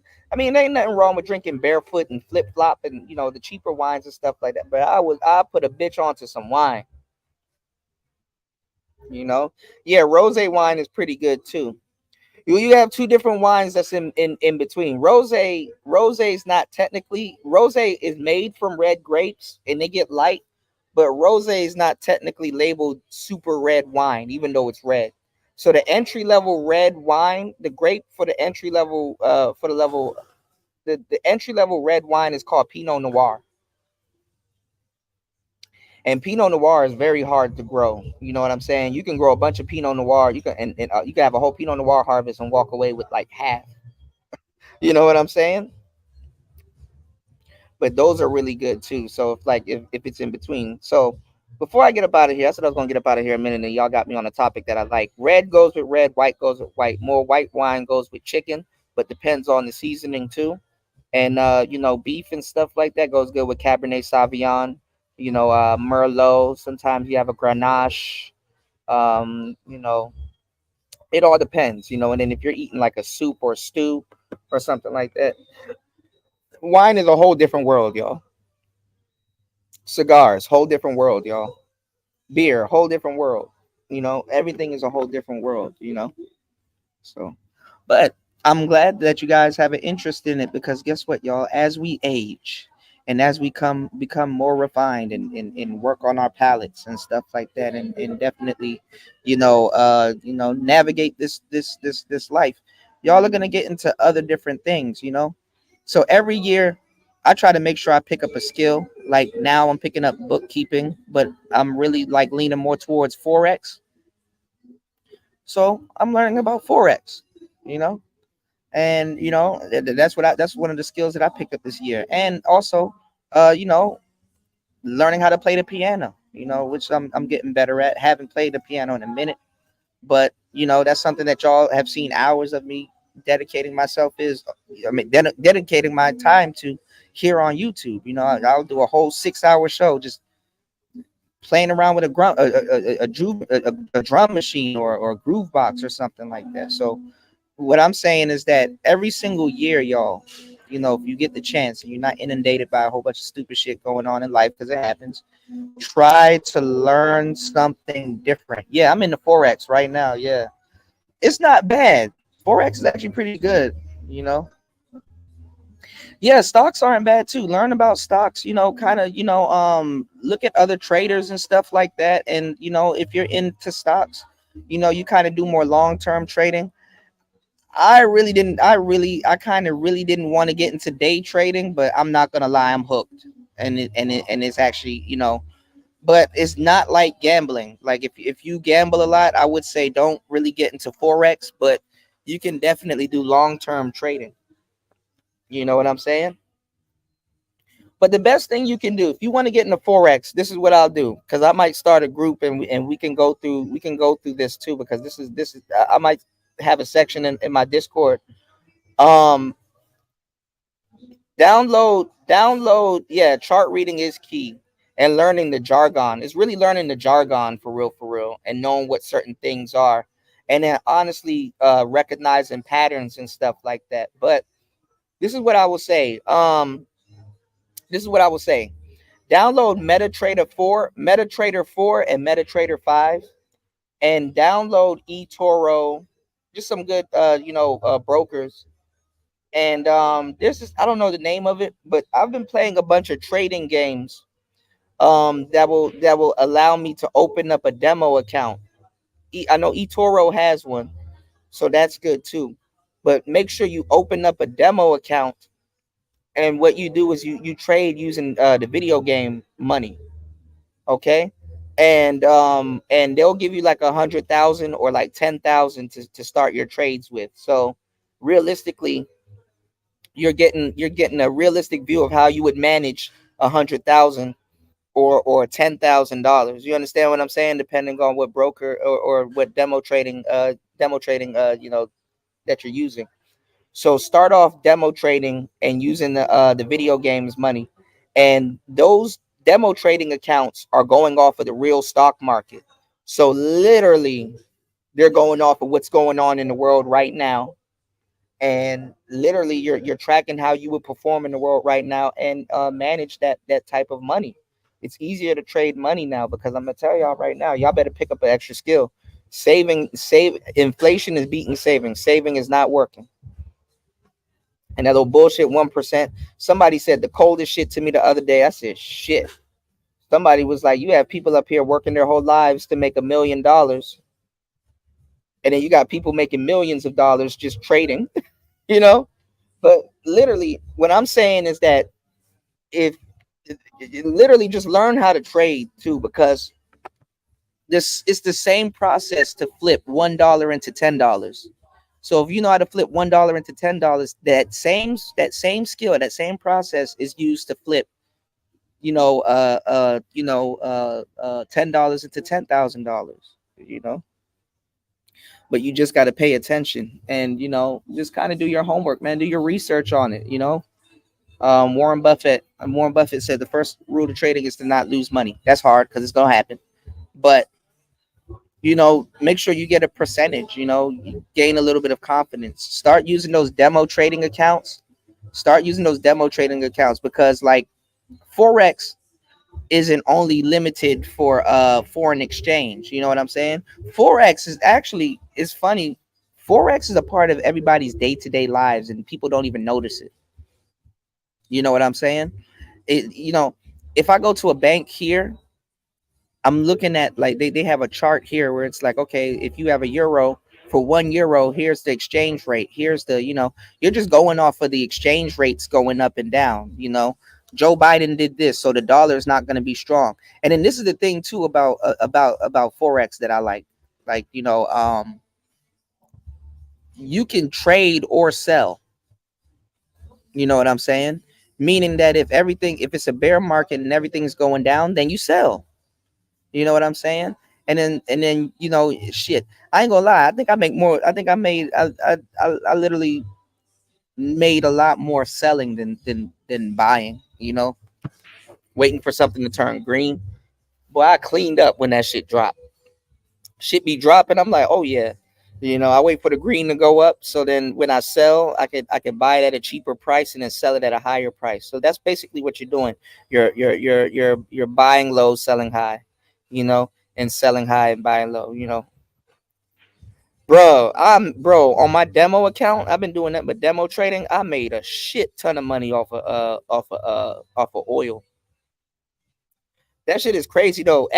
So I did what I got Ethereum, I got Exxon, I got oil, I got gold, but they're very volatile too. And then I'm also learning too. You gotta be up at certain times of the day when the market's open and stuff like that. And then people have certain behaviors and things that they're doing right before the market closes and stuff like that. Man, you could make a lot of fucking money, but I'm not gonna lie, it takes money to make money, and then at the same time, you do gotta pay attention to them charts and stuff like that. You know, but I ain't gonna lie, that's the easiest way for you to become your own boss. You don't have to run a business, and then this is the thing: you don't even have to trade. You can literally set up your account, your stop loss, and your take profit, and literally copy somebody else. So when they win, you win. You know what I'm saying? When they make a certain profit, you make a certain profit. You know, but that's really relying on somebody else. But I mean, I wouldn't do it unless you just want to make some extra money on the side and you're still learning. I would say have one account set up like that. No, but this is the thing about forex, Star P. It's not even just you're not even no. You can those same forex. You can do forex with cryptocurrency. It's not forex isn't just for foreign exchange. Forex is mainly foreign exchange, but now you can do the same thing you can do with the cryptocurrency. The same thing you can do with regular currency. You can do that with Bitcoin. You can man. Listen, I ain't gonna lie, they hit me, but I made it back, so I'm like kind of even. But on the green, I made a lot with Nike. I did a couple of trades with Google. Google isn't bad. Let me see. I can't even show y'all my account. Let me show y'all what I'm doing. Hold on, y'all. Y'all gonna see my ugly ass. Hold on, y'all. Give me 1 second before I get up out of here. I want to show y'all something.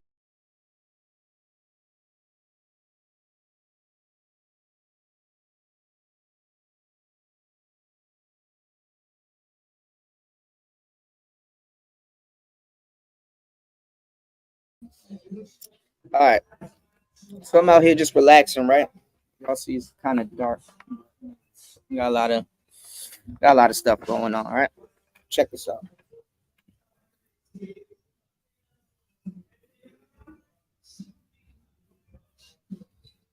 And this is not financial advice because I'm no shit.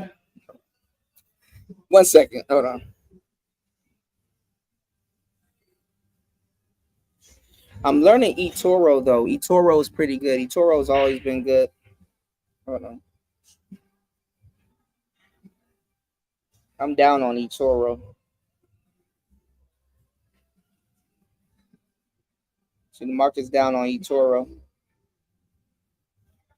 Hold on. Let me turn this brightness up. Why is it so low?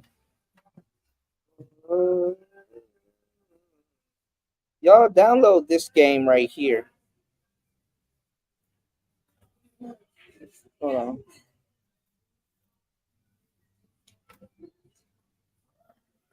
What the fuck? It's called Trading Game. Y'all download. It's the game called Trading Game. And what they do, a lot of places do this. So they show you how to learn, then they quiz you, and then like they got this trade battle thing.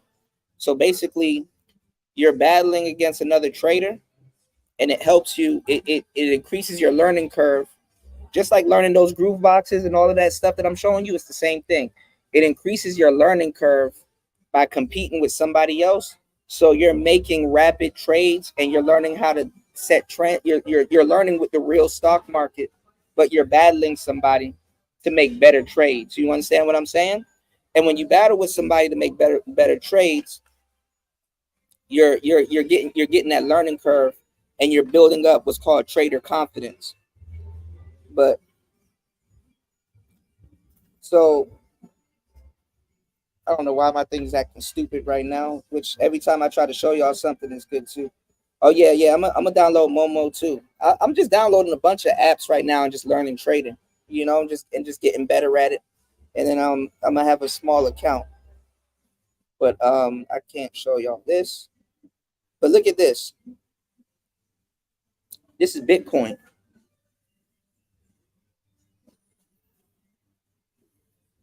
So Bitcoin is at 37. Damn, Bitcoin is up. Hold on. Let me see if this is true. Let me go here and check on Bitcoin. See where Bitcoin is at.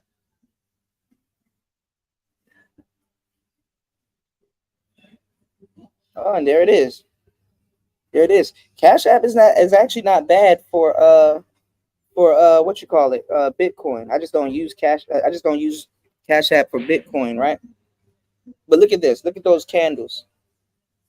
And then see, you can buy and you can sell. So and then I don't know why I got it on I do 15 seconds, but I'm getting into this part now, learning 15 minutes. And then I got my MA set. So the moving average, if you're not good at if you're not good at predicting trends, you want to put your MA on, and it detects the moving average. So it's like, okay, it's on a uptrend, so you may want to buy, even though it's like low, it's on the uptrend, so you may want to buy. And bruh, that shit is crazy. Like I'll be looking at something and that joint will shoot all the way up, and it's like, damn. So sometimes you have to have a little bit of capital to fund your trade, because like let's say if if you're in buy, right,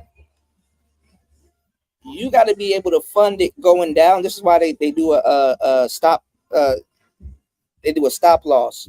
Most people, if they fuck up, it's because they're not getting their percentages right. So sometimes, for the most part, you want to take like a 1-2%. 1% is enough, but stop loss. You know what I'm saying? So if it dips down, if it dips down to a certain degree, it closes you out of that trade. You know, you lost the money. But the thing is that it can shoot right up. So the crazy part is that the messed up part about it is that when you have I use the candlesticks. So you'll have something go up, right? And then you're like, oh man, I'm making it. And then it'll go all the way down. Or you'll have something going down, right? And then in a minute, it shoots up.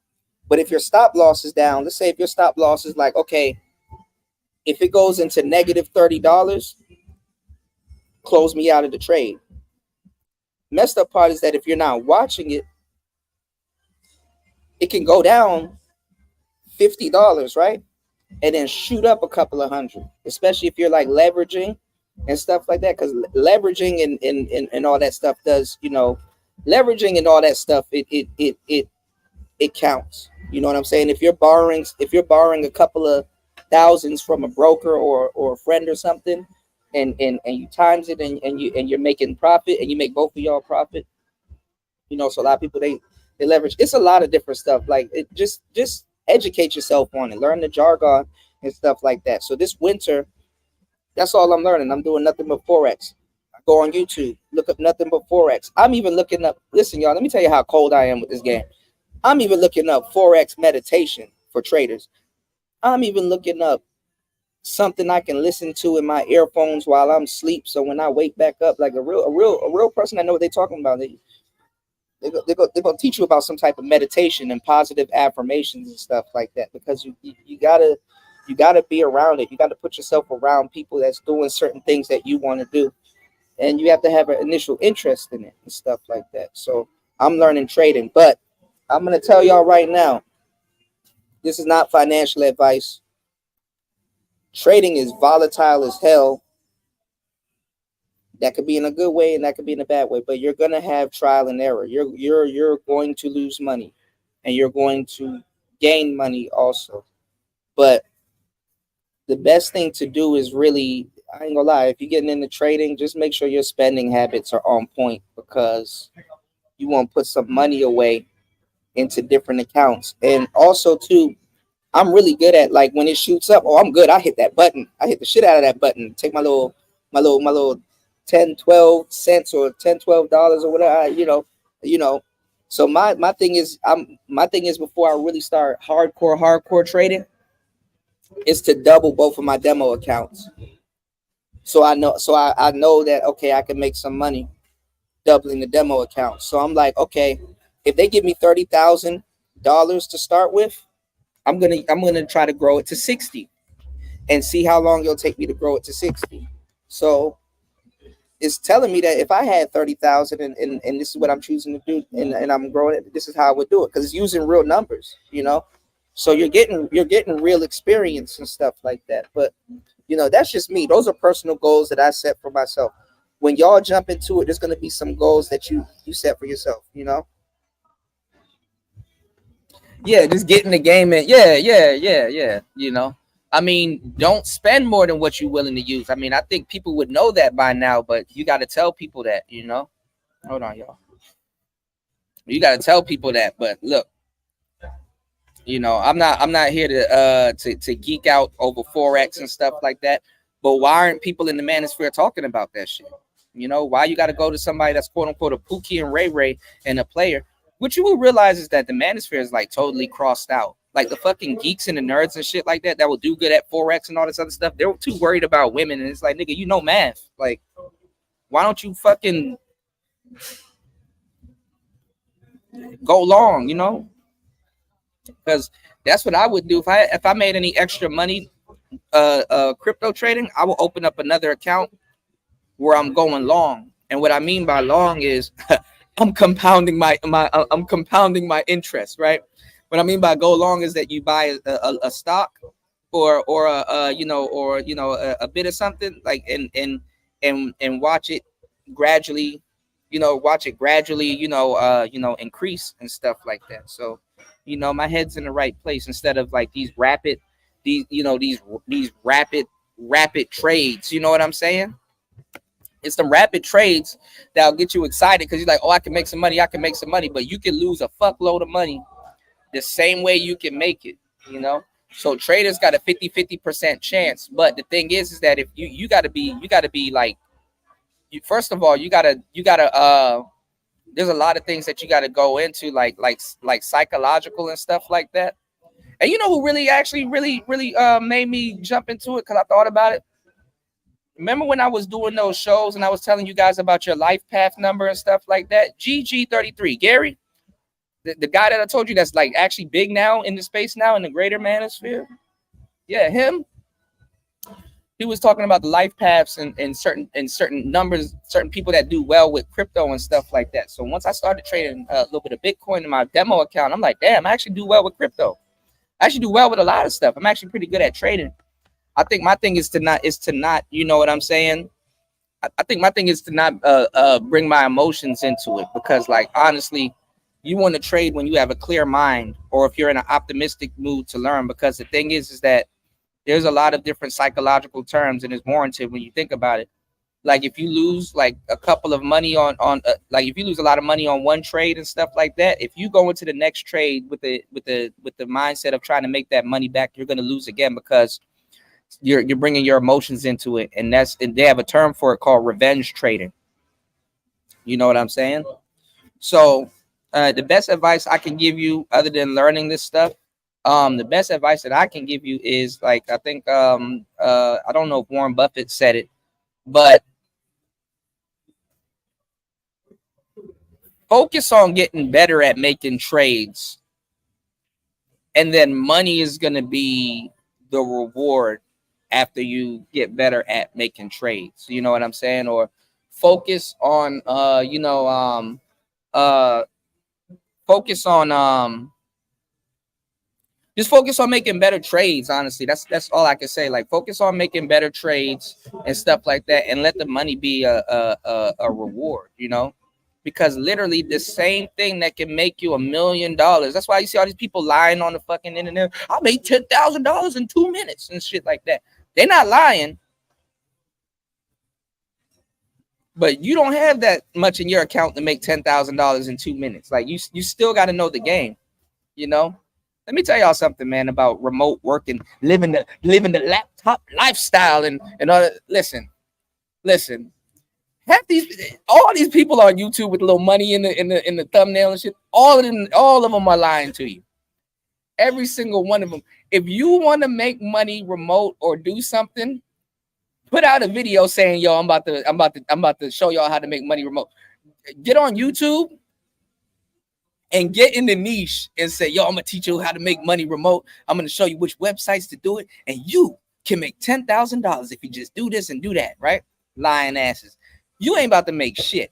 You make more money remote or whatever by lying to people, telling them that they can make money remote. The irony of it, it's just funny. I just thought that I had to tell y'all that. They lie their ass off so much. So you have a lot of people that will sit here thinking that they can get into trading. They're, oh, I'm about to make all this money, and don't know shit about trading. And you can get into trading and not know shit about trading, but you better know you better know a thing or two about trading, because you about to sit up there and watch a whole bunch of videos and waste your damn time. You know what I'm saying? So a lot of people don't do it. And one of the things that I look at, I'm looking at it Star P like a groove box. You know what I'm saying? There was a point in time where I looked at my MPC. I didn't know what none of that shit do. You know what I'm saying? There was a point in time where I looked at a Digitone or a Model Cycles or some type of groove box, and I did not know what none of that shit did. Tempo, what the fuck is a tempo? You know what I'm saying? Little terms and stuff. You got to learn what all of that shit is. So I know when somebody looks at a damn, I know when somebody looks at a goddamn, even me right now, I'm looking at that shit. But the more you look at stuff and you get comfortable with it, like with the hours, looking at certain things, then you'll know what to look at on this chart. If you look at this shit, don't this shit looks overwhelming? It looks overwhelming, right? It looked like a lot's going on. But honestly, when you really get into it, ain't that much going on. They use all of these little stupid ass terms to hide it. It codifies it. It's the same thing with the game. You know, it codifies itself. And that stops a lot of people from engaging into it and things of that sort. You know what I'm saying? So, and also too, I'm gonna tell you some real shit before I get up out of here. Damn, y'all got an extra hour out of me. Y'all hit the like button, support the show. Let me tell y'all something, because for real, me telling y'all this can literally change your life. I'm not gonna lie. Forex can change your life in a positive way and a negative way. I'm not gonna sit there and tell you, but Forex could definitely, if you know what you're doing, Forex can change your whole fucking life. Yeah, it's trying to break 37. I thought it was at 34 for a good minute. I wasn't even paying attention to it. It's at 37. They trying to get up to 38. It jumped too, bro. I made like an extra 2,000 in my demo account. I ain't gonna lie, because I lost a lot. I literally made an extra 10 grand just off of Bitcoin, and that's just me fucking around. Because I jumped from like Bitcoin to like the Great British Pound to like I jumped from stock to stock. You know what I'm saying? I jumped from stock to stock. But what was I about to say? Pay attention to how you get into something. You're introductory to something, okay? So that's why I tell you to do your homework on something, because you probably hear, oh, well, Kuda said get into Forex, and it kind of sounds interesting how he was explaining it, and I want to get into it. Do your homework. Do your homework on it. Don't take my word for it. Do your homework on it. You know what I'm saying? Definitely do your homework on it. Your introduction to something can determine your altitude with something, because it goes back to what we were saying earlier. Your attitude determines your altitude. Okay, so, and it's not financial advice. So if you have a great attitude towards Forex, you are more projected than a lot of people to do better with Forex. Okay, and honestly, I know what they mean by, you know what I'm saying, don't get into something with your emotions into it, because you will take a loss, and then once you take a loss, you might have a losing streak and stuff like that. So honestly, try to get your percentages up. Try to say, okay, with every 10 trades, I lose about 2 or 3. Even if you lose 4 trades with every 10 trades, that's still a good percentage. You know what I'm saying? Just trade 6 times. Let me stop. But no, but like, you know, like figure it out. But the best thing to do, though, and I'm having a lot of fun and I'm learning a lot from it, is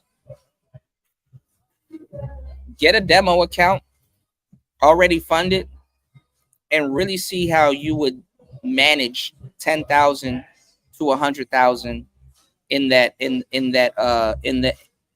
position. You know what I'm saying? Because honestly, to really start really making money, you really have to have like $1,000 for real. Like you know, just for everything to go up. Like you really have to put a stack in it. You can start trading with 50 in lower amounts and stuff like that, and that'll get you good at trading, because it's a muscle, because it's a skill that you learn. But I'm gonna tell you the truth. Like literally,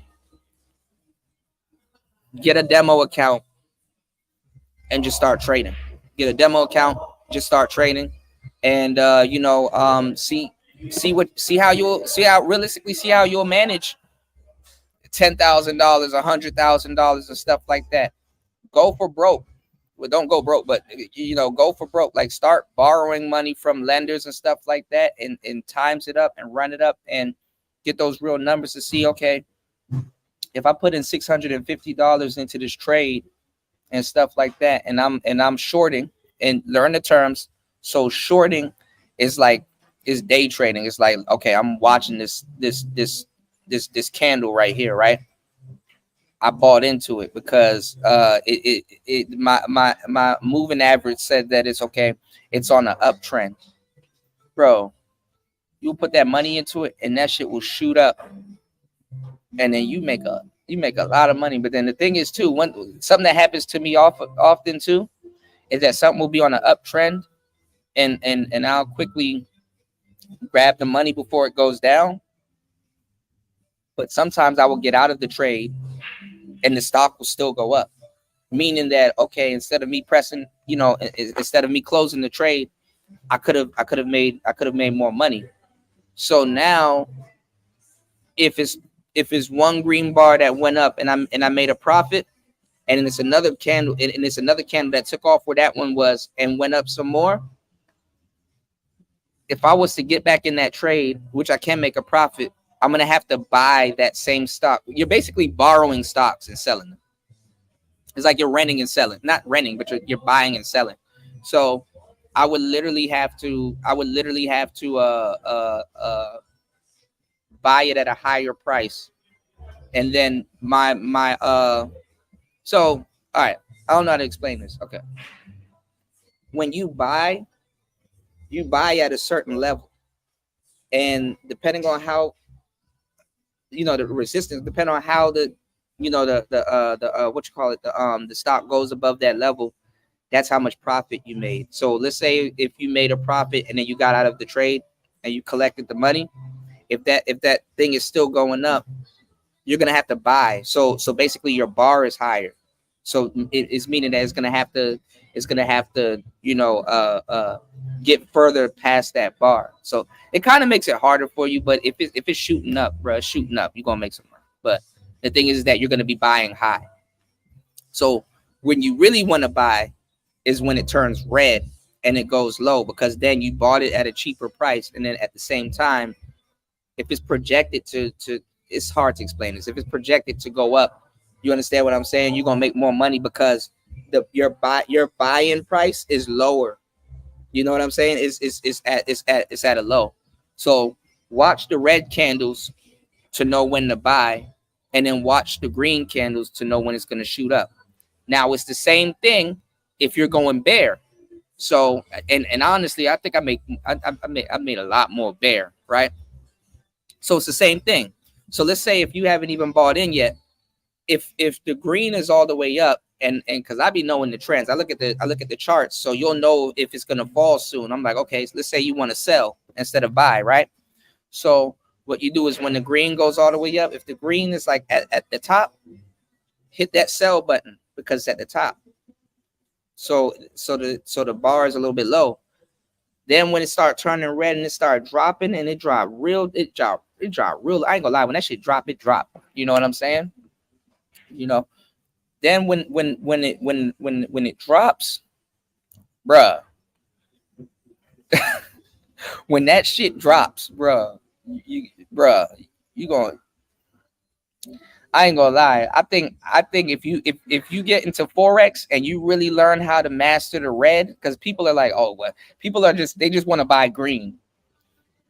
If you learn how to master the red, you're gonna be straight. You know what I'm saying? I ain't gonna lie. I literally, like, I was losing to this guy in this battle, and my percentages was real down. And literally, I made back like 50%, 1%, full 1%, and all that. I made that shit back literally by just like selling the stocks and stuff like that. I didn't have to worry about it. I didn't have to worry about it shooting up and stuff like that. So that's one thing I like about forex, because like literally, you can be the bad guy and win. I ain't gonna lie. I rather look at the charts drop, because I ain't gonna lie. It's easier to for real.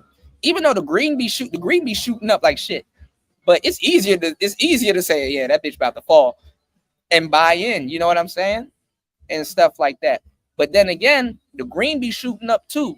So my homework for this weekend, y'all, is to really just learn when to buy and sell.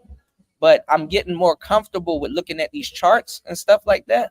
That I'm like, I can look at a chart and be like, okay, yeah, I literally come in the room and be like, all right, sell. And then be like, okay, made a profit. All right, buy. So I think I got high confidence. I really don't lose unless I want to. Really, because you really can't lose unless you want to. But honestly, people ain't gonna sit there and watch the shit all day. So this is why you have to set your take profit and your loss, because there's been times where there's gonna be times where you're in a trade and it's in the negative, and it's like, damn, I could be making money if I just get out of this trade, pay them the $30 that I lost, right, and then and then get back green. Because you damn near can, I mean, it is a form of revenge trading. You damn near can make the money back, but it's just a lot going on. Or what you can do is you can set it for overnight. Because honestly, that shit happened one time. I closed out my my demo trading app, and I came back. That shit was like -656. I said, oh shit. And I've been trying to get my percentages back up so I can, beat the person that I'm battling against, right? Because I done won all of my trades. That shit was -6 something, you know what I'm saying? But I didn't have it set up correctly. And then the same thing happened. My internet connection went out, and I didn't notice. I ain't gonna lie, I fell asleep, and my internet connection went out, and I didn't know. But then I woke up the next day, and I was up 700 something. You know what I'm saying?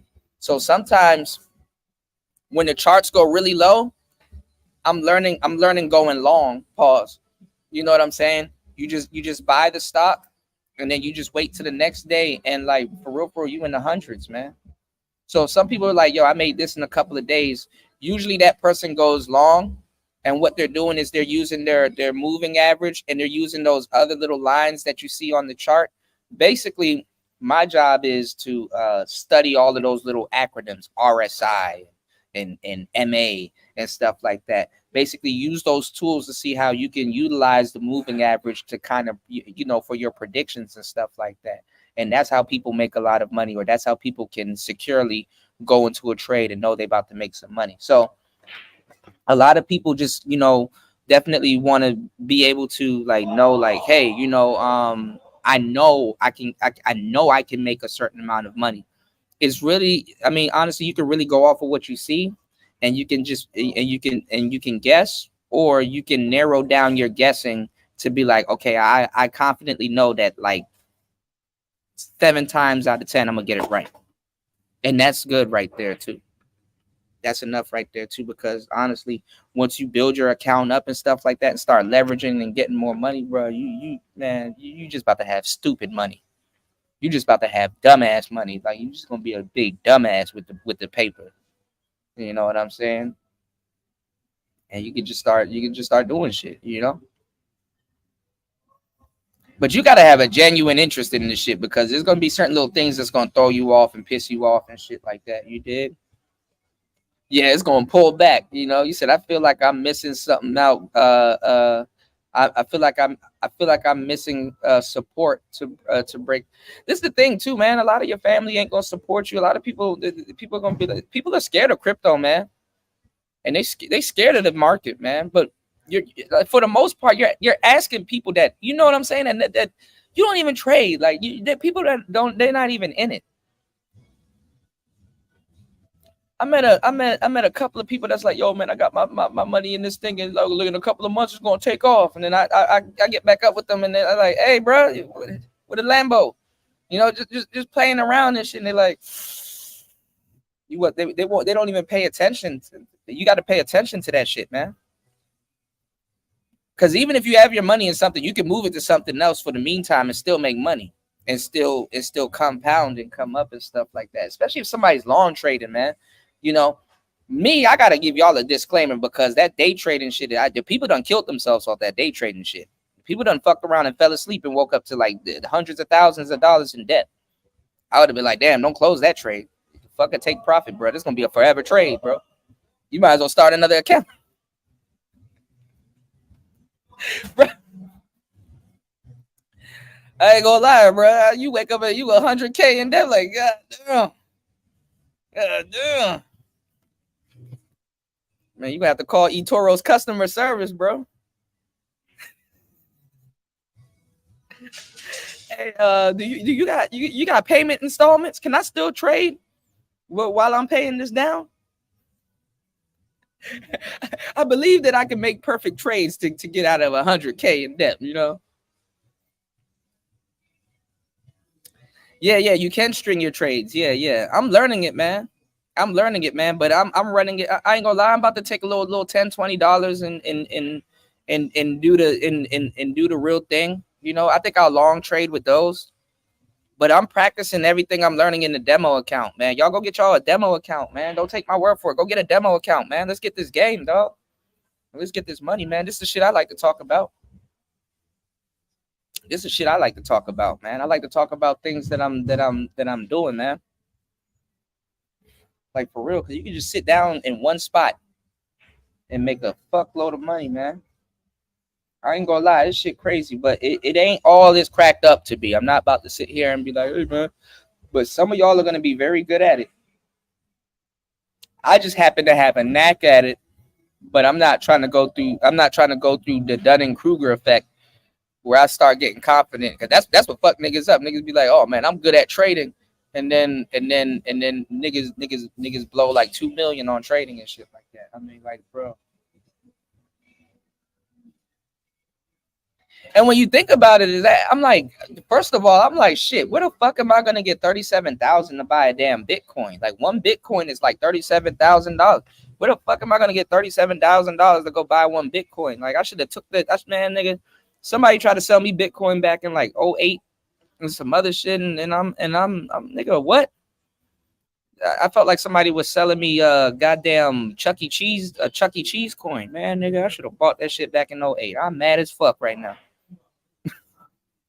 How much was Bitcoin back in the day? I forgot what price the person tried to sell that. Man, I know it wasn't no 37,000, but if you think about it, with leverage, because you're using other people's money, you can get 37,000 and actually buy a couple of Bitcoins. So you know what I'm saying?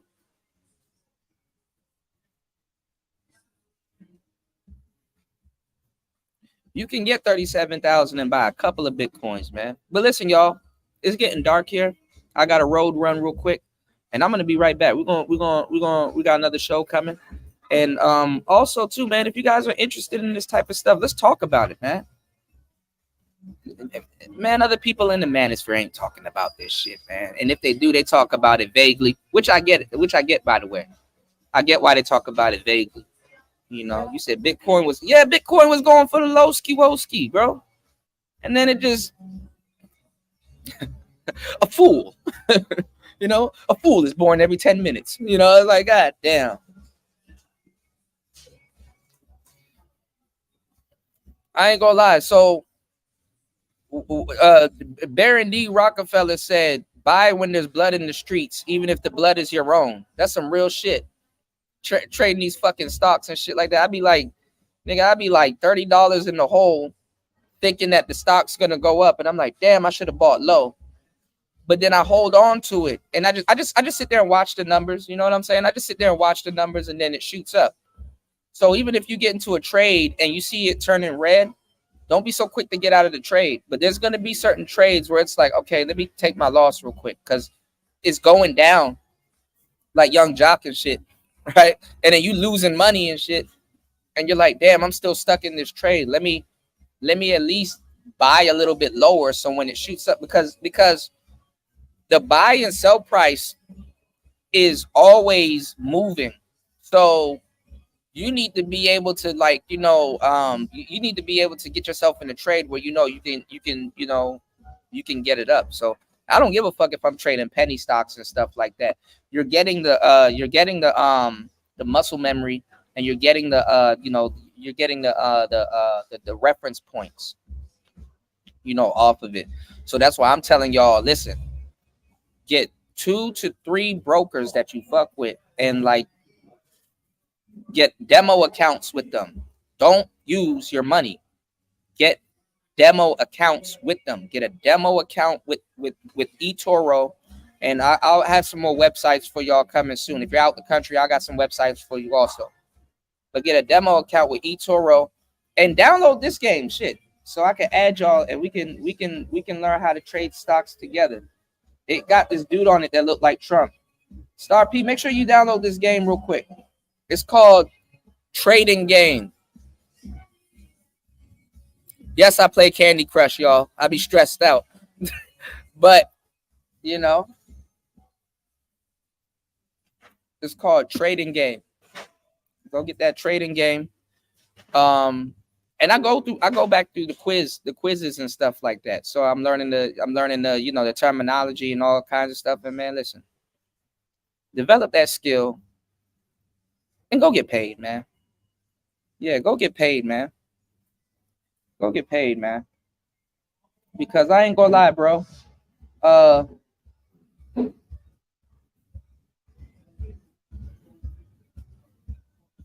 Develop that skill, man. That shit is the whole skill that you can learn. And if and you don't gotta be no big trade master. You know what I'm saying? Just like, you know, I'll tell y'all one thing, because America be fucking people over. I'll give y'all the game, dog. You know what's easier than becoming rich? Stable.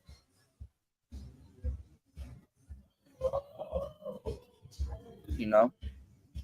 So you go get something tangible, bro. Hey, I ain't gonna lie, bro. Look at all the stories I be reporting on. I be looking at that shit like, God damn, rich people ain't even happy.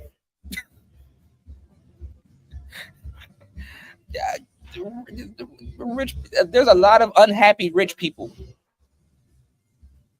There's a saying. Sometimes you're so. What's the saying there? I'm about to butcher it. They said some people are so poor, all they have is money. Some people are so poor, all they have is money. I said, damn, dog. I think the only happy rich people are the ones that are the ones that nobody knows about, and them motherfuckers got to pay for people not to know about them too.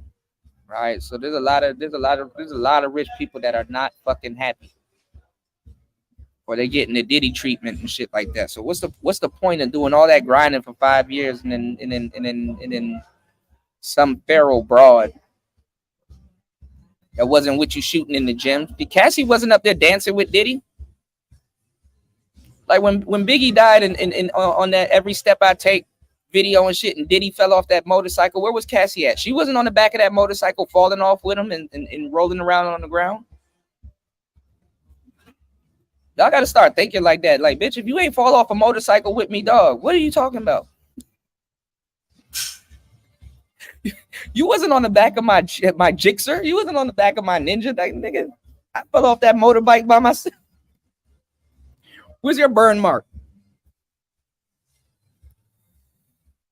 Damn, 10 million. You can just start asking for everything. Like, people don't even look like bruh. Did he probably spend more than a couple millies on her already, bro? Fucking hard being a man, bro. Women couldn't handle being a man, bro. Women could not handle being a man, bro. I be talking to a bunch of them and stuff like that, and just the reality and stuff like that. You know what I'm saying? I'm gonna tell y'all some real shit. Just for them to remove, like, mentally what makes them a woman, just for them to mentally remove that for another set of cards that ain't got shit to do with what they think we're talking about. It's hard for them to conceptualize that. You know what I'm saying? I don't even want to put somebody through that. It's like, bro, hypothetically, if you can't come to that conclusion yourself, you kind of really don't want to. You don't want to be no dude. You don't want to be no dude. That was one of the clips that I was gonna break that I'm gonna break down on the next show. I just got to find out where the hell it is. There was a bunch of women on the whatever podcast saying men have a more easier life than women, and they said men are more protected than women in today's society. Can you believe that shit? Can you believe that shit? Men are more protected than women in this society. What?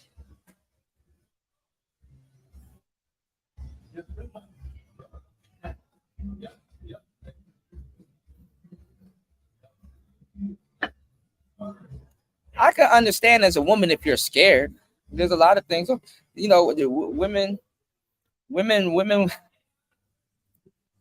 women funny as shit. It's like if something jump out I don't know. Women have pussy on their mind more than dudes. Like if something jumps out of like like say if this was like bushes or some shit and something jumps out the bush, women are like, oh, my pussy.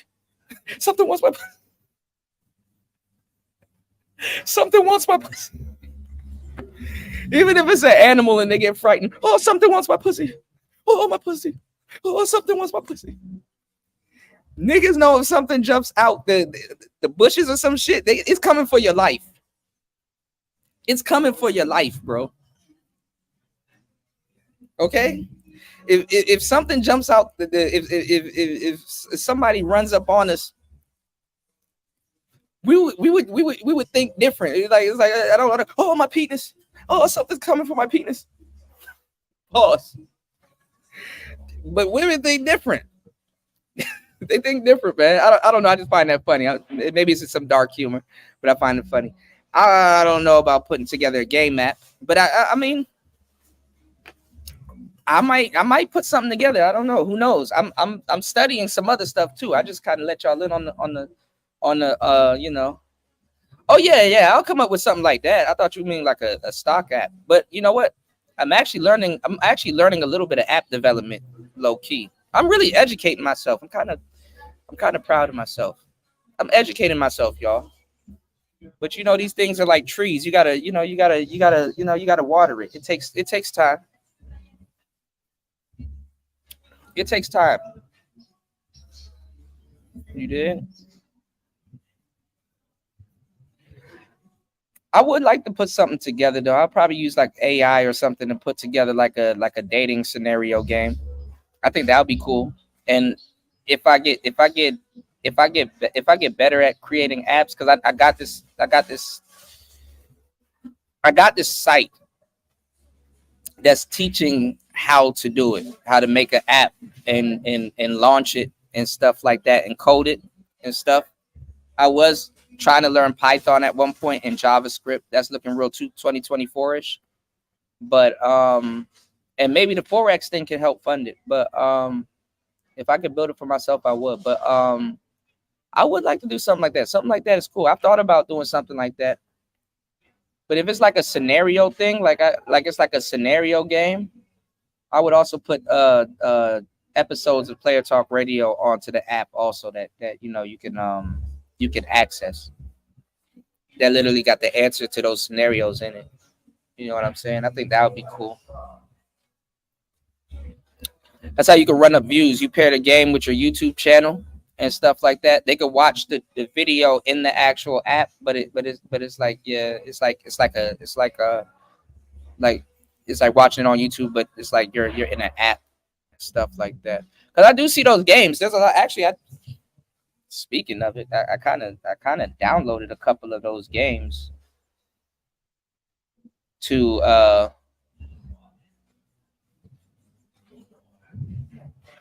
yeah, they're not trying to give it to me. Hold on. I actually downloaded a couple of games. Like, how would I do it? Look at this.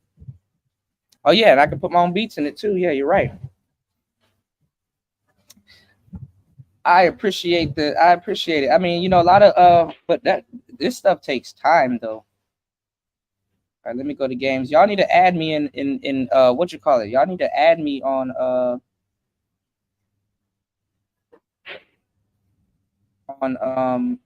Arena of Valor.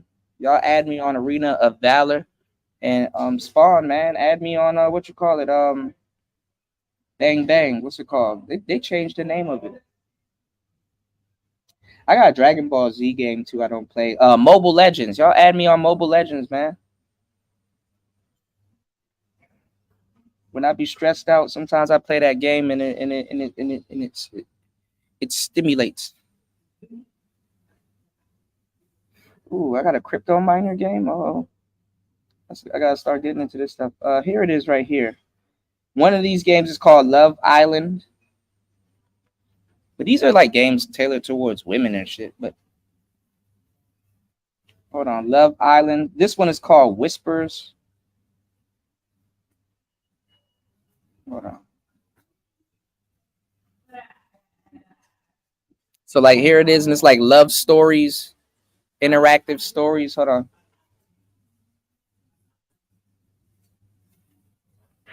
But literally something like this.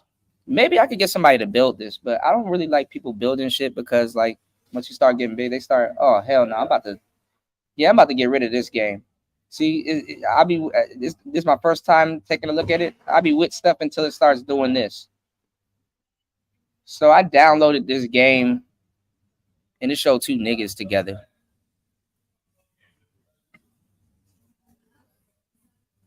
And then now some nigga talking to me about his library. Welcome to my library. Gorgeous whispers. Just off that loading screen with the two niggas on it, I'm Gucci. Let me delete that. So, but anyway, y'all get the gist. Listen, y'all. Yeah. I'd rather take a guy on girl. No more for me. I'm out, y'all. Peace. Make sure you guys do your homework. Check out some of the stuff I'm talking about. We'll be back on air. If you guys want to you know what I'm saying,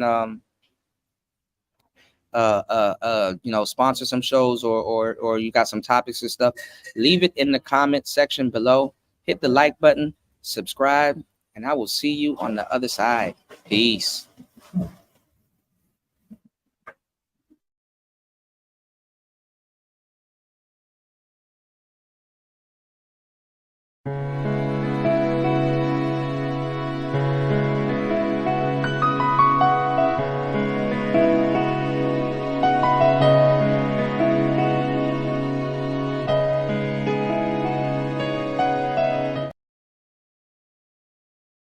Hold on. Wait a minute. Let me give the shout outs. Shout outs to everybody that hit the Cash App. Hold on. Shout outs to everybody that supports Player Talk Radio. Hold on, y'all. Let me bring this up. Hold on. Shout outs to my brother Link. Shout outs to my brother Robert Benjamin. Shout outs to my brother Ant T. And shout outs to my brother Edward Bailey. And shout outs to everybody in the building. Listen, it's Player Talk Radio. We'll be back on air. We are out. It's Player Talk. Let's get it. Let's go.